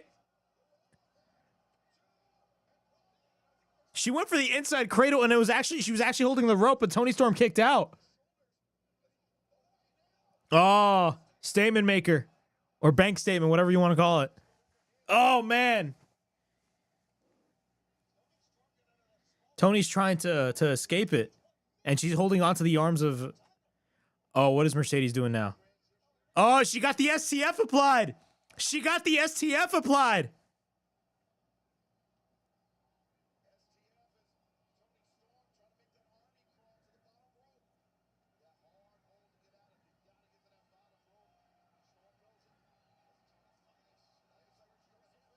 Toni. Oh, what is going on? Oh, Toni has her up. Ah, oh, backstabber. Oh, this match is actually getting good. This match has been good already. Hip attack by Toni.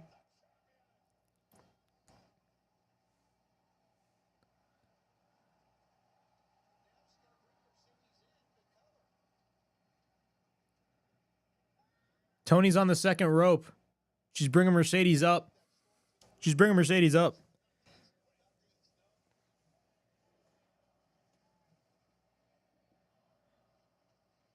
This match has been really good. I ain't gonna lie. This and the tag match.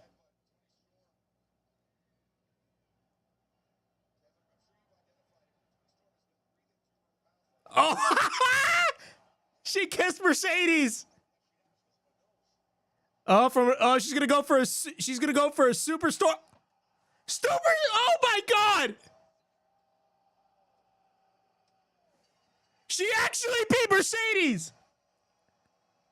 Toni Storm actually beat Mercedes. Toni actually beat Mercedes.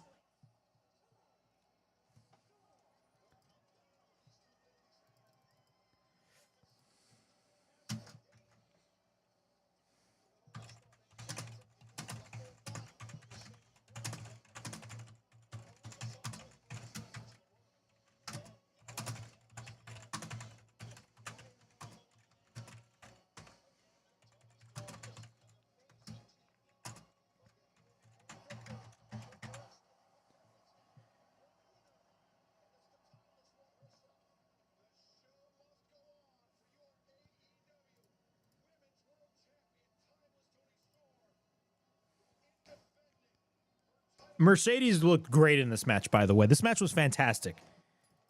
This match was fantastic.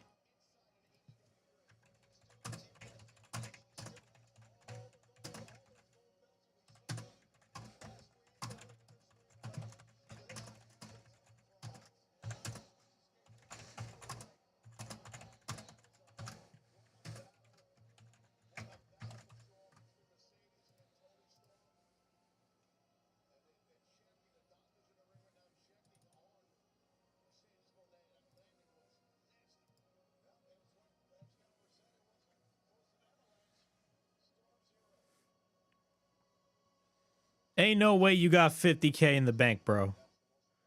You actually bet 25K. There's no way you bet 25K. You are insane if you do that. You are insane.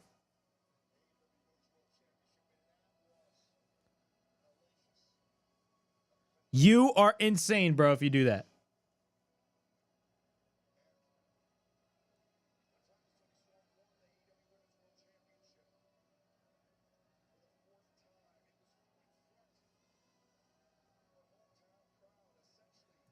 You are insane, bro.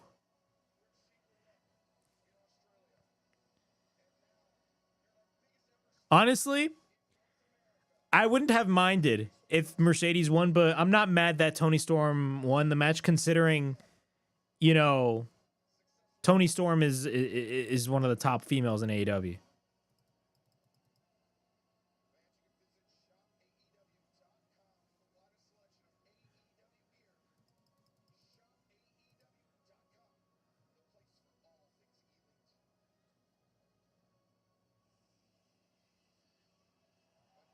Oh my god, we got Okada. We got Okada versus Omega, guys. We got Okada versus Omega. This shit is gonna go insane. Bro, I'm telling you guys, these guys are gonna go an hour. Imagine. I don't think so, but dude. If there's one thing, by the way, let me change my scene real quick. If there's one thing that I can say about Toni Storm versus Mercedes Moné, I think we can all put the rumors to bed about Mercedes Moné having creative control. Like, you're pure brain dead if you think Mercedes Moné has creative control. Why would she have creative control? Nobody has creative control in the AEW. They have creative input, but they don't have creative control. Nobody, like, I can't believe some people do not know the difference between creative input and creative control. It's a joke, man. Like, I can't believe people can't grasp simplicity. They can't grasp the difference between creative control and creative input. They're completely two different things.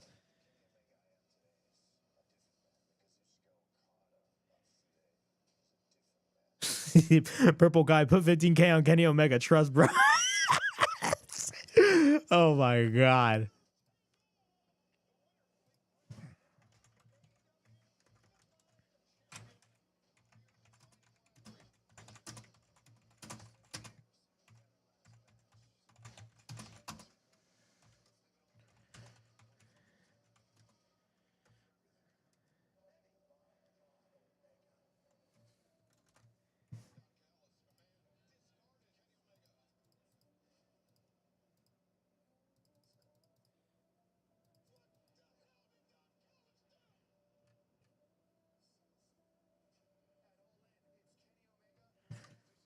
Honestly, man,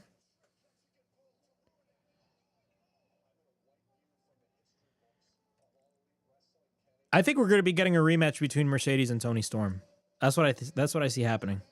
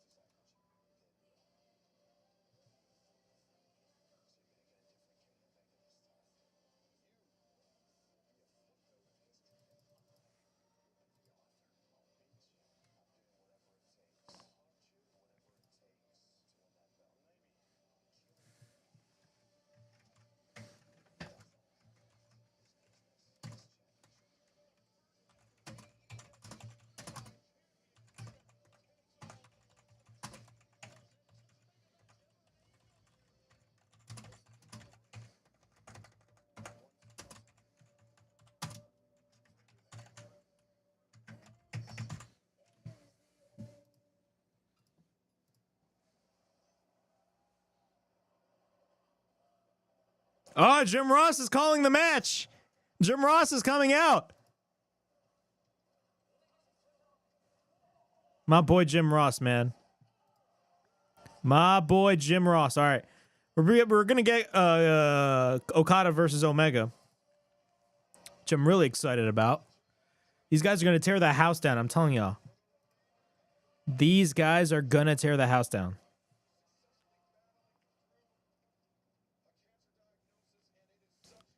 So this is the next match. Kenny Omega versus Kazuchika Okada for the brand new AEW Unified Championship.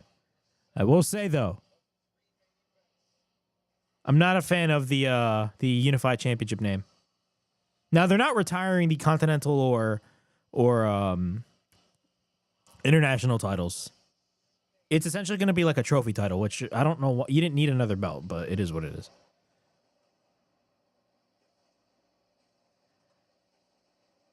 God damn, Okada's blowing the budget on the pyro. He's blowing the budget.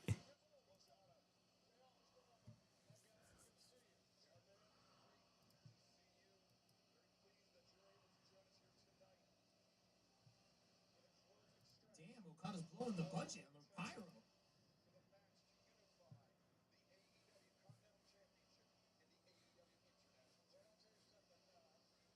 Okada's coming out with Don Callis, current Continental Champion, which I will say I don't understand the point of the Continental title.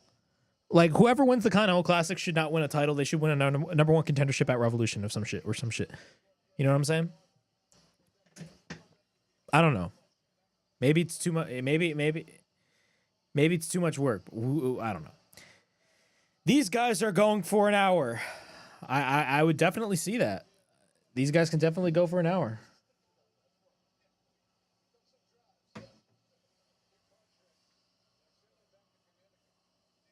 These guys could definitely go for an hour.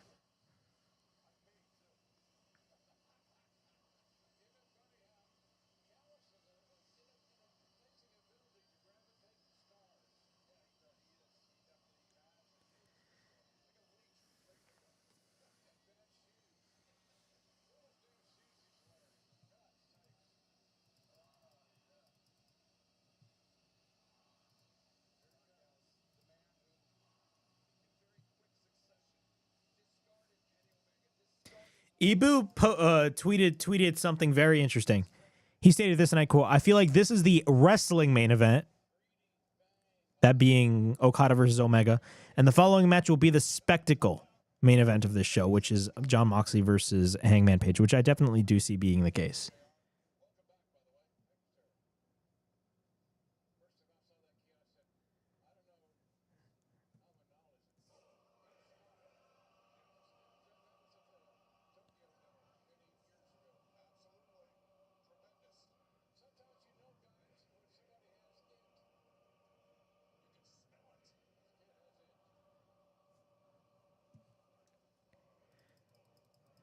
Like, this is going to be like the like, from an in-ring standpoint, the main event. But like from a spectacle standpoint, I get what he's saying. Hold on. Let me fix this.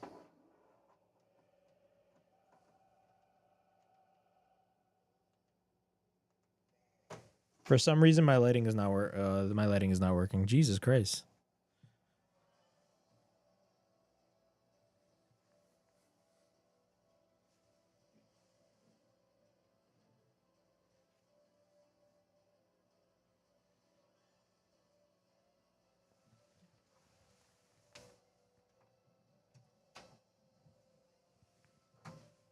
Omega's making his entrance.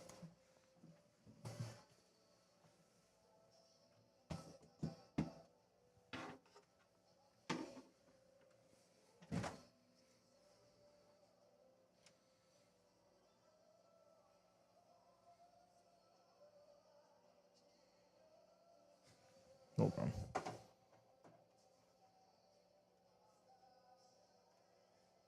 There we go. I think it's a little bit better.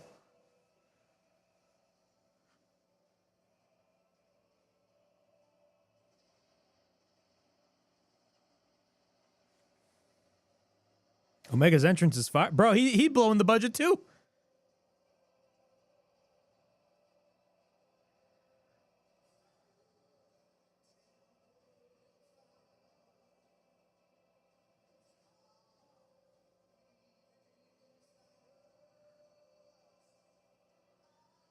I'm not a fan of this Kenny Omega theme. I'm gonna be on. I love Battle Cry. I love Devil's Sky. I love Devil's Sky and I love Battle Cry. I personally would have had him go out to Battle Cry, but that's just me. I'm not a fan of this current theme song, in my opinion. Maybe he does fit Kenny Omega. I don't know. I just love Battle Cry.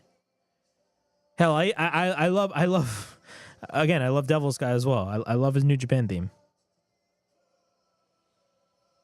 You know, it's crazy. I see a lot of people, you know, say that like Okada's like not the same Okada. What people need to understand is that Okada, I mean, with the amount of money, I mean, Okada's getting paid a shit ton of money, but people need to realize that like with Okada, like wrestling strong style is not easy. That shit can easily like hurt you, and get you injured quite often. Okada, if you really think about it, is actually playing it safe. You know, say what you want about his comedy character. His comedy character is actually kind of entertaining. Not even kind of. It is entertaining. But in terms of in-ring, Okada, I feel like is playing it safe. In terms of these big matches, that's where you're going to see like the New Japan Okada, the guy that's like hard hitting and shit. And I feel like we're going to get that in this match. I'm not a fan of this Kenny Omega theme.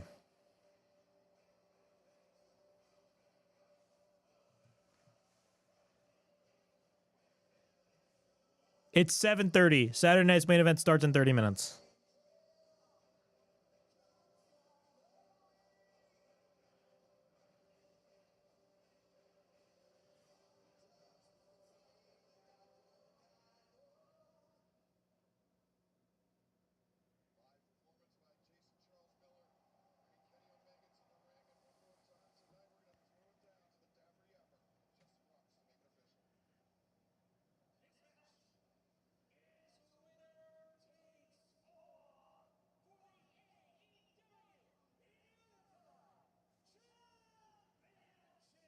Purple guy in the chat. Is this AEW's version of Shawn Michaels versus Bret Hart? What?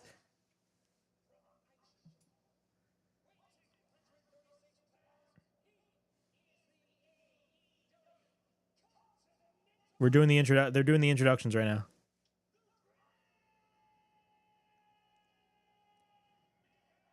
Kazuchika Okada.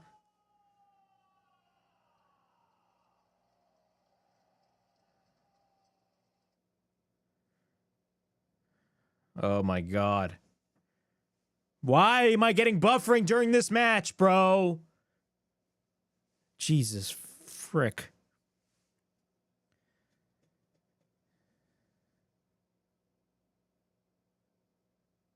Shit was going perfectly, bro.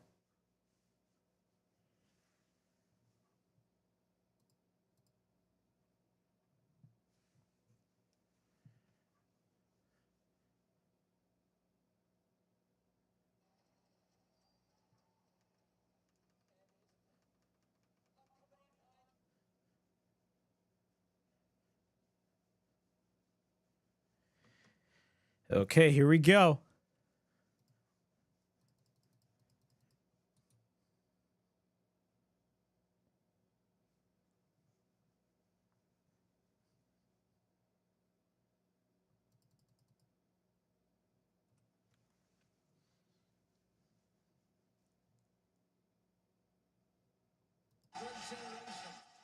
The crowd is going fucking crazy.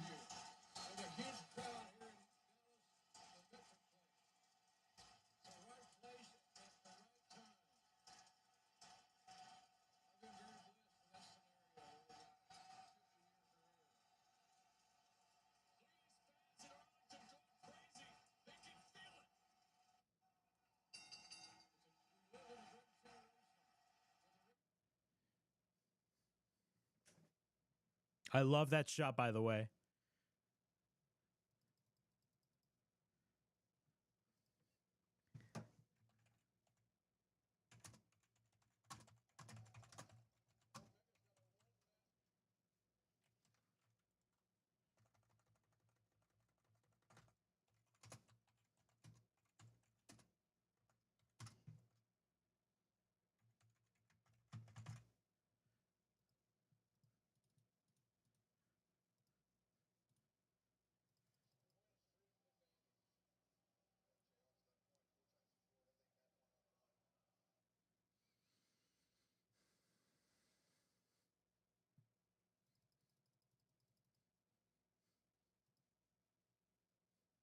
Drink it in, man.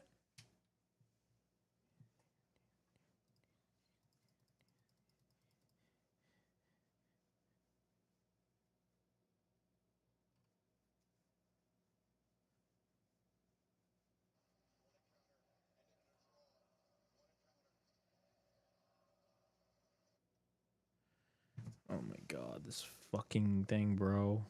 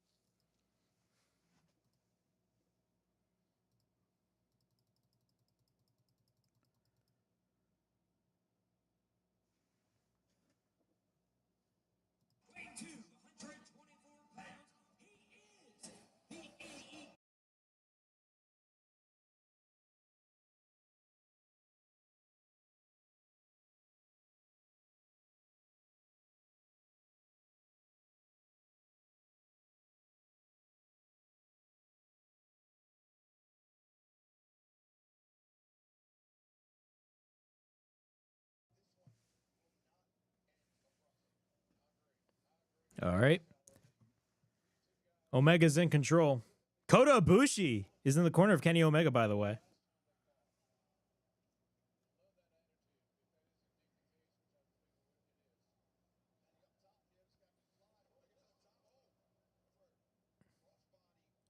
Omega missed the crossbody.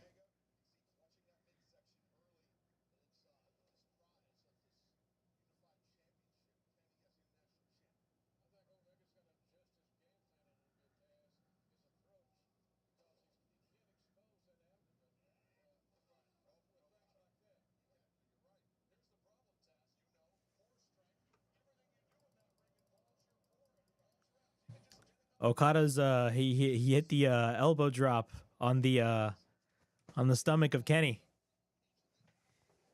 He's targeting the stomach of Kenny. That's wonderful storytelling, by the way.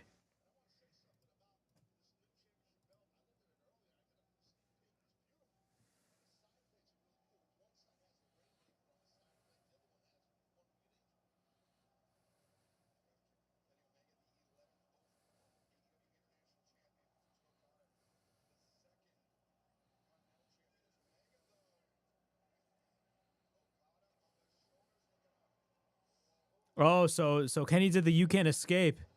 Oh no! Okada got the knees up.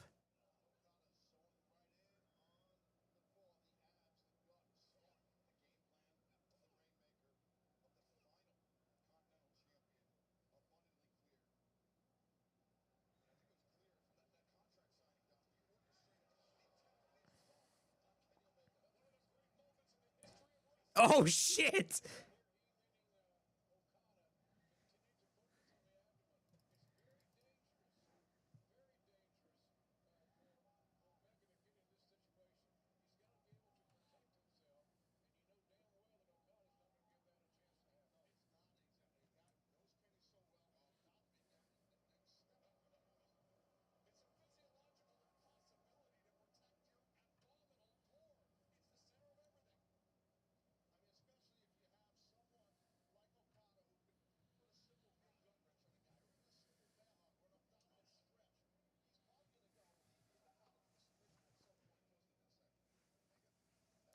Oh hey, oh hey.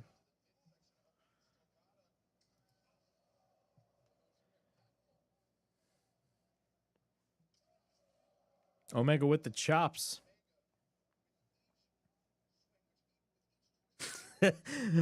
Now on Twitter, she's like, "Everybody, shut the fuck up. Kenny Omega's about to wrestle."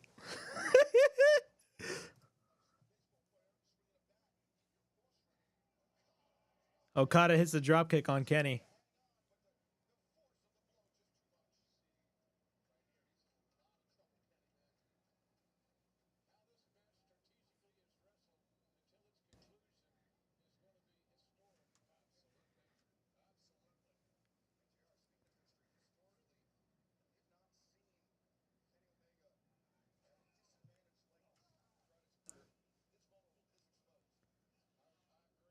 bitch. Okada just drives Kenny on the barricade.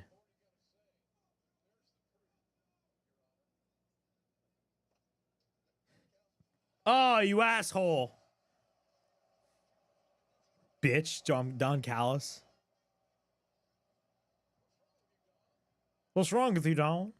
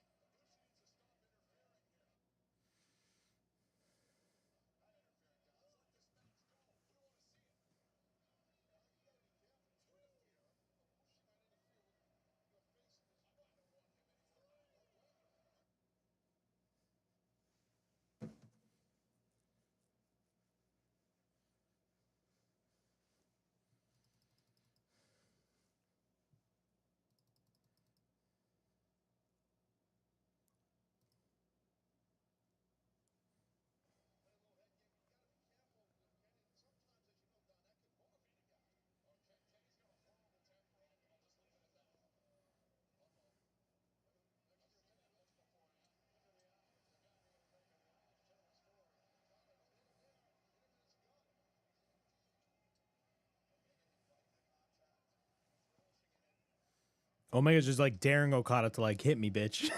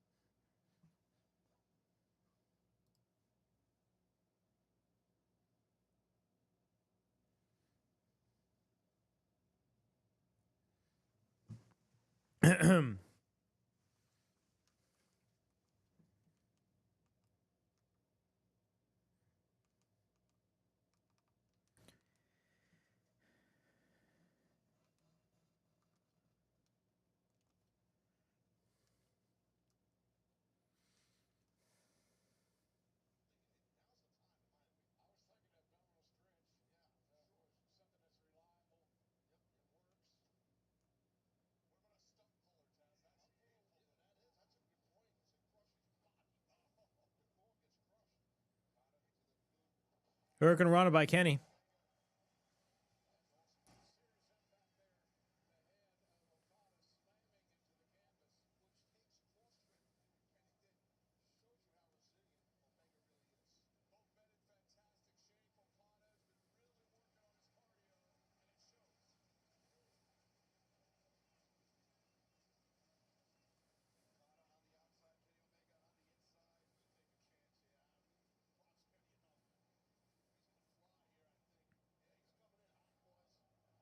Oh!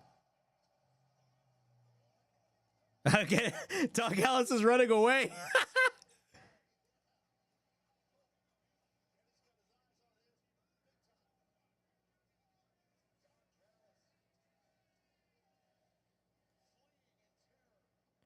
Kenny with the somersault. Kenny Omega and Kazuchika Okada is going on right now.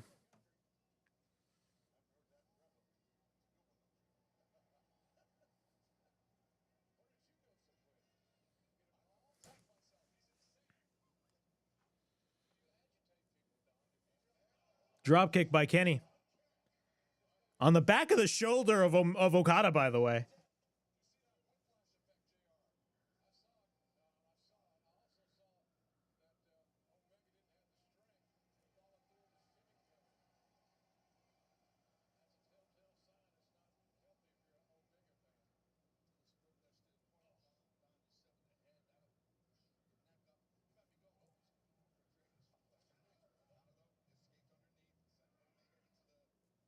Okada gets Omega up. Drops Omega down on the mat.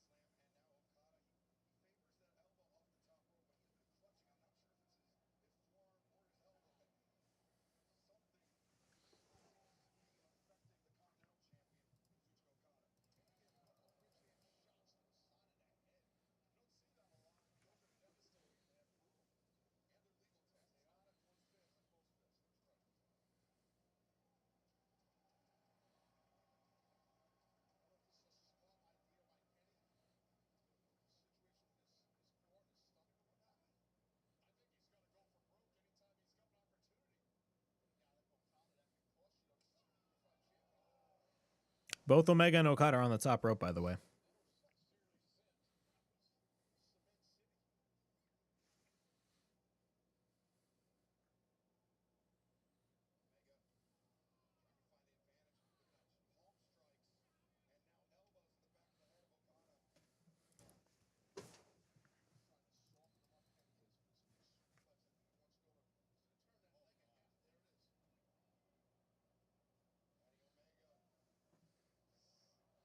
Oh my. Oh!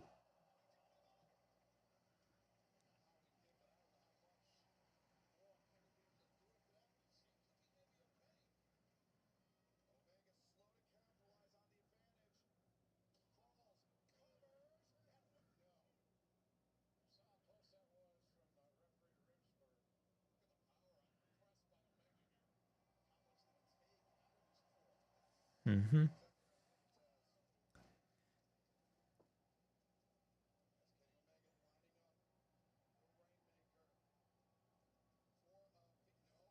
Oh, he tried to go for the feature. Oh my God!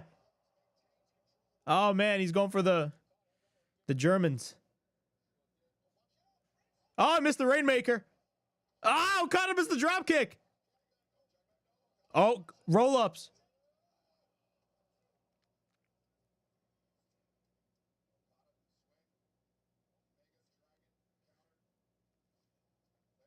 Snap. Oh. Oh!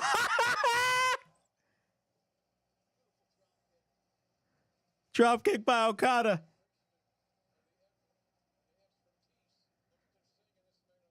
Yo, Okada's like he's a perfectionist when it comes to drop kicks. Okada's drop kicks are fucking deadly. Okay? They are fucking deadly.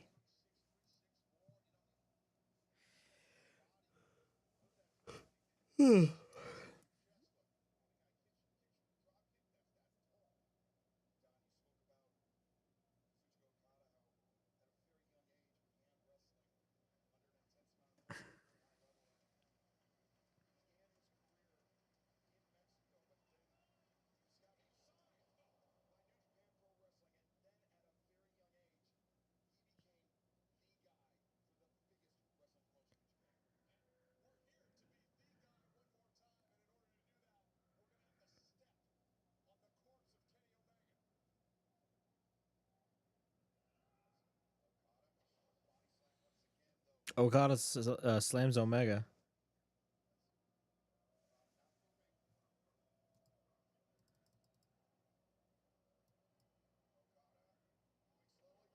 Elbow drop by Okada.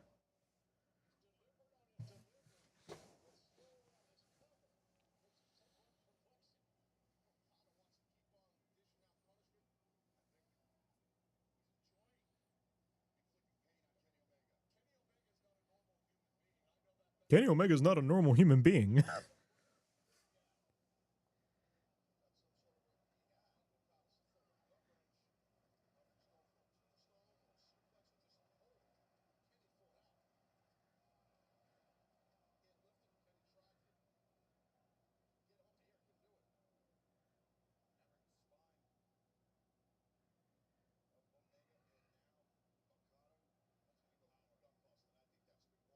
It looked like Okada was going to go for, I believe it was a gut buster.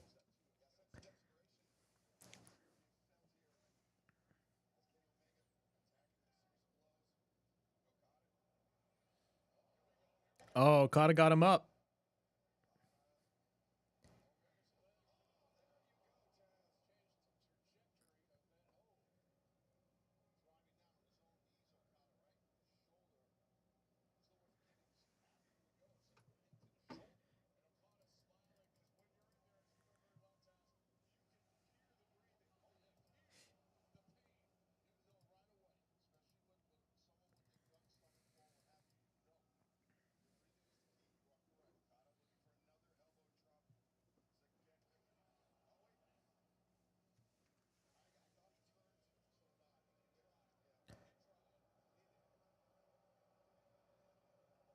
Okada's getting booed out of the building. Oh. I love this guy.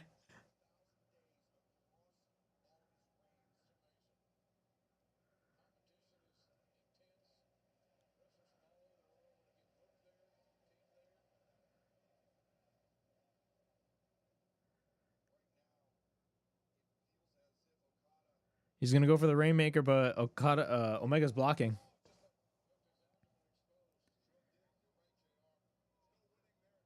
Thing about this match is very similar to their previous matches in a sense that, like, normally the Okada and Omega matches, since they're really long, they tend to start really slow, and then once they pick up the pace, like, they go fucking crazy whenever they pick up the pace. So, like, you think, like, I mean, this is normal. Like, they always start off slow. That's like a norm of Omega versus Okada match. But they're still doing wonderful storytelling, with Okada, of course, targeting the midsection of Kenny Omega, considering Kenny Omega has suffered diverticulitis. And Kenny's trying to fight back.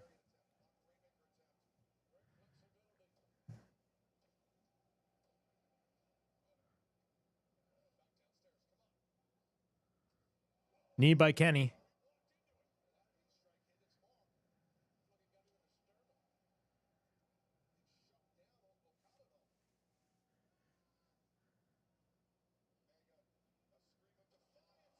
Powerbomb. He's going to go for the knee. He went for the V trigger.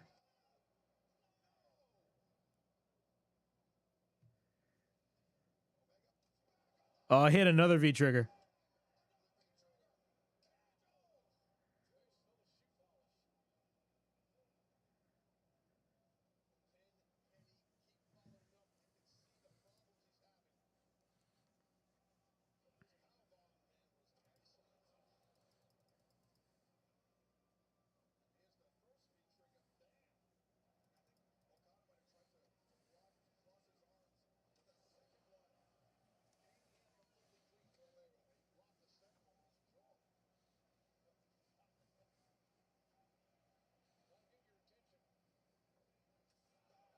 Hit another V trigger on Okada. Omega Okada. Omega Okada.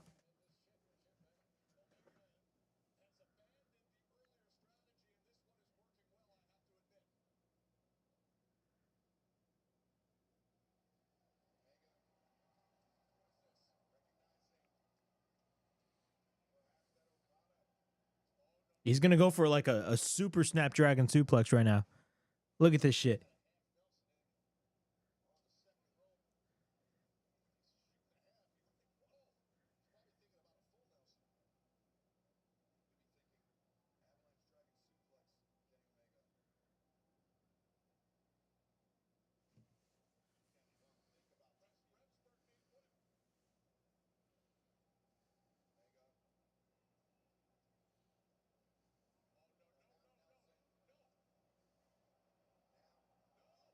Oh, snap.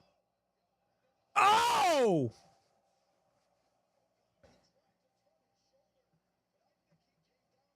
Look at Don Callis just like standing there. He's like, oh my God, what is going on?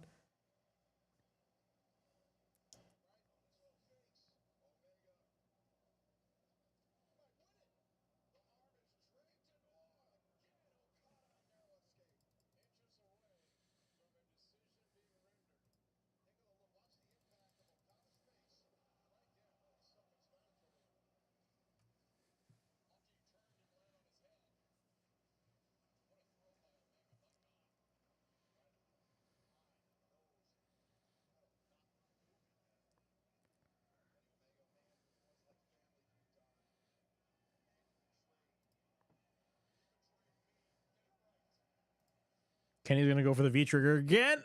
Bam!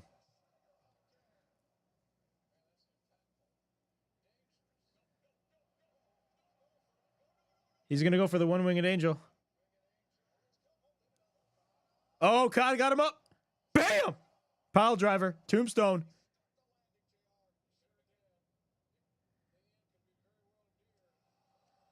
He just hit the Rainmaker. He just hit the Rainmaker.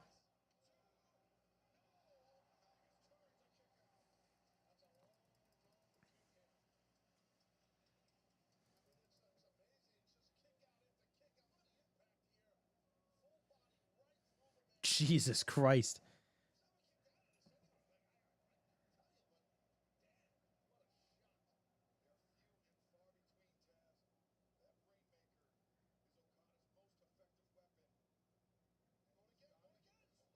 Rainmaker blocked by Kenny. Omega got Okada up. He's trying to go for the one-winged angel again. Oh, was Okada? It looked like Okada was about to go for somewhat of a poison Rana. Oh no, he got a waistline. Bam! Oh no, he's not going for the pin, but oh, he tried to go for the pin, but Kenny's midsection got fucked. He was like, oh God, oh God, but he went for the pin again.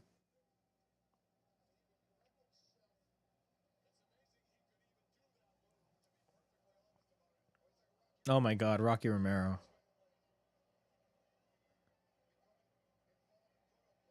Kota Ibushi. He's taken out. I don't know why he doesn't need to be. Oh my God, can we not have interference from the Don Callis family?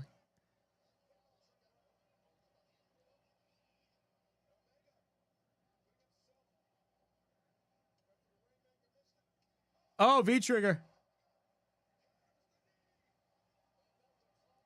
One-winged angel. Oh! Don Callis.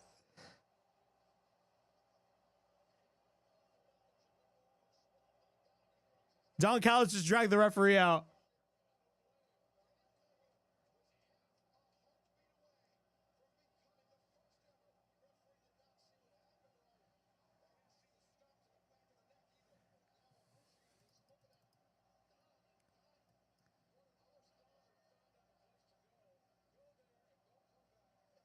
We really don't need shenanigans in this match. We really don't need shenanigans.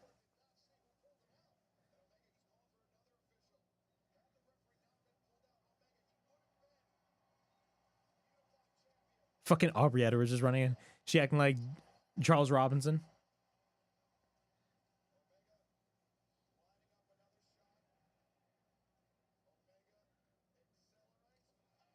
V-trigger.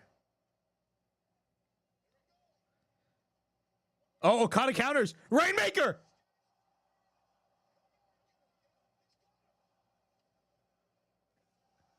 Okay, Kenny kicked out.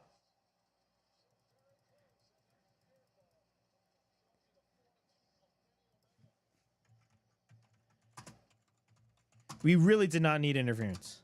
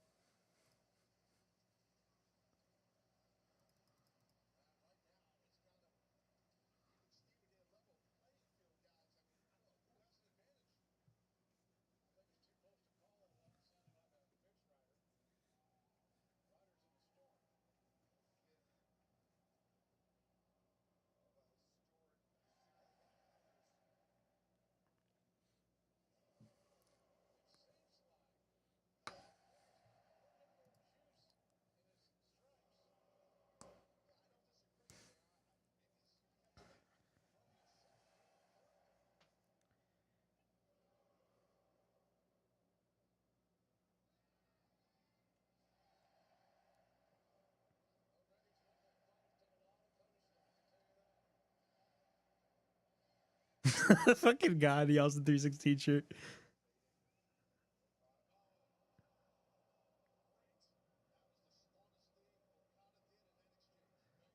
Bam! Drop kick!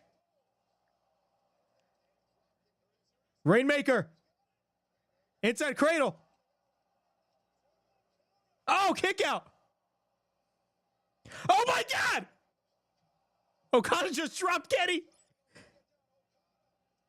Oh my God, Rainmaker again. Okada just pinned Kenny.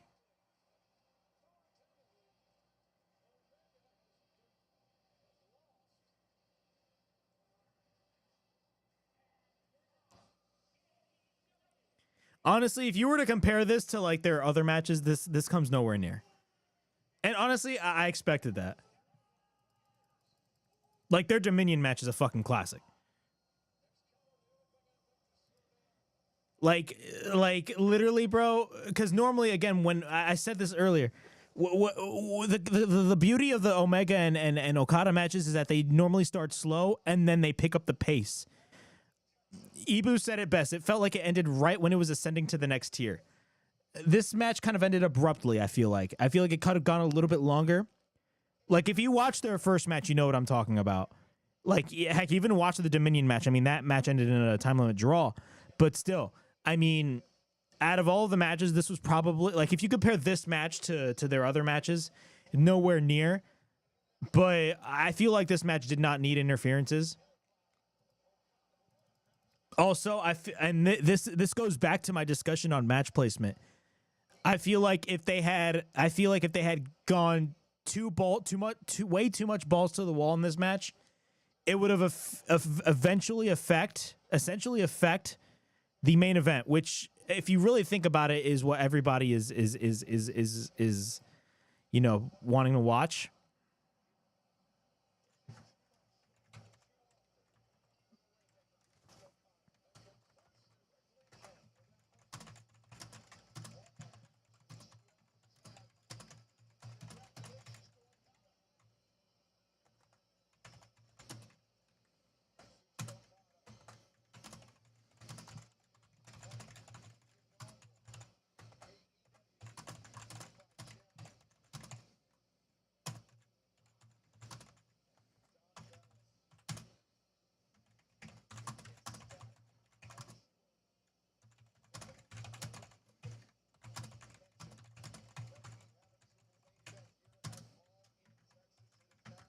This match did not need the interference.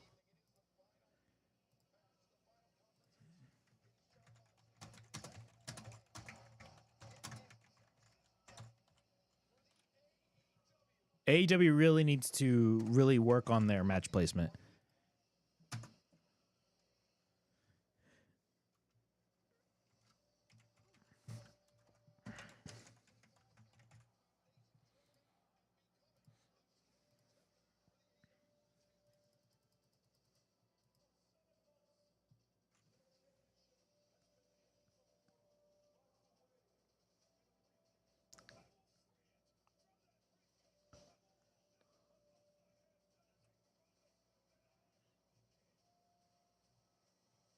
Saturday night's main event is happening right now.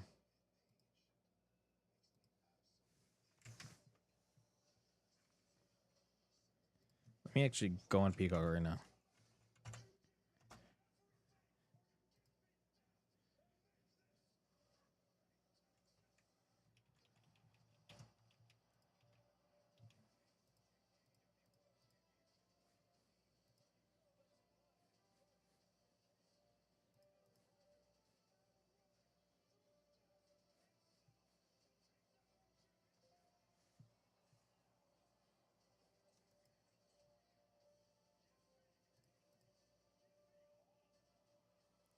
Yeah, this could have been in the middle of the show.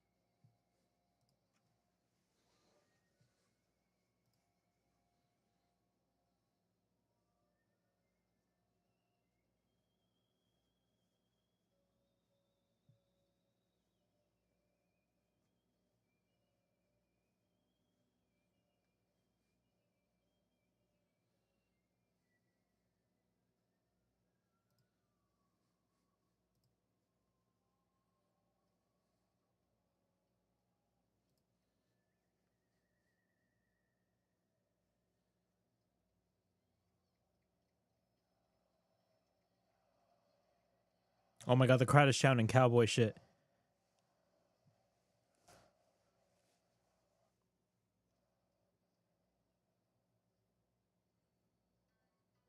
Oh my god, he's coming out to his own theme song.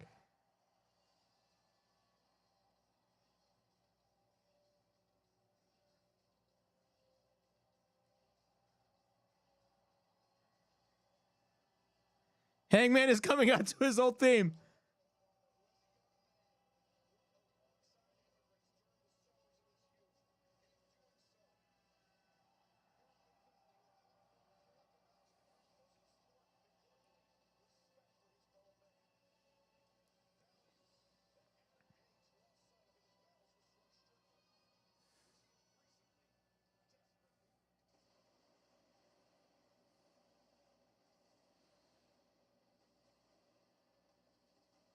Dude, the pyro.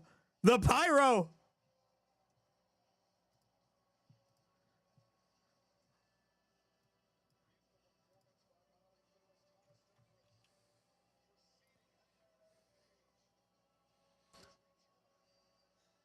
Bro, I'm literally putting on Saturday night's main event right now just to see what's going on. I'm very curious.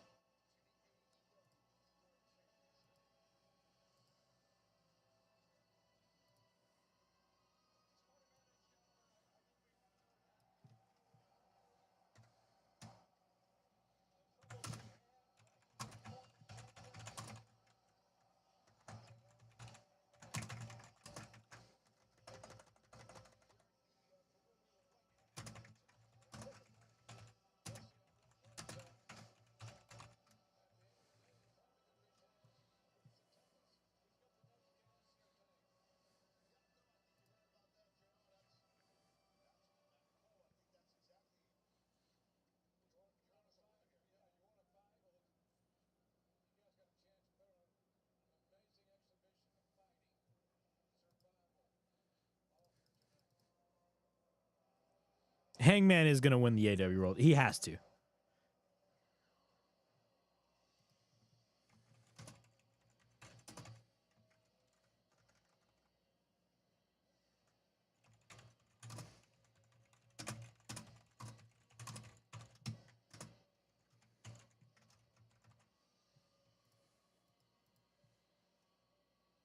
Dude, Jon Moxley's entrance is fucking badass.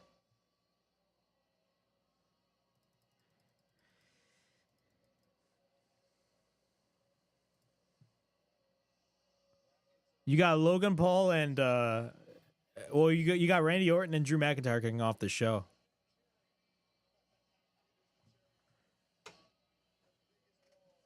You get, like, literally, I'm literally watching both shows side by side. I'm gonna be more focused on the main event, of course. I'm more focused on All In. But I mean, originally I intended for this to be 2 separate live streams, but now I'm realizing like it's fucking stupid. So it's gonna be one whole live stream since I'm watching both shows. But yeah, we got Drew McIntyre versus Randy Orton kicking off Saturday night's main event. But we're gonna be focused with All In, guys. Don't worry, we're gonna be focused with All In.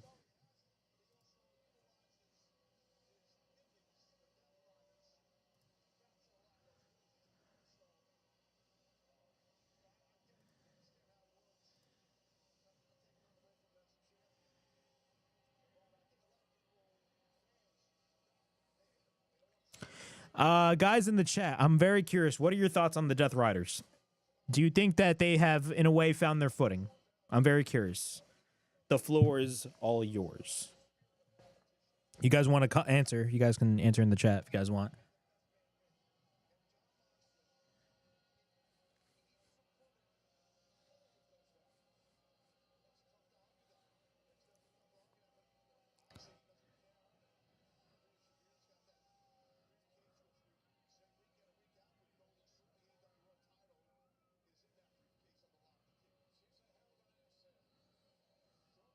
Dude, their last Texas death match was a freaking banger. Like, Purple Guy in the chat, I feel like their promo sometimes makes literally no sense. I get that. I actually, you know what the thing is, my take on the Death Riders, this is my thing. I genuinely believe this. I think the problem is not with the group itself. I feel like it's their creative approach. And I feel like it's the booking of the Death Riders. This is the reason why I say that. I say that because if you really think about it, AEW loves and I stated this in my previous videos that I uploaded last week about Hangman Page, which did over 3,000 views, by the way, which thank you guys. But if you really think about it, like, AEW loves their takeover-esque storylines, and I feel like the Death Riders need a little bit of a creative shift. All right, we're doing the introductions right now.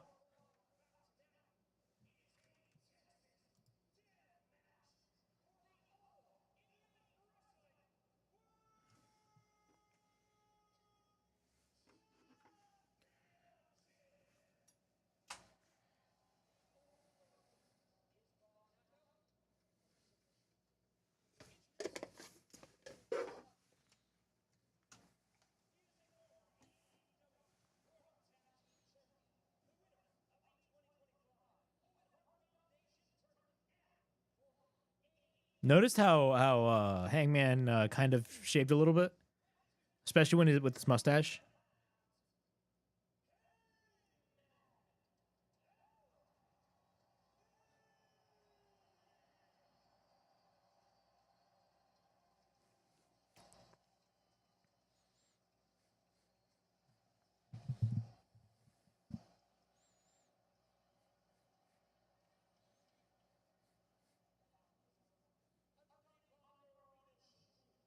The entire crowd is fucking booing. Everybody hates Jon Moxley, man.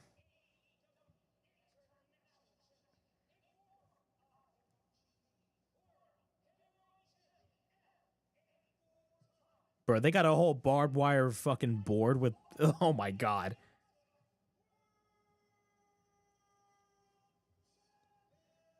Jan!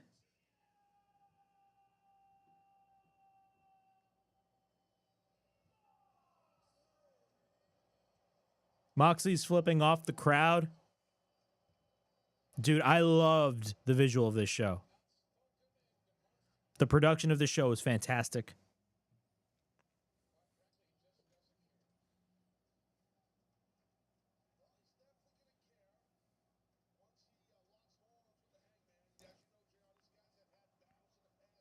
The referee's holding up the briefcase.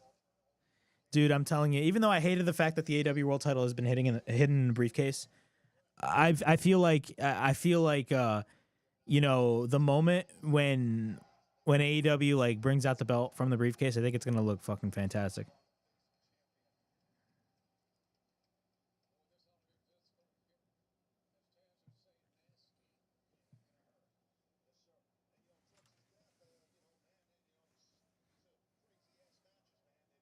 Hold on, I'm taking a photo of something.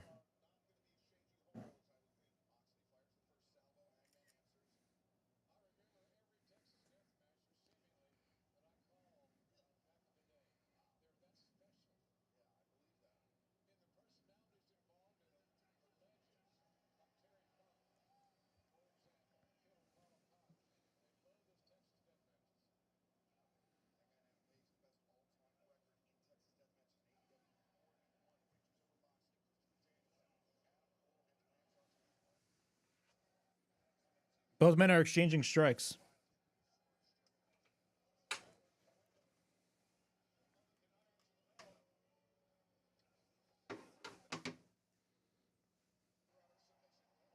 The Hangman is just brawling with Mox.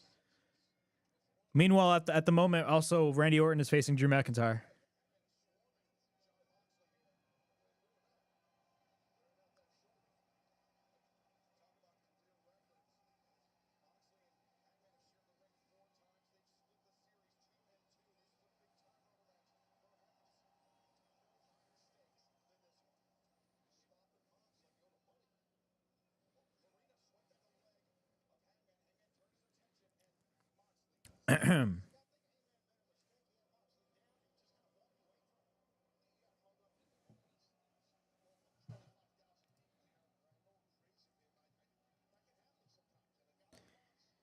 Kite sway. There's going to be so much blood. A purple guy. I'm missing the AEW Championship so much. I love how there's a guy in full Sting makeup in the front row. What a goat. You know what's crazy? You know what's going viral on social media? Oh shit! Was that a fork? Oh shit! Hangman got a fork. Reminiscing of the old Texas Death Match from 2 years ago.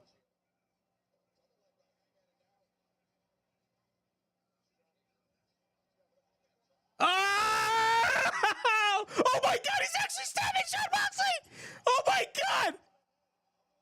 Dude! You can physically see the blood is like, oh my.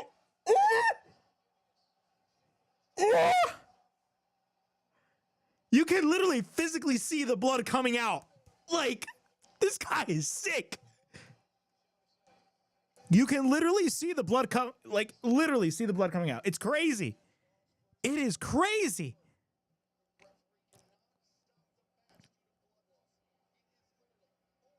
That is insane. Dude.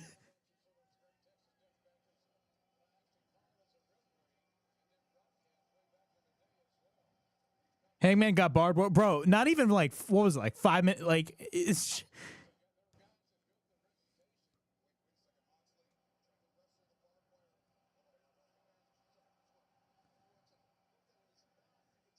Yo.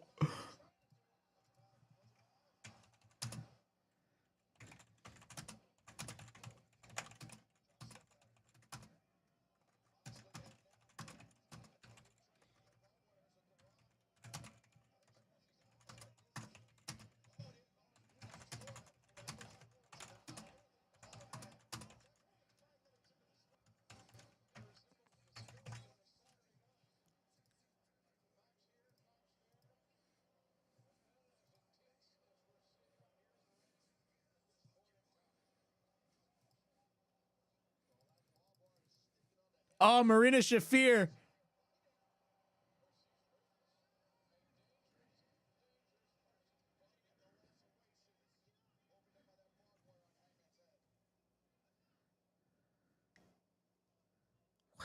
That is insane.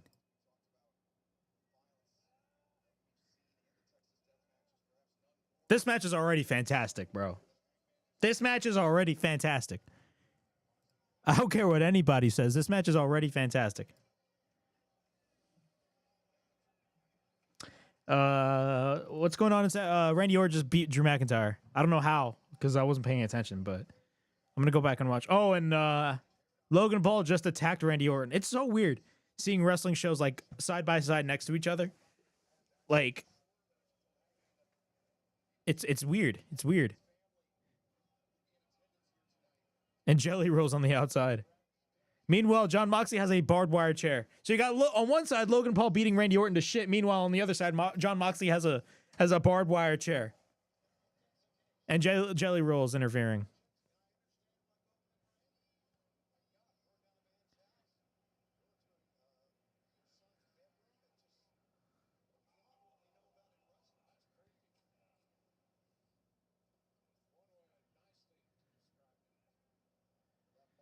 Oh!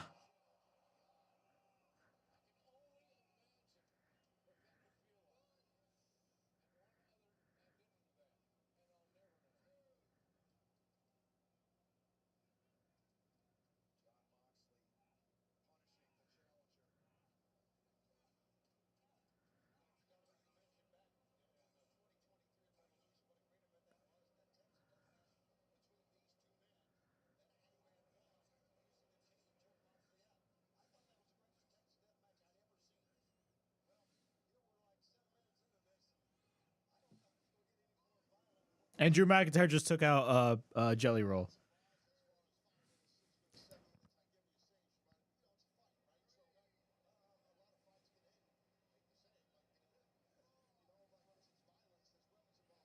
Chairs in the corner. The barbed wire chairs in the corner.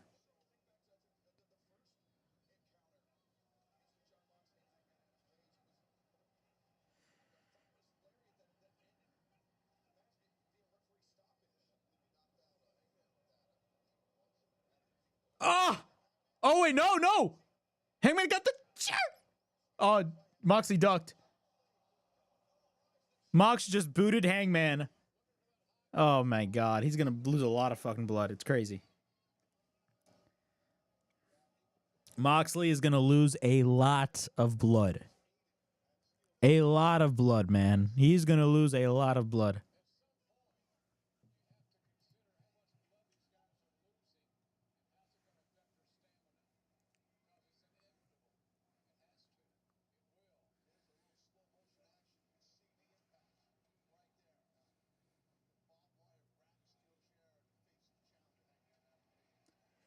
Marina Shafir and Jon Moxley are grabbing a table.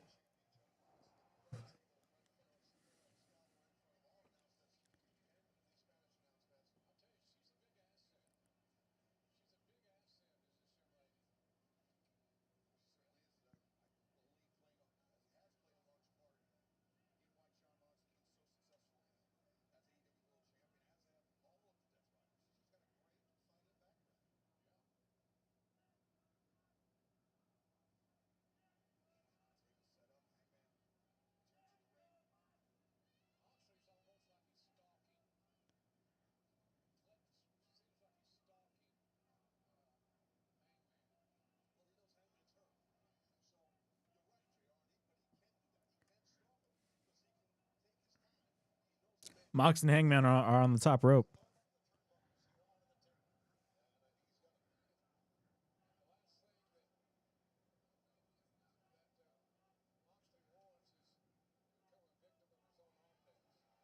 Ah!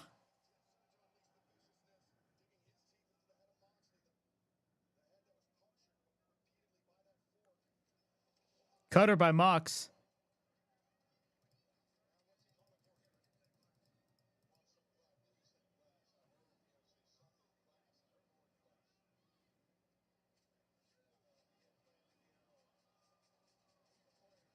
Marina Shafir got... Is that glass? Like beer bottle glass?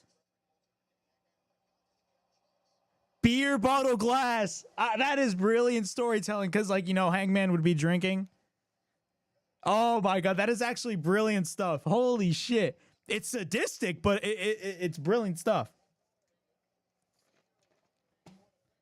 Hey, what is Jon Moxley doing?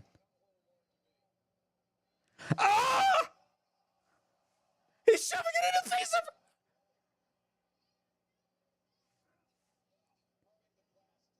Like literally rubbing he grabbed a mouthful of the glass and shoved it in the face of Hangman. He's not going to go for the pile driver. He's going to go for a frickin' pile driver.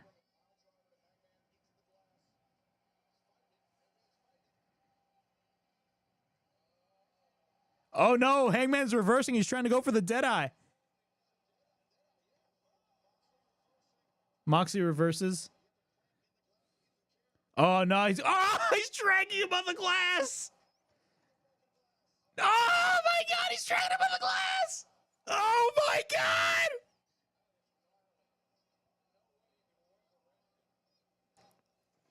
That is insane.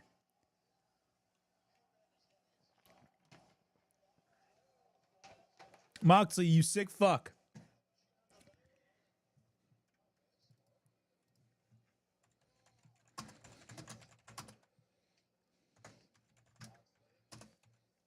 Pile driver on the glass.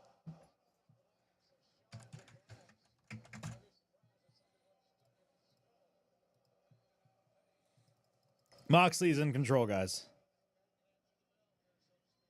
Drew hit a claymore on Jelly Roll.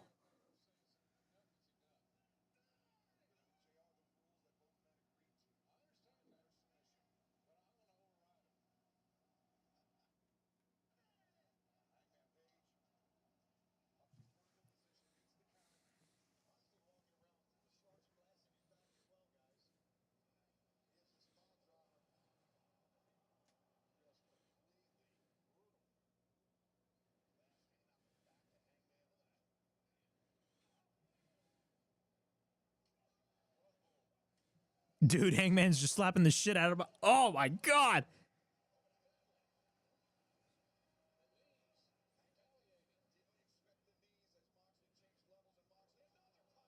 Pile driver by Jon Moxley.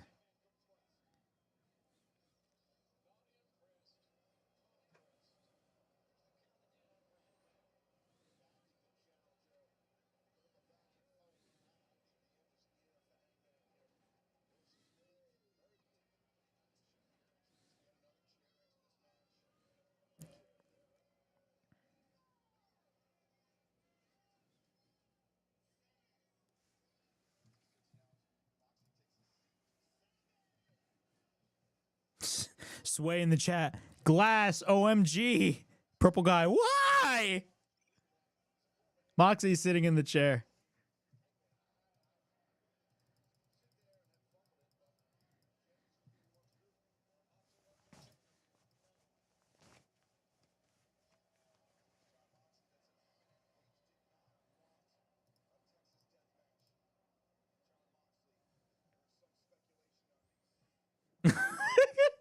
JD just tweeted, Jim Cornette is going to have a field day with this shit already 10 minutes in.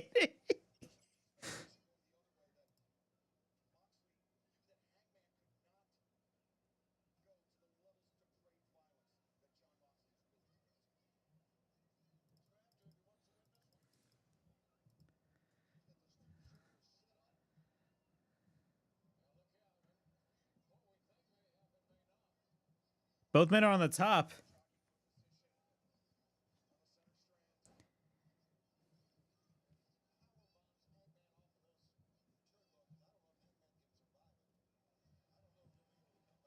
Headbutts by Hangman.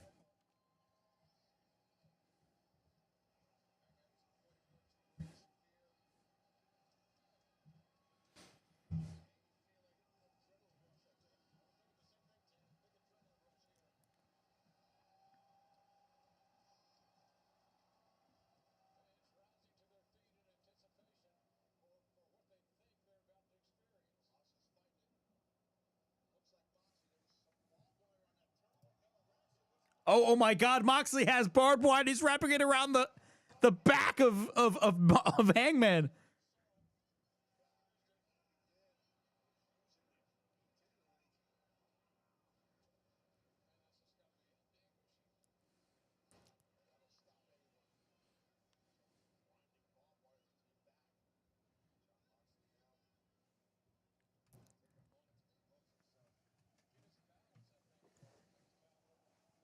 Oh my God, Hangman is literally reverse. He's pointing the chairs at each other.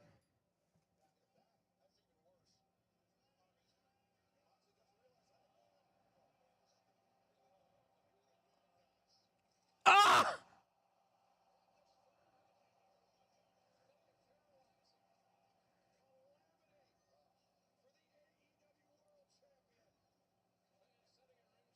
Oh my God.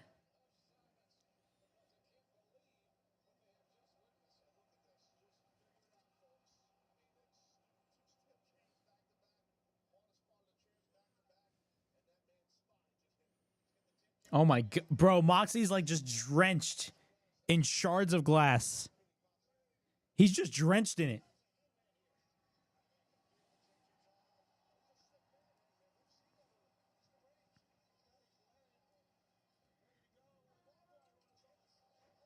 Hangman literally has he has a barbed wire. He's wrapping his whole fist in barbed wire. There's glass, barbed, everything. Oh my! Of course, Yuta's involved right now. Literally hit Hangman with the chair, and Hangman just no-sold it.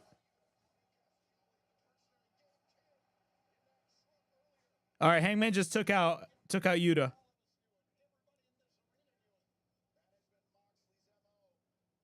What's going on Saturday night's main event? Just to make sure. Women's match. Angel's wings. He literally hit the Angel's wings. There's a whole Jade Cargill, Naomi, and Bianca Belair segment going on Saturday night's main event right now. And Hangman Page on the AEW show right now just hit the Angel's wings on Jon Moxley. So there's a segment going on with the women on Saturday night's main event, and Jon Moxley is getting the shit beat out of him. Marina Shafir is, oh my God. She has a sleeper applied on, oh my God.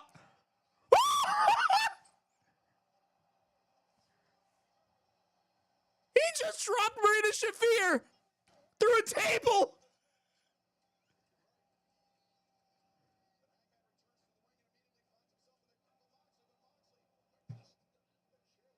Oh my God. Deadeye by a Hangman. There's literally like 2 barbed wire boards just sitting there waiting for them to be used.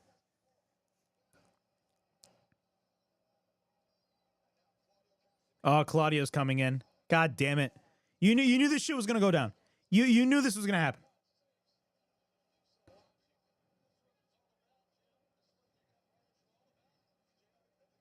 Bro, we're literally 5 hours into this show. 5 hours.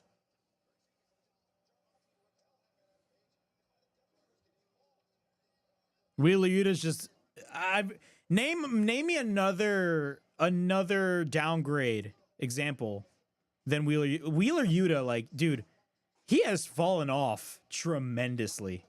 Like, it's not even funny. Like, he has fallen off tremendously. They're showing Goldberg footage now on Saturday night's main event, but Claudio and Wheeler Yuta are setting up a table. That's what's going on right now. They are setting up a table.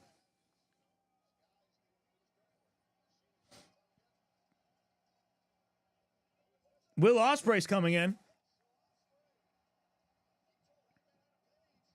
He's taking out Yuta. Oh, Gabe Kidd's coming in. They're just the Death Riders are just like ganging up on Ospreay. Oh shit, Gabe Kidd. Gabe Kidd just hit a pile driver on Ospreay on the floor.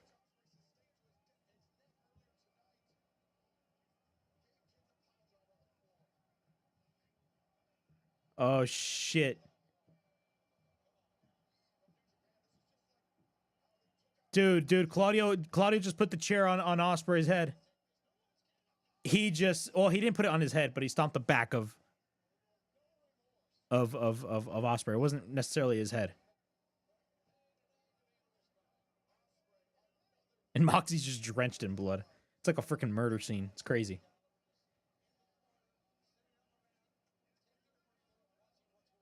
Bet you how much that Bryan Danielson's going to come out. Bryan Danielson's definitely going to come out, bro.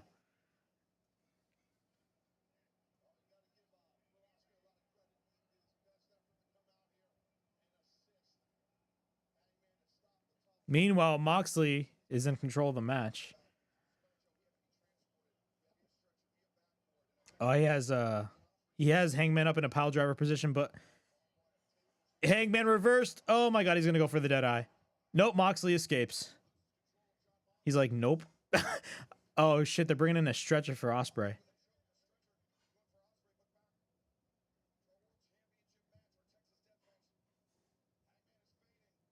Moxley.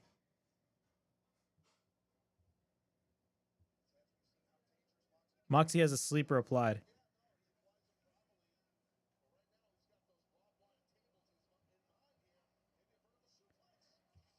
Jesus Christ. A suplex on the barbed wire boards, bro. I'm not even gonna go crazy because like I'm used to seeing this shit already.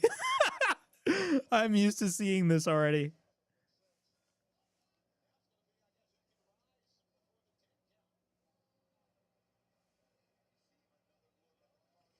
Jesus Christ. Wheeler Yuta and his emo self.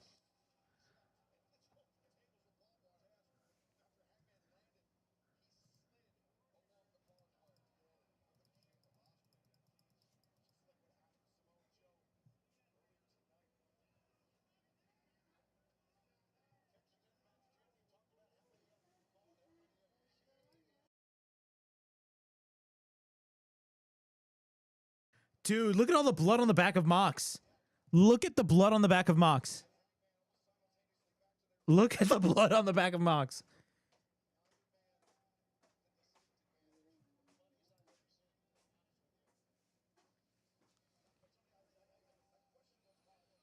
It's literally all Death Riders at the moment. It's literally all Death Riders at the moment, right now. And Ospreay's actually getting stretchered out. Ospreay's getting stretchered out.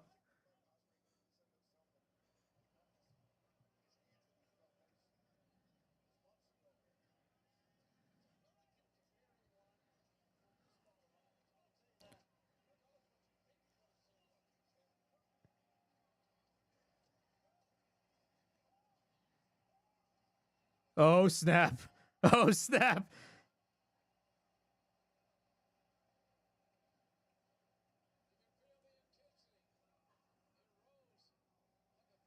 Dude, imagine this match with Mauro Ranallo on commentary. Moxie's biting the fit. Jesus Christ. Lariat. This is real. This is a really good match. This match is amazing. I don't care what anybody says. Gotch style pile driver. Moxley hit the Gotch style pile driver, and now Moxley's he's applying the bulldog choke at the moment. He is applying the bulldog choke as we speak.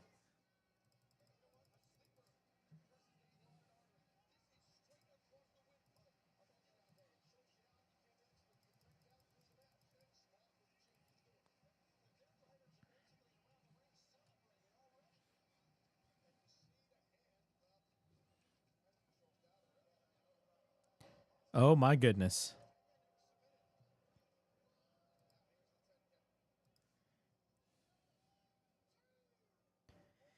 Also, we're also going to be reacting to Saturday Night's Main Event. I actually have Saturday Night's Main Event booted up on here. Right now I'm paying attention to the AEW All-In Main Event. But right after the show concludes, I'm going to be giving you guys my thoughts on the entire show. Not to mention, we're also going to be reacting to Saturday Night's Main Event because we got Goldberg's last match. And maybe get some notes on the media scrum as well. But this live stream is far from over. We got a lot of shit to talk about. Hangman got his feet up. Or Hangman got up, I should say. Moxley has a chair.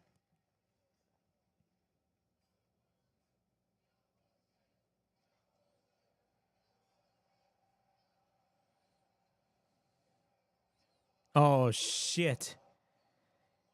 Moxley just hit the Death Rider on the chair on Hangman.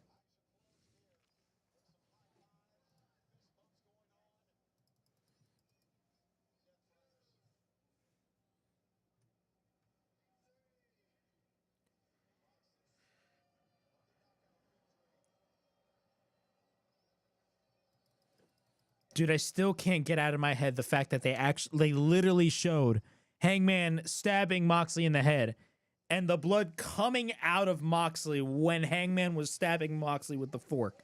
Like, the visual of that is like still like stuck in my head. It's crazy. Hangman still got up.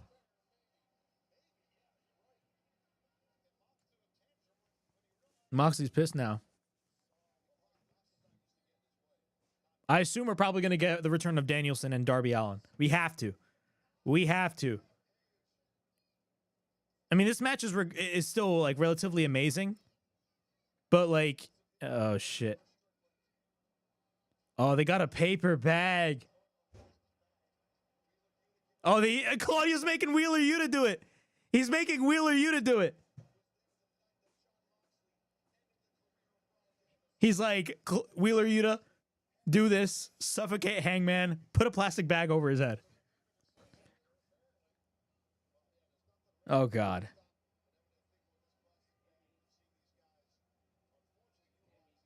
It's insane.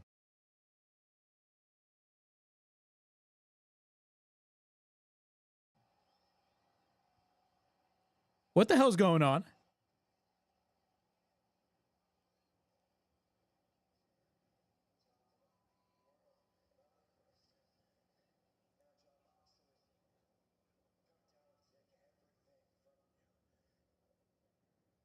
Darby Allin. So they just showed a video package of Darby Allin at Mount Everest. Oh, and the crowd is chanting Darby.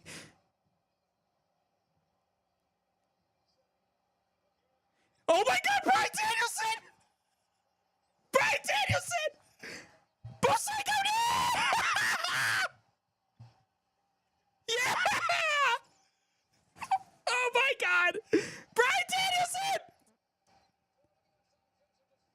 He's beating everybody's ass!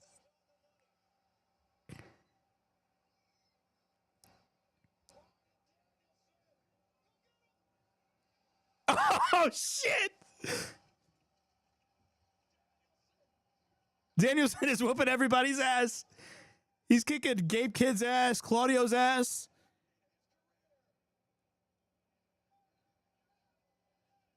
I'm very curious where Darby's at.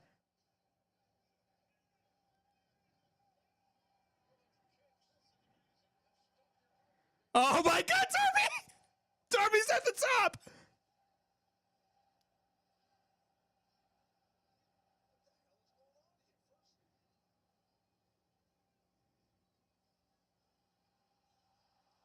Oh my God!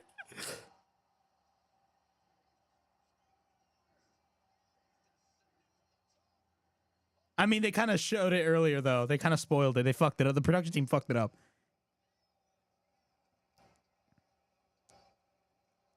Darby's back.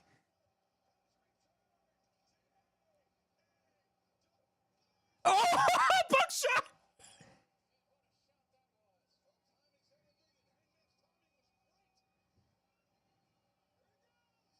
Coffin drop!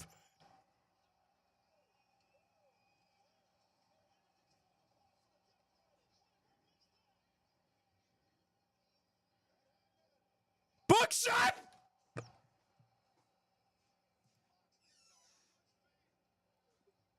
And Darby and Danielson are still whooping everybody's ass.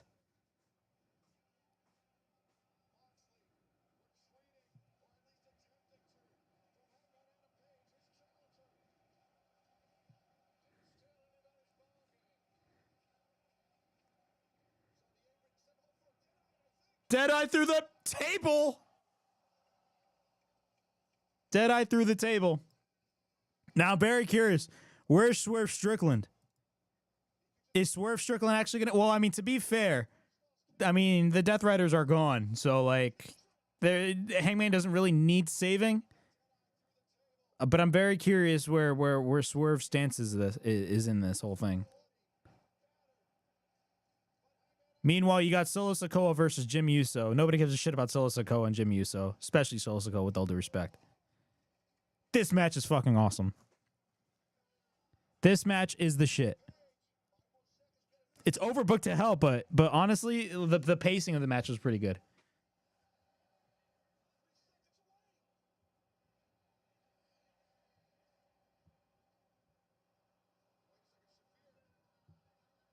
Oh, Shafir got Moxley up. she flipped off. Marina Shafir just flipped off Hangman. Oh, hell no. Don't even think about it. Oh, no, the Young Bucks. God damn. I swear to God. They're not going to disappoint me like this. They're not.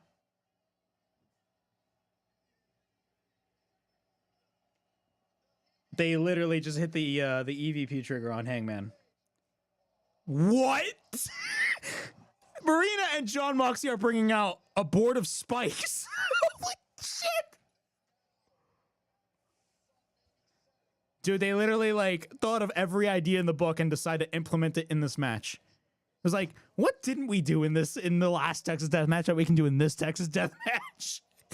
Dude, these people are insane.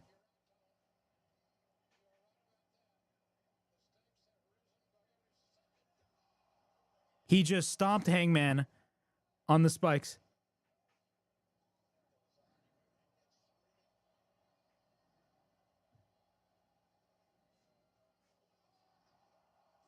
He just hit the paradigm shift on the spikes.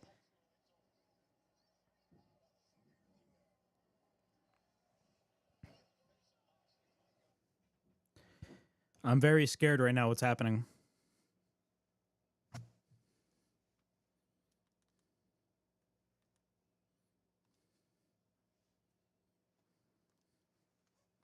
I'm very scared about what's happening right now.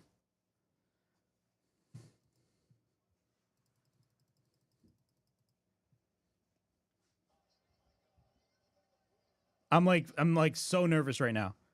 I'm so nervous. Like, Hangman has to win, but like a part of me is like, dude, AEW is gonna be like, fuck y'all. Moxie's still gonna be the champ. But I want Hangman. Hangman has to win. Like, there's no other like reason.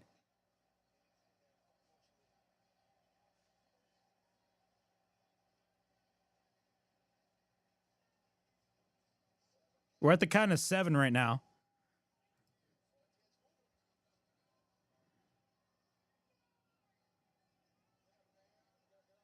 Hangman's up. Hangman's up. Hangman's up. Oh, he's back down. As soon as he's like, okay, let me get a break for at least 10 seconds. For at least 10 seconds.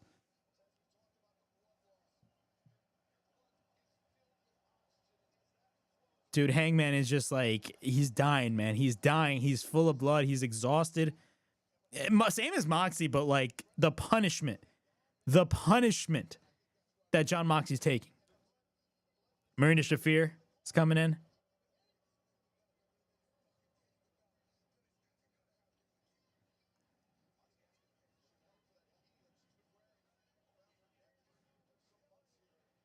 What is Marina Shafir doing?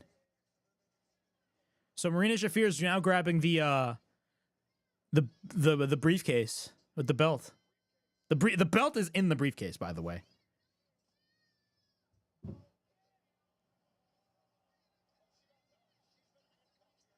Oh, Marina Shafir got handcuffed by Prince Nana.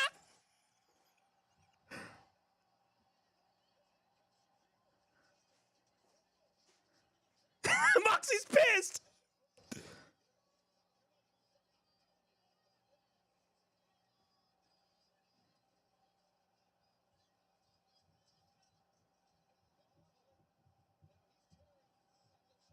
Oh, swerve!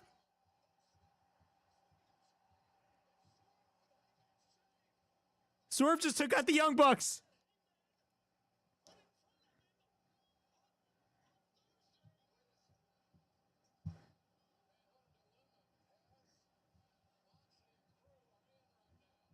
Oh my God. What is Swerve doing?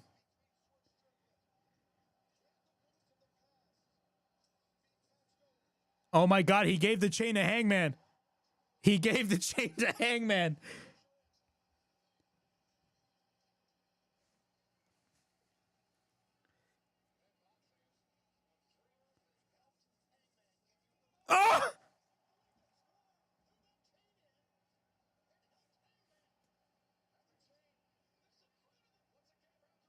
Oh, he's wrapping it around the neck of Jon. Oh, yeah. He's going to tap. He's going to tap.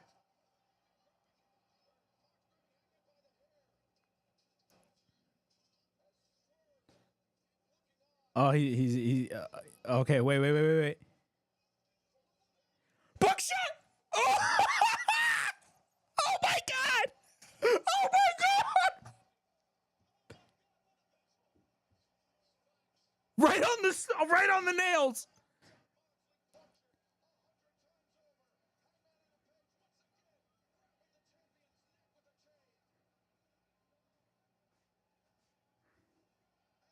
Oh, Hangman, it's over. It's over.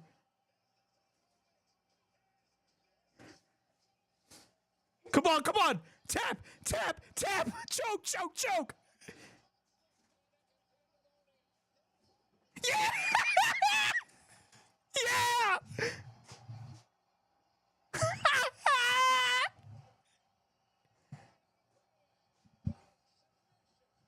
He made him tap. It's over. The reign of terror is over. The reign of terror is over.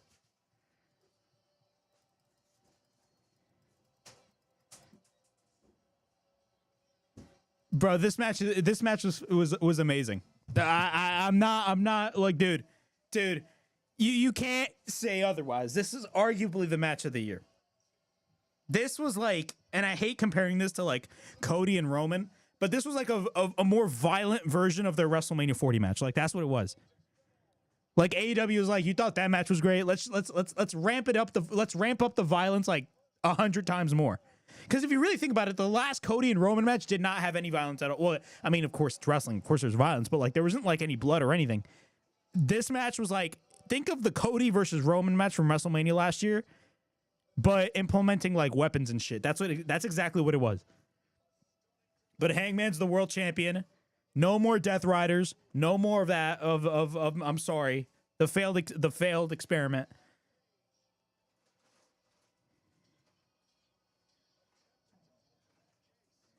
Hangman's opening the case.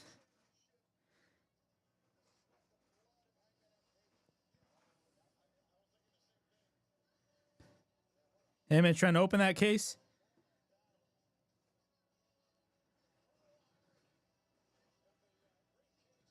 Imagine if there's nothing on that case.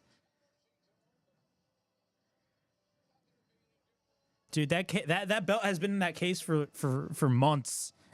Since like October of last year. Dude, Hangman's tearing up.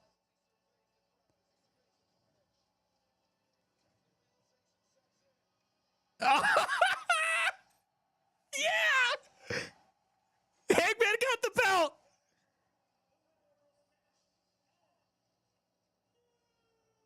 Dude, that belt looks beautiful, by the way. That belt looks beautiful. That belt looks beautiful.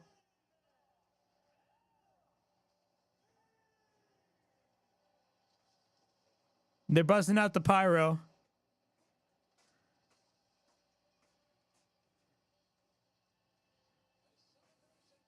Meanwhile, on Saturday night's main event, you got Jacob Fatu, or I should say Solo Sikoa and his bloodline taking out Jimmy Uso. Are they going to have Roman Reigns return? I'm very curious. But meanwhile, on the AEW side, you got Hangman Page. He's finally the AEW World Champion. That belt looks gorgeous as always. Look, the AEW World title is by far the best looking belt in all of wrestling. By far. But dude, Hangman Page. Hangman Page. My boy Hangman.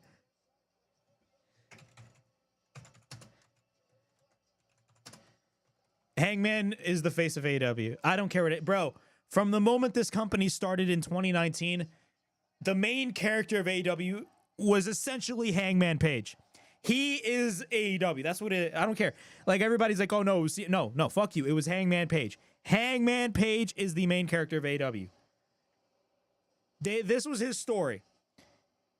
His fall from grace, his rise, well, essentially, like, you know, in the beginning of AEW, he was riding high. His fall from grace, his rise, and then his fall and then now was his rise again. That's what it was. This was like Return of the Jedi levels of shit right here.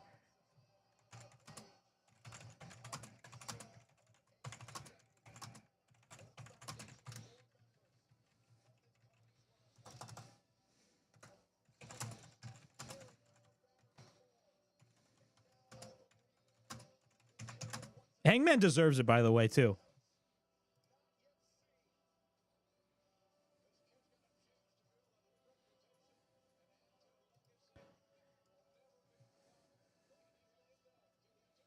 Purple guy, this is what you call competition, WWE. You need to step up. AEW could take over. That's such an unrealistic statement, bro. I don't know what you're talking about. Hangman is the man. Hangman is the man.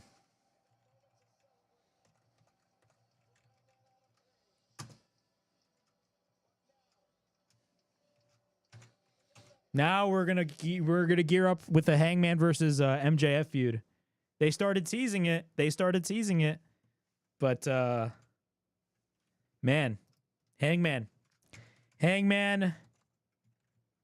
is the AEW World Champion.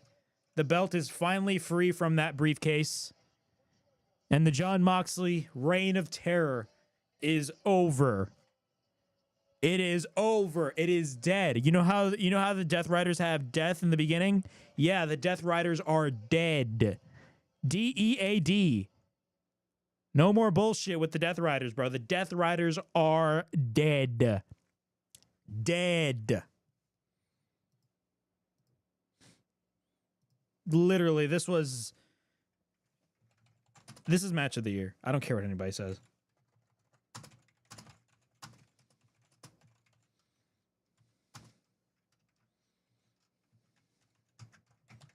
Solo Monster just tweeted.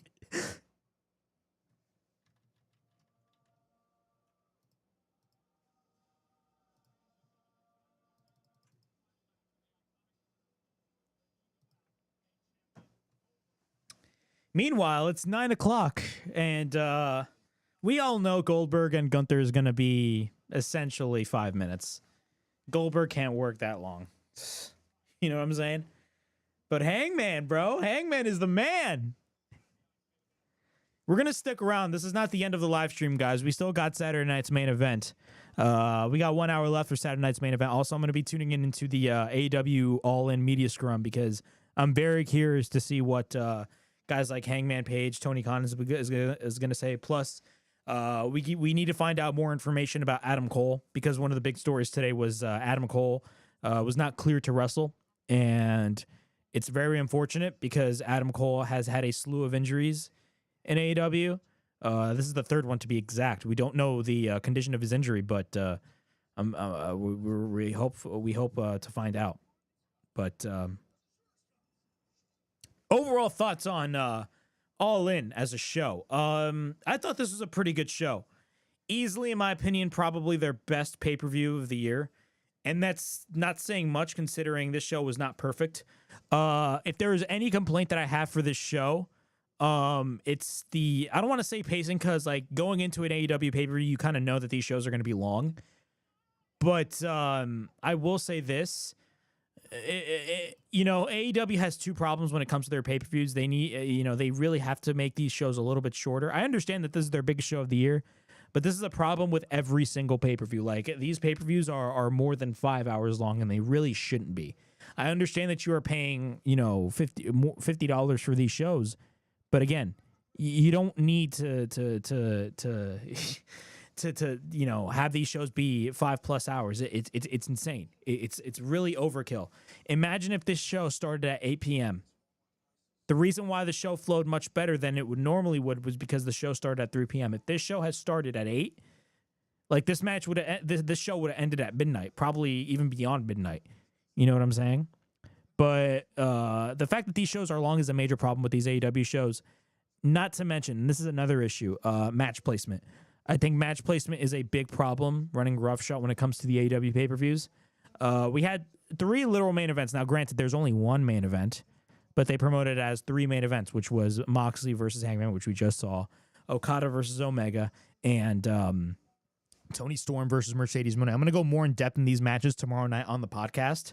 I don't think I'm going to do the podcast at night. I'm probably going to do it in the morning or in the afternoon, considering we have Evolution, and I'm planning on going live for Evolution. So we'll see what we do there tomorrow. But I will definitely go more in depth about All In tomorrow night on the Wrestle Havoc podcast. It's going to be a great episode because we're going to be talking about a lot. But I think match placement is definitely an issue that AEW really needs to fix, because the biggest problem is that if you have a lot of matches that are possible match of the year contenders, and they're your 3 essential main events that you are promoting it as, and you put those 3 matches as the last 3 matches on the show, you can definitely run into a problem. With one match, for example, like if you had like one match being an amazing match, you can run into a risk of the next match being an absolute dud. Now, granted, we didn't really see that with this show, thankfully, but if you watched Okada versus Omega, you can definitely see why Okada versus Omega, ended the way it did. It was not a bad match. You definitely had a lot of the stuff that you would normally see in a typical Okada versus Omega match. Normally, these shows would end like when it comes to an Okada versus Omega match, those matches would start off really slow, and then they would get like they'd split in different levels. If that makes any sense, they'd split in different levels. So like they would start in the slow level, and then they'd ramp it up, and then they will go intense, and that's what makes these matches special. Ibu said it best. Ibu of WrestlePeers. He stated that, as soon as AEW got to the next tier of intensity when it comes to the Okada and Omega match, it feels like they ended that match way too abruptly. I don't want to say abruptly, but, they ended the match as soon as they got to that second tier of intensity. But overall, I thought the Omega and Okada match was great. If you compare it to like their Wrestle Kingdom match or their Dominion match, now granted, this is their 5th match, but if you compared it to their Dominion match, which ended in a time limit draw, or their first Wrestle Kingdom match, it's nowhere near as good as those matches, but it's still not a bad match. But I will say, I kind of expected that match to be that way. I didn't expect it to be like a classic or anything, even though I tweeted out that this match was going to be a classic, considering the nature of and the star power of Kenny Omega and Kazuchika Okada, but it is what it is. Toni Storm versus Mercedes Moné. I thought it was a great match as well. Toni Storm versus Mercedes Moné definitely tore the house down. I actually expected for Mercedes to go over. I thought Mercedes was going to go over and Toni Storm was going to lose. But the one thing I will say about this match is that Mercedes, or I should say AEW, essentially proved that Mercedes Moné, quote unquote, does not have creative control. I've always hated that narrative. Everybody's accusing Mercedes Moné to have creative control in their contract. Look, these people do not know the difference between creative input in your character or creative control. Like they confuse both of those things with the same thing, which is ridiculous. But I thought the match between Toni Storm and Mercedes was phenomenal. I thought they tore the house down. Mercedes Moné continues to prove why she's one of the most marketable female wrestlers on the planet. Toni Storm, she's also marketable as well, and Toni Storm is still the AEW Women's Champion. But I will say, I think this is not going to be the last match between Mercedes Moné and Toni Storm. I think we're going to be getting a rematch between the two. My prediction is that we're going to be getting that at Forbidden Door. We're going to be getting a rematch between the two. Because there's definitely a story to play out when it comes to Toni Storm and Mercedes Moné. Keep in mind, Mercedes has 6 titles, and she didn't defend any one of them in this match. Toni Storm was the only one that defended the title. So what I see happening is either we're probably going to get a rematch, which is a unification for the AEW and TBS titles, or we're going to have a scenario where we're going to have a trilogy in which the next match is going to be for Mercedes title, which is the TBS title. And then the third match, which is the rubber match, it's going to be for both the AEW Women's World title and the TBS title. But overall, I thought Mercedes and Toni Storm did what they had to do. And I was actually surprised that Toni Storm got the win. I was very, very, very surprised that she got the win. But honestly, I'm not mad about it. Either way, it was still a relatively good match. But the tag team match. Now, I got to go back and watch the tag team match. I say that because I was having some technical difficulties when it comes to my connection. And it was not just my stream. If you guys watched my stream earlier, You guys know that I was dealing with some technical difficulties. The reason why I'm actually doing a stream here is because I have a new Mac, and I wanted to try to stream here, and so far it's been working. I actually have my hotspot from my phone connected to my computer so that we wouldn't have any connection issues. But when it comes to the tag team match, from what I saw, I mean, the sequences that we saw between the Young Bucks, Swerve Strickland, and Will Ospreay, I mean, it was off the chain. And the finish, it was the house call and the hidden blade at the same time was phenomenal. And of course, the stipulation was if the baby faces lost, they couldn't challenge for the world title for the next year. And if the heels lost, then they lost their EVP status in kayfabe, of course. But the Young Bucks has in kayfabe lost their EVP roles, and they're just guys on the roster now. Of course, we had the Casino Gauntlet. Out of both the men's and women's Casino Gauntlet, I genuinely believe that the female Casino Gauntlet was actually better than the men's. I liked the men's Casino Gauntlet, but it was nowhere near as entertaining as the men's Casino Gauntlet. Because think about this, Athena's pop, when Athena came out, think about this. When Athena came out, her pop was immense. Like, the pop that she got was insane. And the good thing is that she won the Casino Gauntlet, and she's now the new #1 contender for the AEW Women's World Title. And that is what I'm very curious about. I really want to see a Toni Storm versus Athena match. Like, this current incarnation of Toni Storm versus this current incarnation of Athena, because I genuinely believe that AEW, they had Athena signed since 2022, and they essentially had her do all her best work on a show that nobody watches. And I understand they put her there to, quote-unquote, elevate Ring of Honor, but let's be honest with ourselves. Nobody watches Ring of Honor. And if you do watch Ring of Honor, you are insane.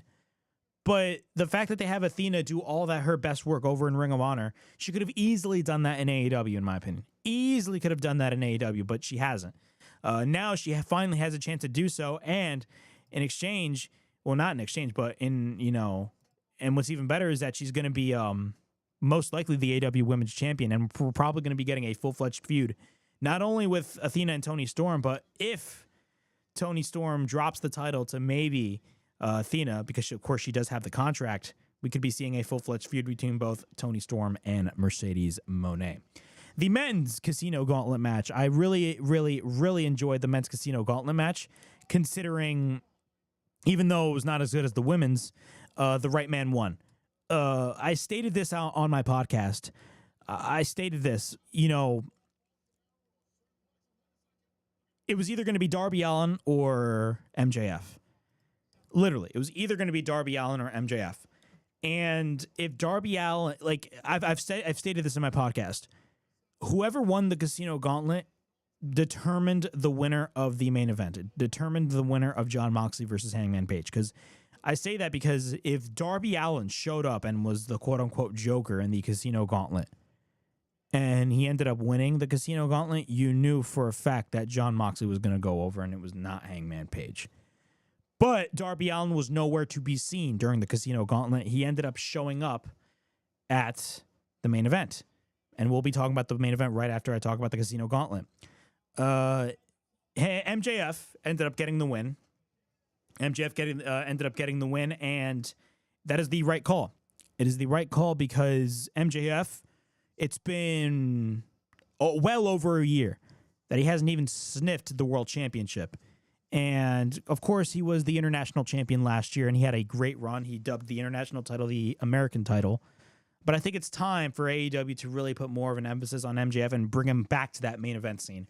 And, they had MJF and Hangman Page had a great match back at Revolution in March. And the promo segments building up to that match, especially their first promo segment, which opened up an episode of Dynamite, was off the freaking chain. It was off the freaking chain, and I really, really, really loved what they did there. But when it comes to Hangman Page and MJF, I think we already know who Hangman Page is going to drop the AEW World Title to. It's not going to be immediately, but it's going to be relatively soon. Give it a couple of months. MJF will be your next AEW World Champion. And but also you have to take into consideration his role with the Hurt Syndicate, because we know eventually MJF is going to turn on the Hurt Syndicate, considering the nature of his character. He always turns his back on people. That's the nature of MJF's character. He's going to turn his back on the Hurt Syndicate. So I'm very, very curious to see what happens there. But as of right now, MJF is the new #1 contender for the men's AEW World Championship. The main event, of course, was Jon Moxley versus Hangman Page for the AEW World Championship. This match, arguably, easily the match of the year, not only for AEW, but the match of the year for, I don't want to necessarily say all of wrestling, because we had that triple threat match at WrestleMania 41 with Punk, Roman, and Seth Rollins. That match was fantastic. And if there's one compliment that I can give this match, is that this match was essentially WrestleMania 40 on steroids. That was what this match was. The main event between Mox and Hangman was essentially WrestleMania 40 on steroids, because it was overbooked to hell. That is exactly what it was. It was overbooked to hell, and essentially AEW did everything that they could in this match to really, make these interferences matter, to really create some big moments. Because say what you want about the Death Riders, and trust me, the Death Rider storyline was essentially, a big flop. But I actually am an advocate of actually keeping the Death Riders around. Just have them have a different motive. And from what it looks like, Jon Moxley is probably going to be feuding with Darby Allin. That is the best possible scenario. Keep the Death Riders around, but reshape them in a different way. Don't just abandon the entire group. Keep on working on your investment, because eventually, if you keep on working on an investment with the Death Riders, eventually people will carry on. And realistically, some people were actually starting to get used to the Death Riders, at least in the last 2 to 3 months. Maybe I should say not 3 months, but maybe the last month or two. The last month or two, even though everybody wanted Jon Moxley to his reign to end, some people were actually starting to dig the Death Riders. I can recall a Dynamite where the Death Riders actually got a pop from the crowd. So keep the Death Riders around. Have them have a different motive. Have them still be heels, but don't have them taking over AEW, because it just makes no sense. And AEW really needs to kill it with those taking over storylines, because it's not the NWO. It's not 1996. It's not 1997. You're never going to replicate that. You got to do something new. But in terms of the Death Riders, yeah, keep the Death Riders around. And from what it looks like, they're going to have Jon Moxley feud with Darby Allin, which honestly is the best possible position, not only for Darby Allin, but the best possible position for Jon Moxley. So I just had one of my lights turn off. I got to charge those lights. I'm talking about this light right over here. See that? This light has been on for 5 straight hours. Now I got to charge it. Yes, it's a rechargeable light. I have an extra light right there, so I mean the lighting is not as bad, but still. Some might say it was a little bit bright, but yeah, that was my thoughts on All In. When it comes to Saturday night's main event, as of right now, we got my bad, I accidentally tuned into the intro. We got Seth Rollins versus LA Knight. Yeah, I gotta watch the entire first hour of Saturday night's main event, but I'm gonna actually change the layout for All In because we're no longer watching All In. We're watching Saturday night's main event. Hold on. Let me actually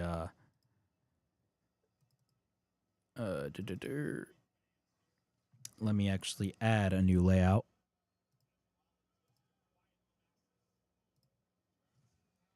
Layout 2.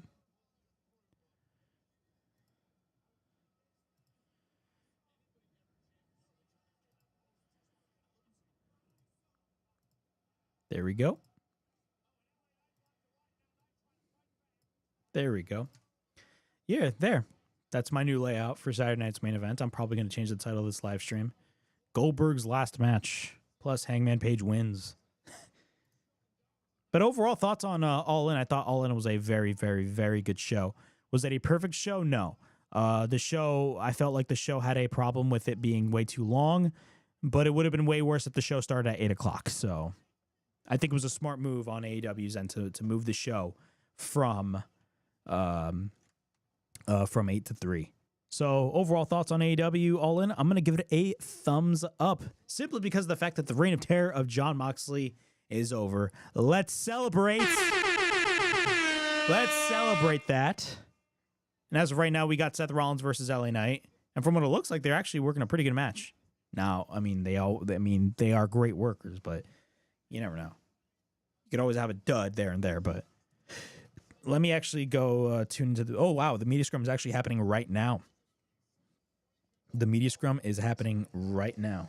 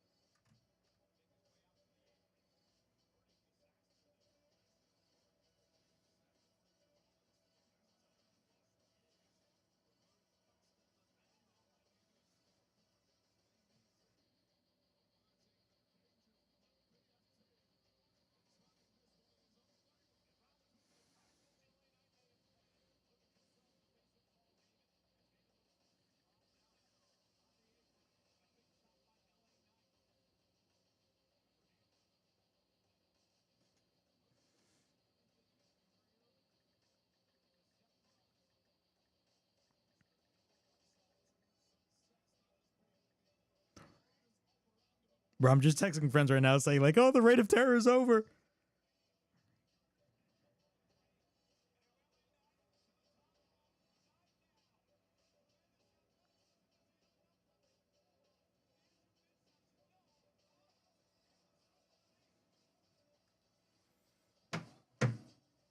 Rollins just hit a buckle bomb on LA Knight.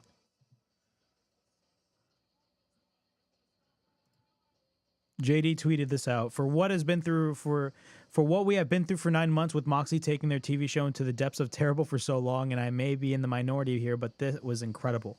Everything was very fitting of what it needed to be a conclusion.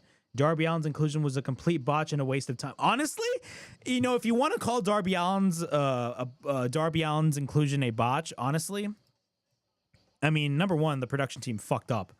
I've called for Hangman Page to be the man, and he's finally the man again. Tremendous main event. Oh, yeah, this was by far the best AEW main event. The best main event in a while. Hangman Page is the top guy. Easily. Easily the top guy. And we're going to be talking about All In a lot tomorrow on the Wrestle Havoc podcast. We're going to be talking about a lot of that shit because I'm very, very interested about what's going to happen. Very interested.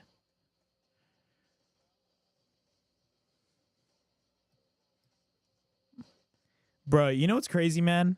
We got a whole, like, you know, everybody talks about sponsorships on the ring, mat. Bro, you know what? You want to know what's in the center of the WWE ring for Saturday night's main event? A promotion for the movie The Naked Gun. That's what's in the middle of the ring mat. Let me change my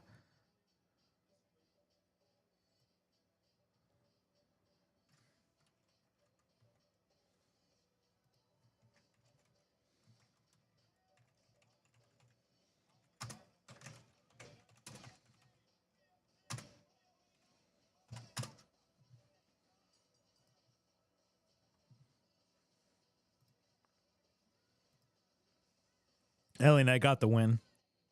I wasn't really paying attention. I got to really pay attention for tomorrow. I got a lot of stuff to talk about on the show tomorrow, man. If you guys want, I don't know what time it's at exactly. I'm going to be going live for the Wrestle Havoc podcast, considering we got Evolution tomorrow. But, I mean, we're going to be talking about All In. We're going to be talking about Saturday night's main event. We're also going to be talking about TNA, man. We're going to be talking about TNA and the interview with TNA President Carlos Silva that he had with Ariel Helwani on the Ariel Helwani show. He talked about TNA, you know, they're close to signing a new television deal, which we are going to go heavily in depth with. We're going to be talking about WWE and TKO wanting to counter-program AEW constantly. Plus, we're going to be previewing WWE Evolution, man. We got a lot to talk about tomorrow on the Wrestle Havoc podcast. So if you guys are watching this live stream, I'm going to be going live tomorrow. I'm not necessarily sure what time. Normally, the Wrestle Havoc podcast would be at 8 p.m., but from what it looks like, especially with Evolution taking place tomorrow, I'm probably going to go live maybe either in the morning or I'm going to go live in the afternoon. I'm still relatively debating on what time I'm going to be going live, but be on the lookout for the next episode of the Wrestle Havoc podcast. It should be a good one.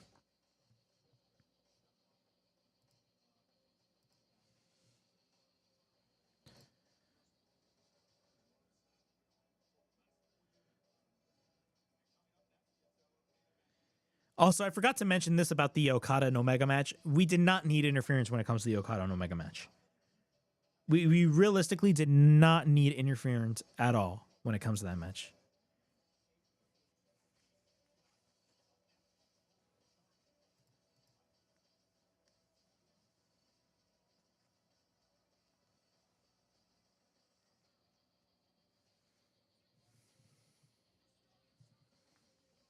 Bro, I had a whole coffee, which is still not finished.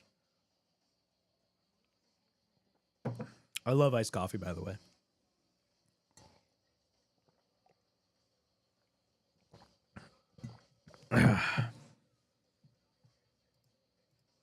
But overall, if there was a rating that I could give all in, I give it a 7 out of 10.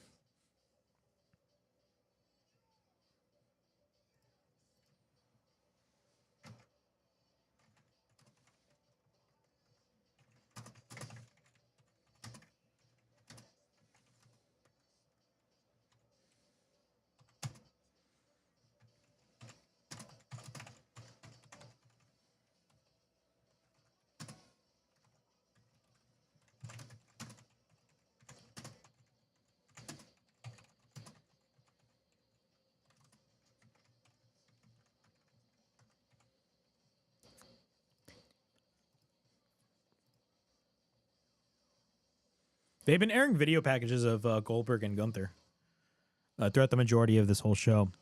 It's only 9:24, by the way. Let me see the card for Saturday night's main event. Hold on.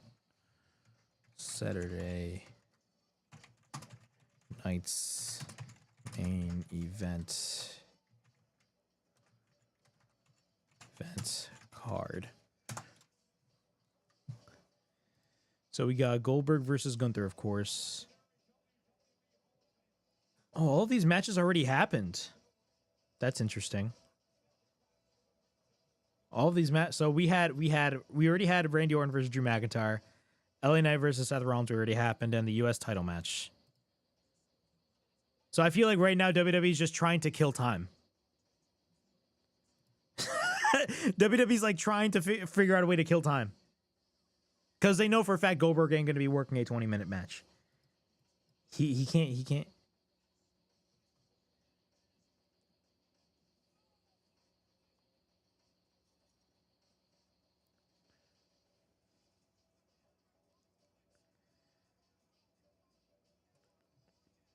Like, this felt like one thing I will, and another thing I didn't say about the main events about All In between Mox and Hangman is the fact that the match and the outcome of the match felt like a conclusion, but a conclusion that was good. It's weird because the Death Rider storyline for the majority of the time was a dud, but the conclusion was just fantastic. You know what I'm saying? It's a very weird dynamic, because normally a good conclusion comes out of a good story, but the Death Rider storyline, there was nothing really special about the Death Rider storyline, but for some reason the ending felt like a huge end game type of conclusion, which is very weird, but it did end that way.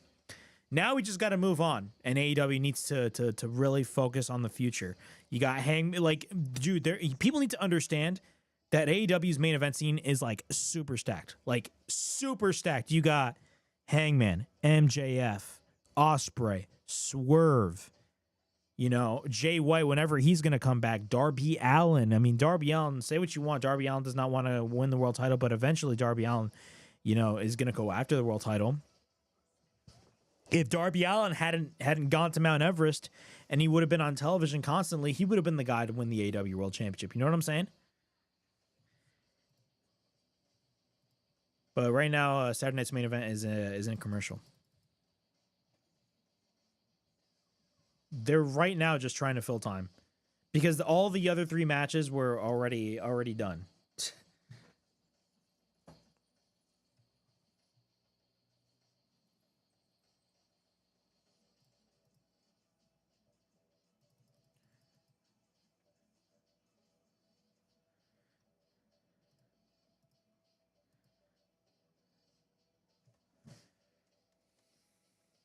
Hold on, let me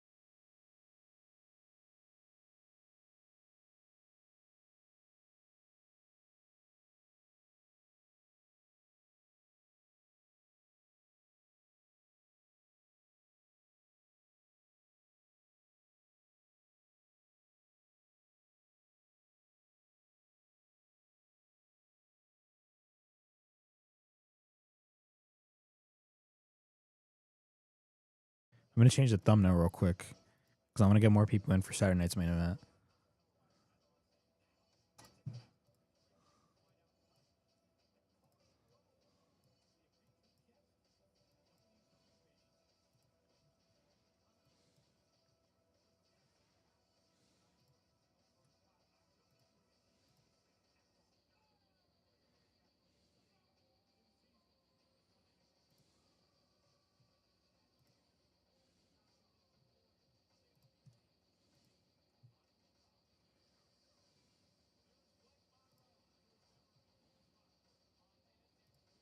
Oh, look, Mercedes, not Mercedes, Mariah May.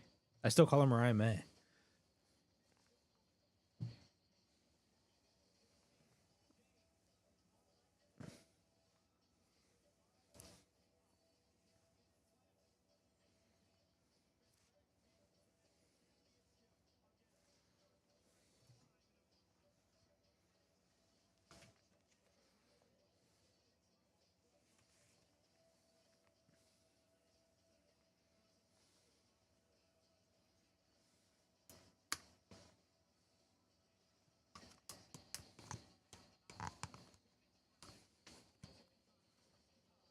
Okay, we're back.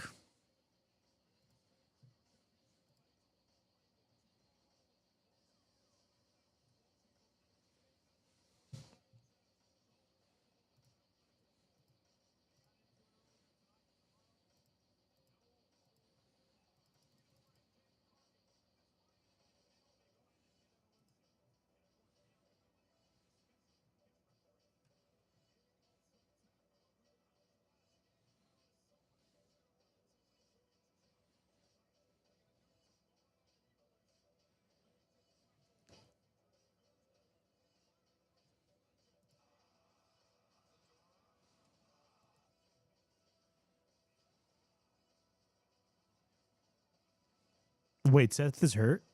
Seth Rollins is hurt? I didn't know that. Hold on. Really? Dude, WWE's just like trying desperately to like kill time. They're trying desperately to kill time. Bro, this lighting is so ass. But hold on.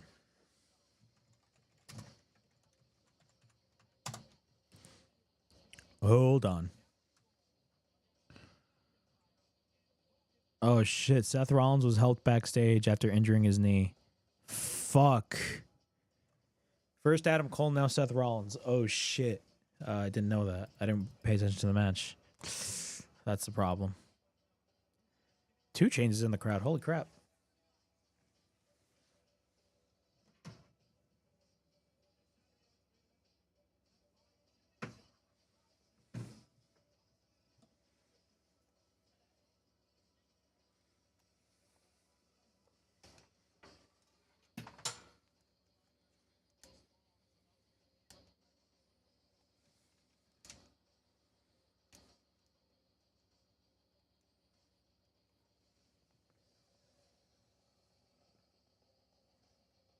Oh, okay. Gunther is coming out at the moment. Meanwhile, I got the AEW media scrum playing. There we go. The lighting is so much better. Not perfect, but much better. It's only 9:32, bro.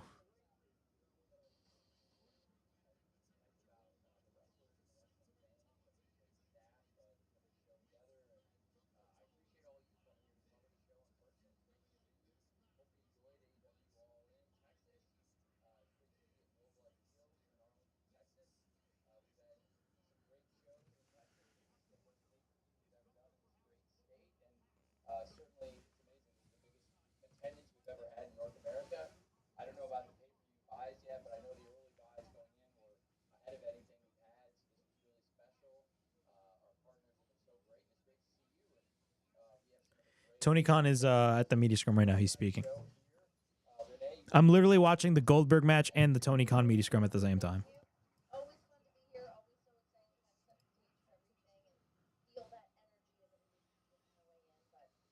Without further ado, we should get into this, yeah? Great. Well, it's exciting, and thank you very much, Renee. And we've got some of the top stars, great champions, and great wrestlers from AEW, and I'm excited about how we're going to start this one out here at all. Goldberg is coming out right now.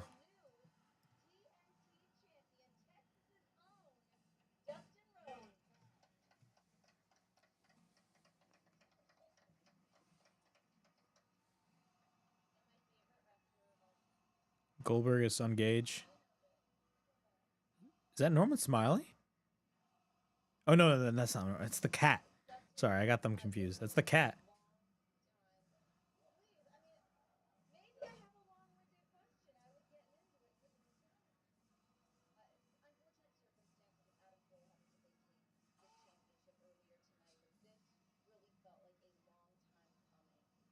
I said Norman Smiley. No, that's the cat. It's Ernest Miller. That's the cat.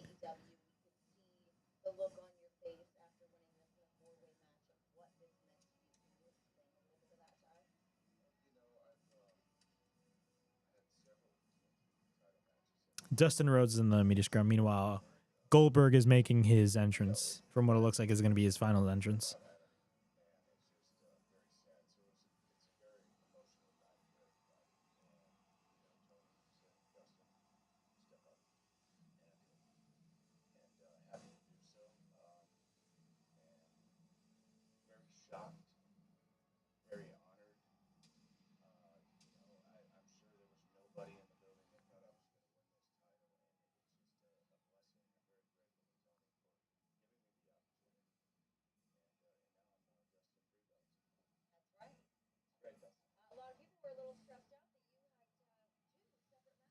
Think about this.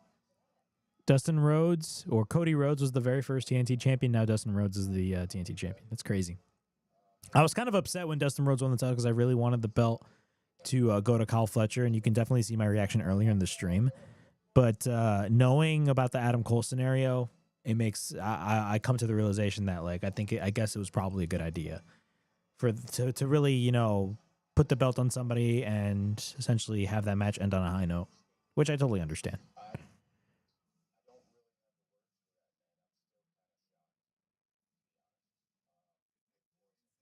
All right, they went straight to commercial break.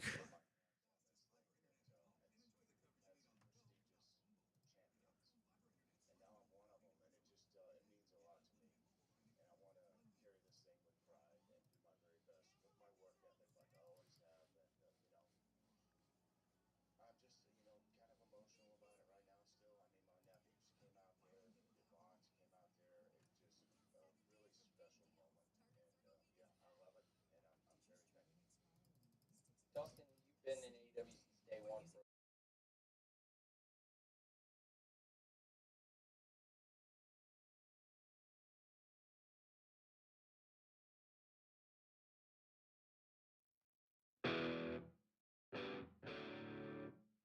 I'm putting background music for a little bit.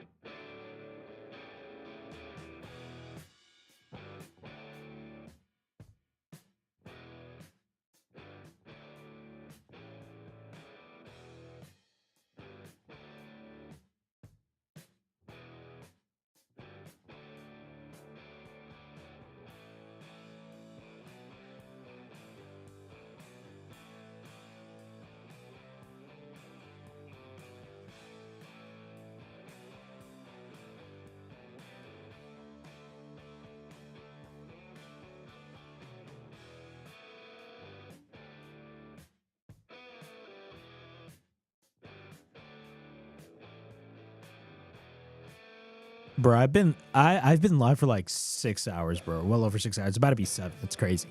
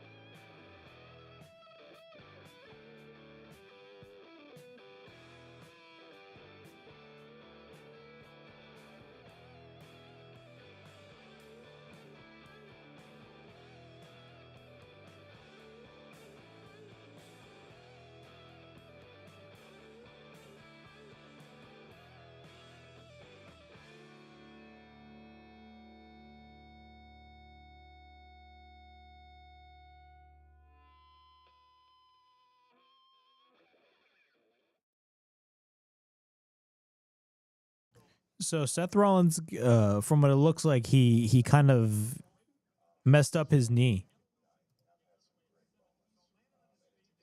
He kind of messed up his knee when he tried to do a springboard moonsault from the middle rope.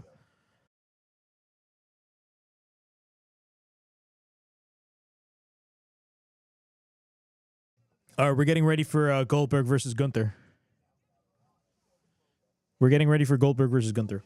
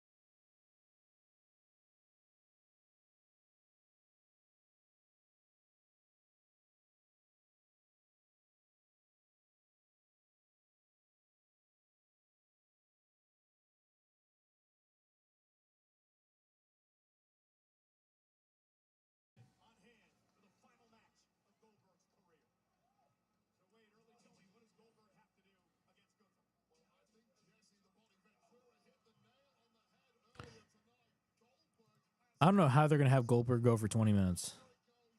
They shouldn't have go. It's probably gonna be like a less than 10-minute match. They're probably gonna have like a whole post show celebration and all that stuff. I can't see Goldberg go over 10 minutes. I just can't see it.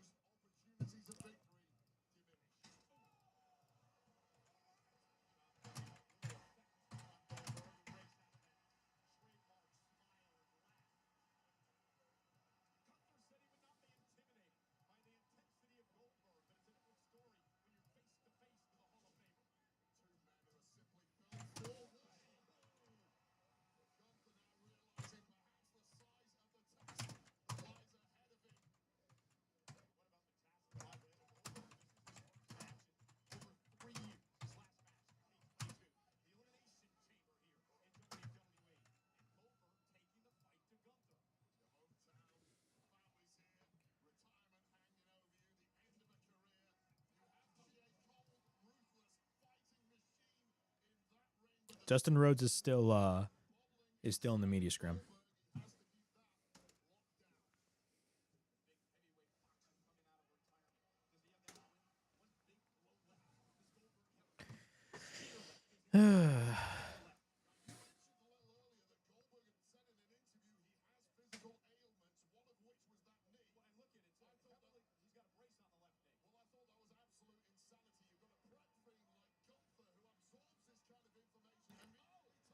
Goldberg has drops Gunther.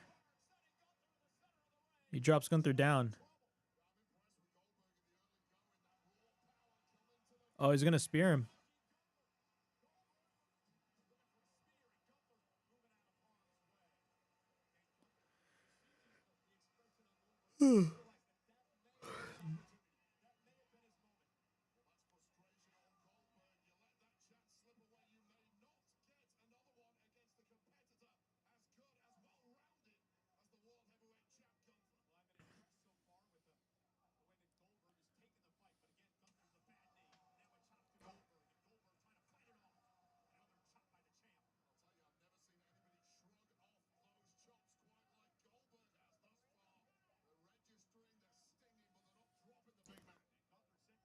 Dude, yo. Yo. Oh my god.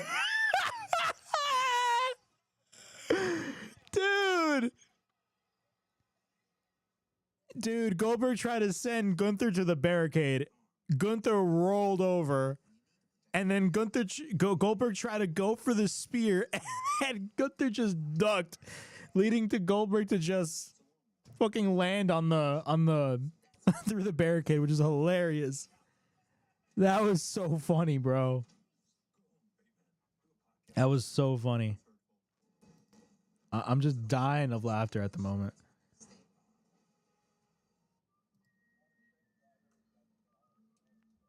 Who is fighting tonight?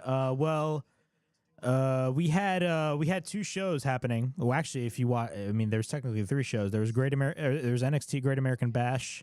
I'm responding to Josh Perry, by the way. Thank you for joining the stream. But there was essentially three shows today. There was NXT Great American Bash, All in Texas, which is AEW Stadium show, their biggest show of the year, and right now, Saturday night's main event, which is hosting Goldberg and Gunther. I actually, if you see, this stream is actually well over 6 hours because that was because I was reacting to AEW All In. Now we have Saturday night's main event, and we got Goldberg versus Gunther, and that match is actually happening right now.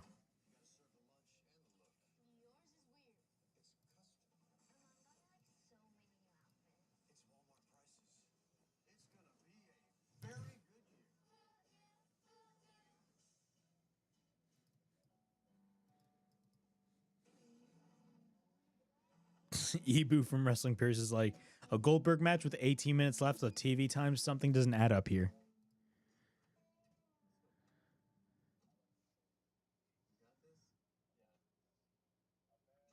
Yeah, if there's anything that sucks about this whole weekend so far, it's Adam Cole and Seth Rollins both getting injured.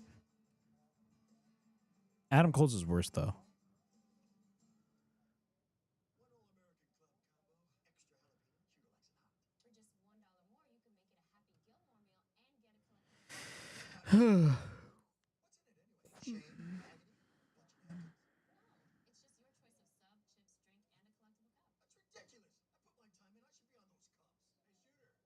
I'm starving. And I already ate, which is crazy. I already ate.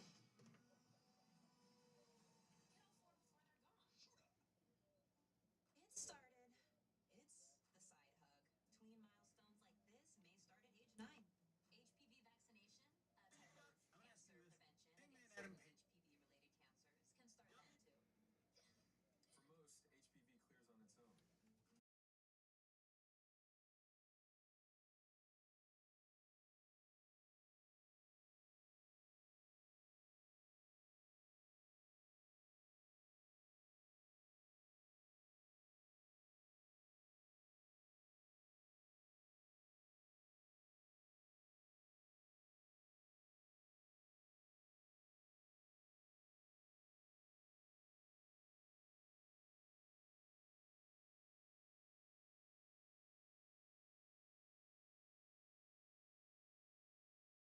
It is so crazy that the NBA is coming back to NBC.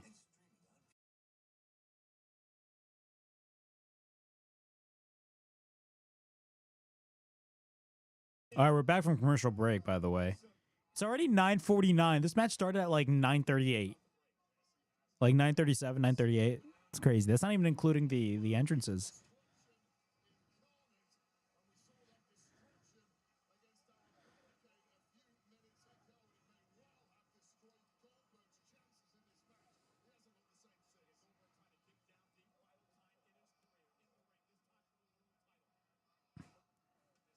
Gunther's going for some chops. I can't really dictate what I'm thinking about this match because we're not even seeing the majority of it. We're not even seeing the majority of it.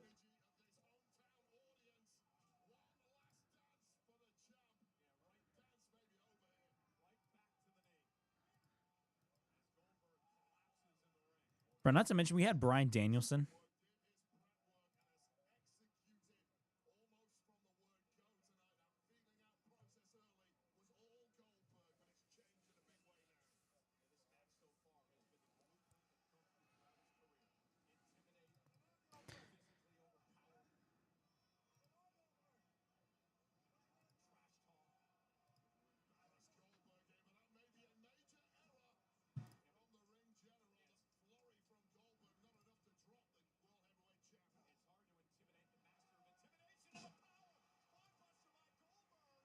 Goldberg just dropped Gunther.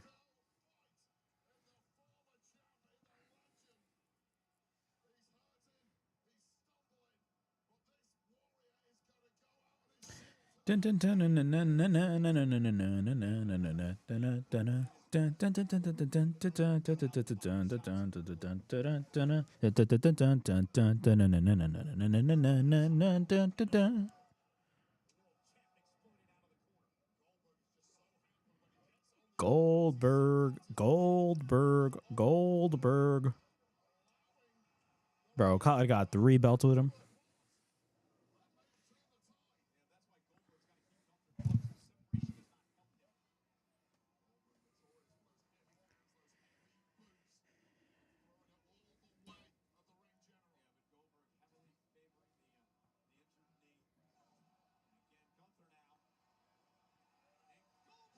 Goldberg hit a back body drop.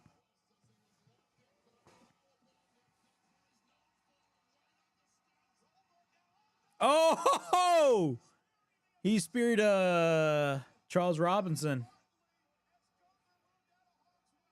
Gunther. Goldberg just speared Charles Robinson. Uh-oh.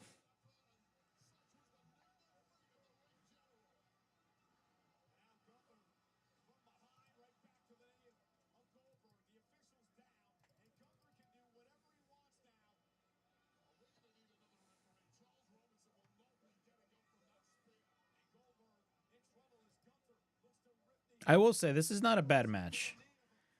I mean, Gunther's the type of wrestler that can make anybody look good. You can be like the worst worker in the world. Gunther will still make you look good. If Gunther's like the one, calling the match.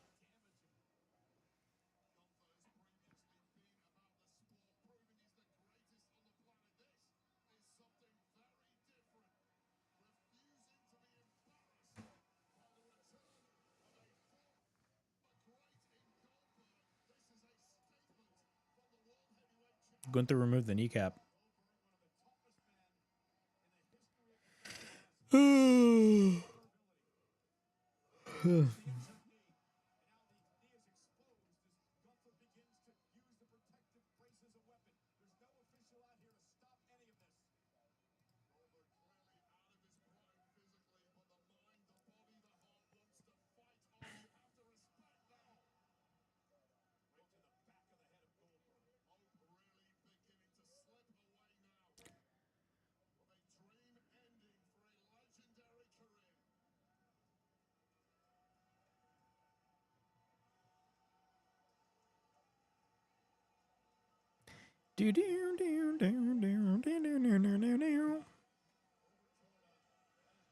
Oh, Goldberg's son.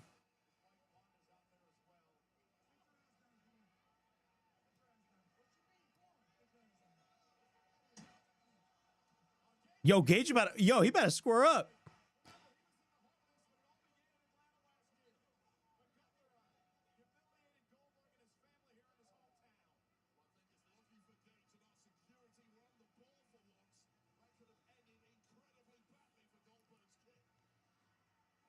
Oh, he's gonna hit the spear. He speared Gunther.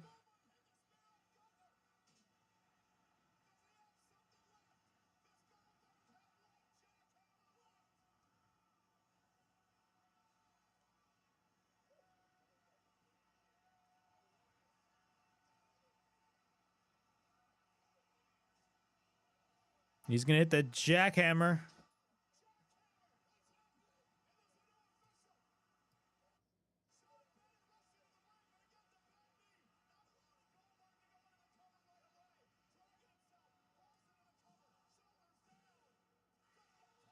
Oh, thank God. Thank the Lord.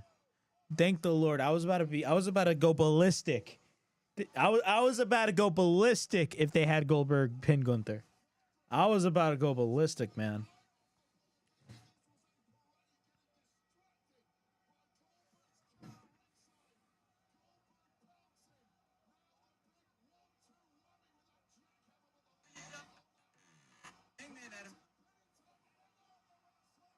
Gunther just applied the sleeper.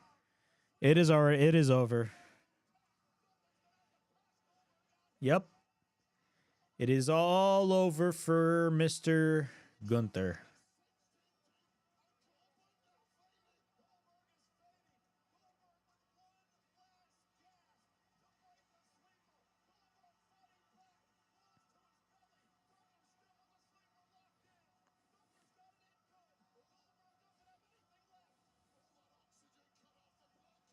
Yep, it's over. Yep. Gunther retains as expected. As expected, Gunther got the win.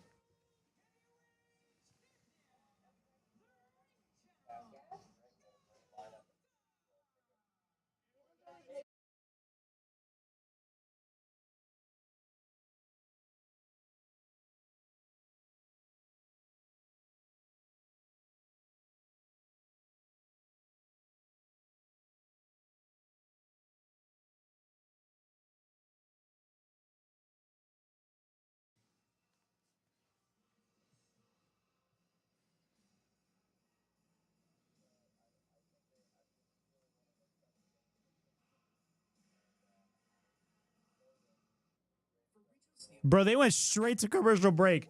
What are these people, bro?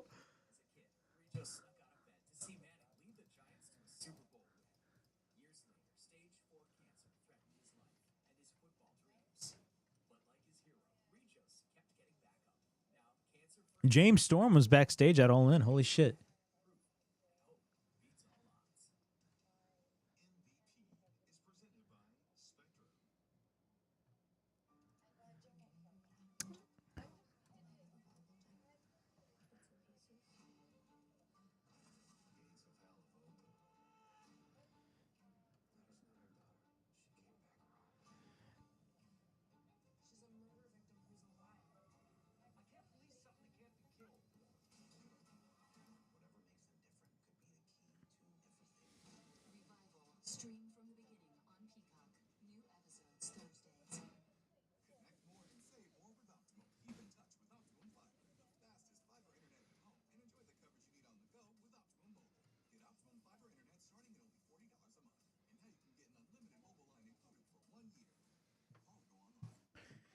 Gunther just beat Goldberg.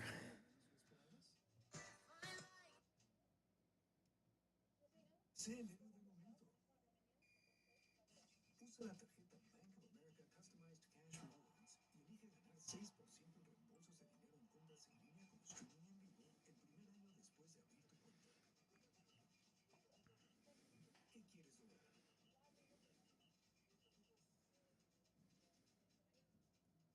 Same old phone? Nah. It's me in 3 time zones. Dude, that pop when Hangman beat Mox was crazy. That pop was intense, bro.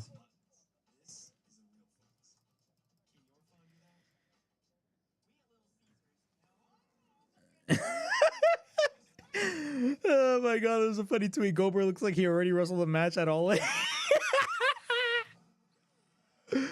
That's kind of funny. Oh my god.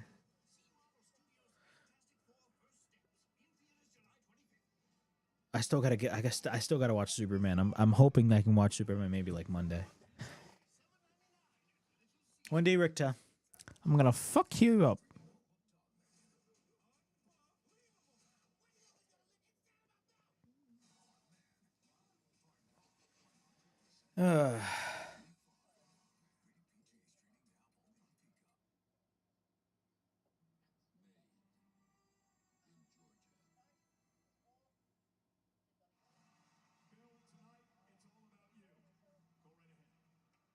First off, I don't think I've ever lost here in Atlanta, so I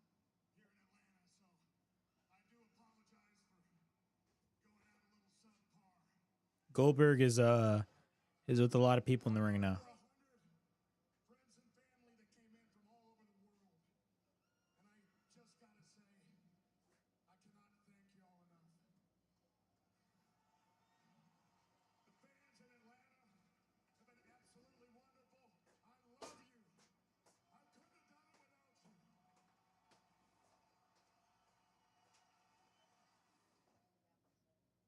you. And the show ends.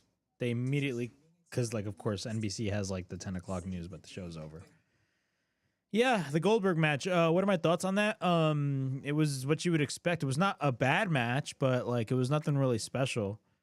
I mean, you'd be a fool if you thought that you know, Goldberg was gonna go over. But I will say, after Gunther won and them going straight to commercial break, to me was fucking criminal. Like that was a stupid thing to do. Like I don't know whose call that was, whether that was WWE's or I think was maybe NBC's. But I think one of the biggest problems with these Saturday Night's Main Event shows is the fact that there are way too many commercials. Way too many commercials. I understand it's broadcast television and I understand it's NBC, but still, the amount of commercials that are on this show, and we saw this with the last Saturday Night's Main Event, is just ridiculous. Absolutely ridiculous. Like the fact that we're like 3 minutes, we were literally 3 minutes away from the show ending, and right after right after Gunther wins. Think about this. We were literally 3 minutes away from the show ending, and right after Gunther retained his title and made Goldberg pass out, they immediately go to commercial break. Like, what is wrong with these people? Like, these people, like, dude, I don't understand. How do you do that? And then they go back. They come back to commercial break. You have a group of people in the ring. You know, Goldberg's relatives. You have some legends over there. You had the Cat. You had DDP. You had a lot of people there, and he was giving he was giving like a goodbye speech, and it only lasted for like a minute.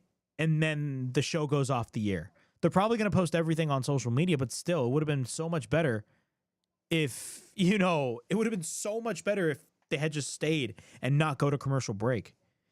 Now, and the significance about this is that it scares me because there's rumors that John Cena's last match is going to be on a Saturday Night's Main Event. Damn, they better not go to commercial break, especially for John Cena's last match. I'm telling you right now. It'd be a fail if they do that, but it is what it is. Tony Khan is now opening the floor to a lot of questions.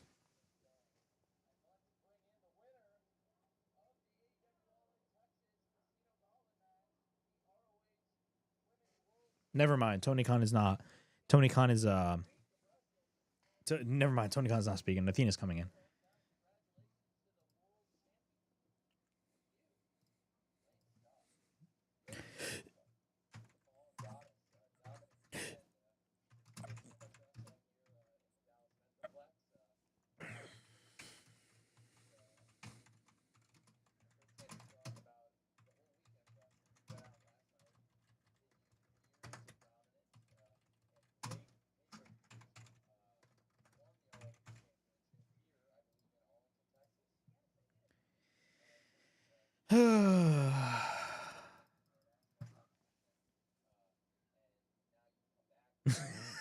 Russell Votes just tweeted out an incredibly strange ending to an 8+ hour stretch of wrestling just now. Yeah, I agree. Incredibly strange. The Seth Rollins injury looks to be real. I know a lot of people are saying whether or not the whole Seth Rollins injury was a work, but from what it looks like, it's real. Somebody totally effed up whether WWE or NBC cut immediately after the main event and went to commercial, and then you cut short Goldberg's farewell speech. What an absolute joke. I agree. Why would you cut away Goldberg's farewell speech? Like, you literally have Gunther go over and then cut immediately to commercial break. How stupid can you be? They didn't even let Goldberg finish his speech, bro.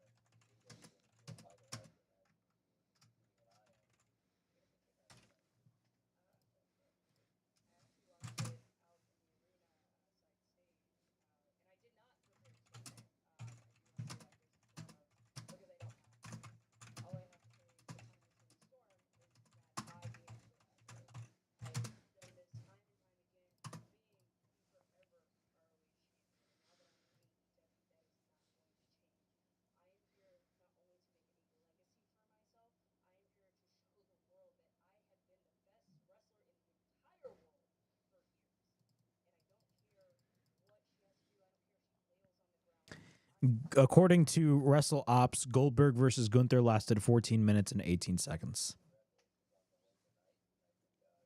Yeah.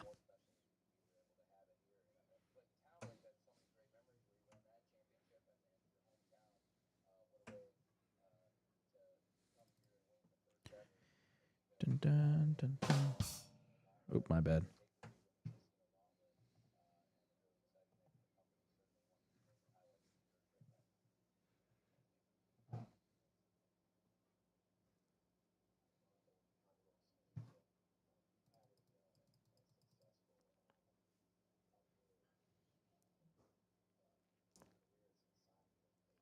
Dude, I was live since like fucking 3 o'clock. And from what it looks like, I'm about to dip because I'm like really tired. But yeah, that's probably going to be me with the live stream. I'm probably going to end the live stream. For those of you guys that are still sticking around on this live stream, I thank you guys so much. We were live for over 7 hours. Almost 500 people showed up at the live stream. It's not a big number, but you know what? It is what it is, and I'm happy that, at least a lot of, a certain group of people managed to show up to this live stream, and I'm very happy, man. We're going to be live tomorrow. My aim for tomorrow for the podcast, because I'm going to have a podcast tomorrow, we're going to be talking about All In. We're going to be talking about Saturday Night's Main Event. We're going to be talking about TNA. We're going to be talking about a lot of stuff. that took place tonight and, of course, this afternoon. We're going to be talking about it a lot tomorrow night on the Wrestle Havoc podcast. My aim for the Wrestle Havoc podcast is I want the show to go live around 12 o'clock. Normally, the podcast is at 8 p.m., but considering Evolution is going to be later in the day, I want to have the podcast earlier in the day as well. So we're going to do the podcast. My aim is definitely 12 o'clock, but we're going to have to wait and see. But be on the lookout for the Wrestle Havoc podcast tomorrow. Also, be on the lookout for my live stream for WWE Evolution. So be on the lookout for that. And thank you guys so much. Thank you guys so much for joining me on the Wrestle Havoc podcast, or on the Wrestle Havoc live, I should say. We definitely talked and reacted to a lot of things wrestling related. The Jon Moxley reign of terror is over. It is over, and it's done with. And Hangman Page is your new AEW World Champion. We said farewell to a legend in Bill Goldberg. And yeah, that was All In and Saturday night's main event. And as always, please like, subscribe, comment down below, push that bell for notifications. I mean, look out for more videos right here on the Wrestle Havoc channel, in which we discuss everything in and outside of the squared circle. Make sure to like and subscribe for more content. And as the Virgin Free would say, ring that damn bell for more notifications. And as always, it is yours truly, Flamin' Ricky DeRays, signing out. I'll see you guys tomorrow. Peace.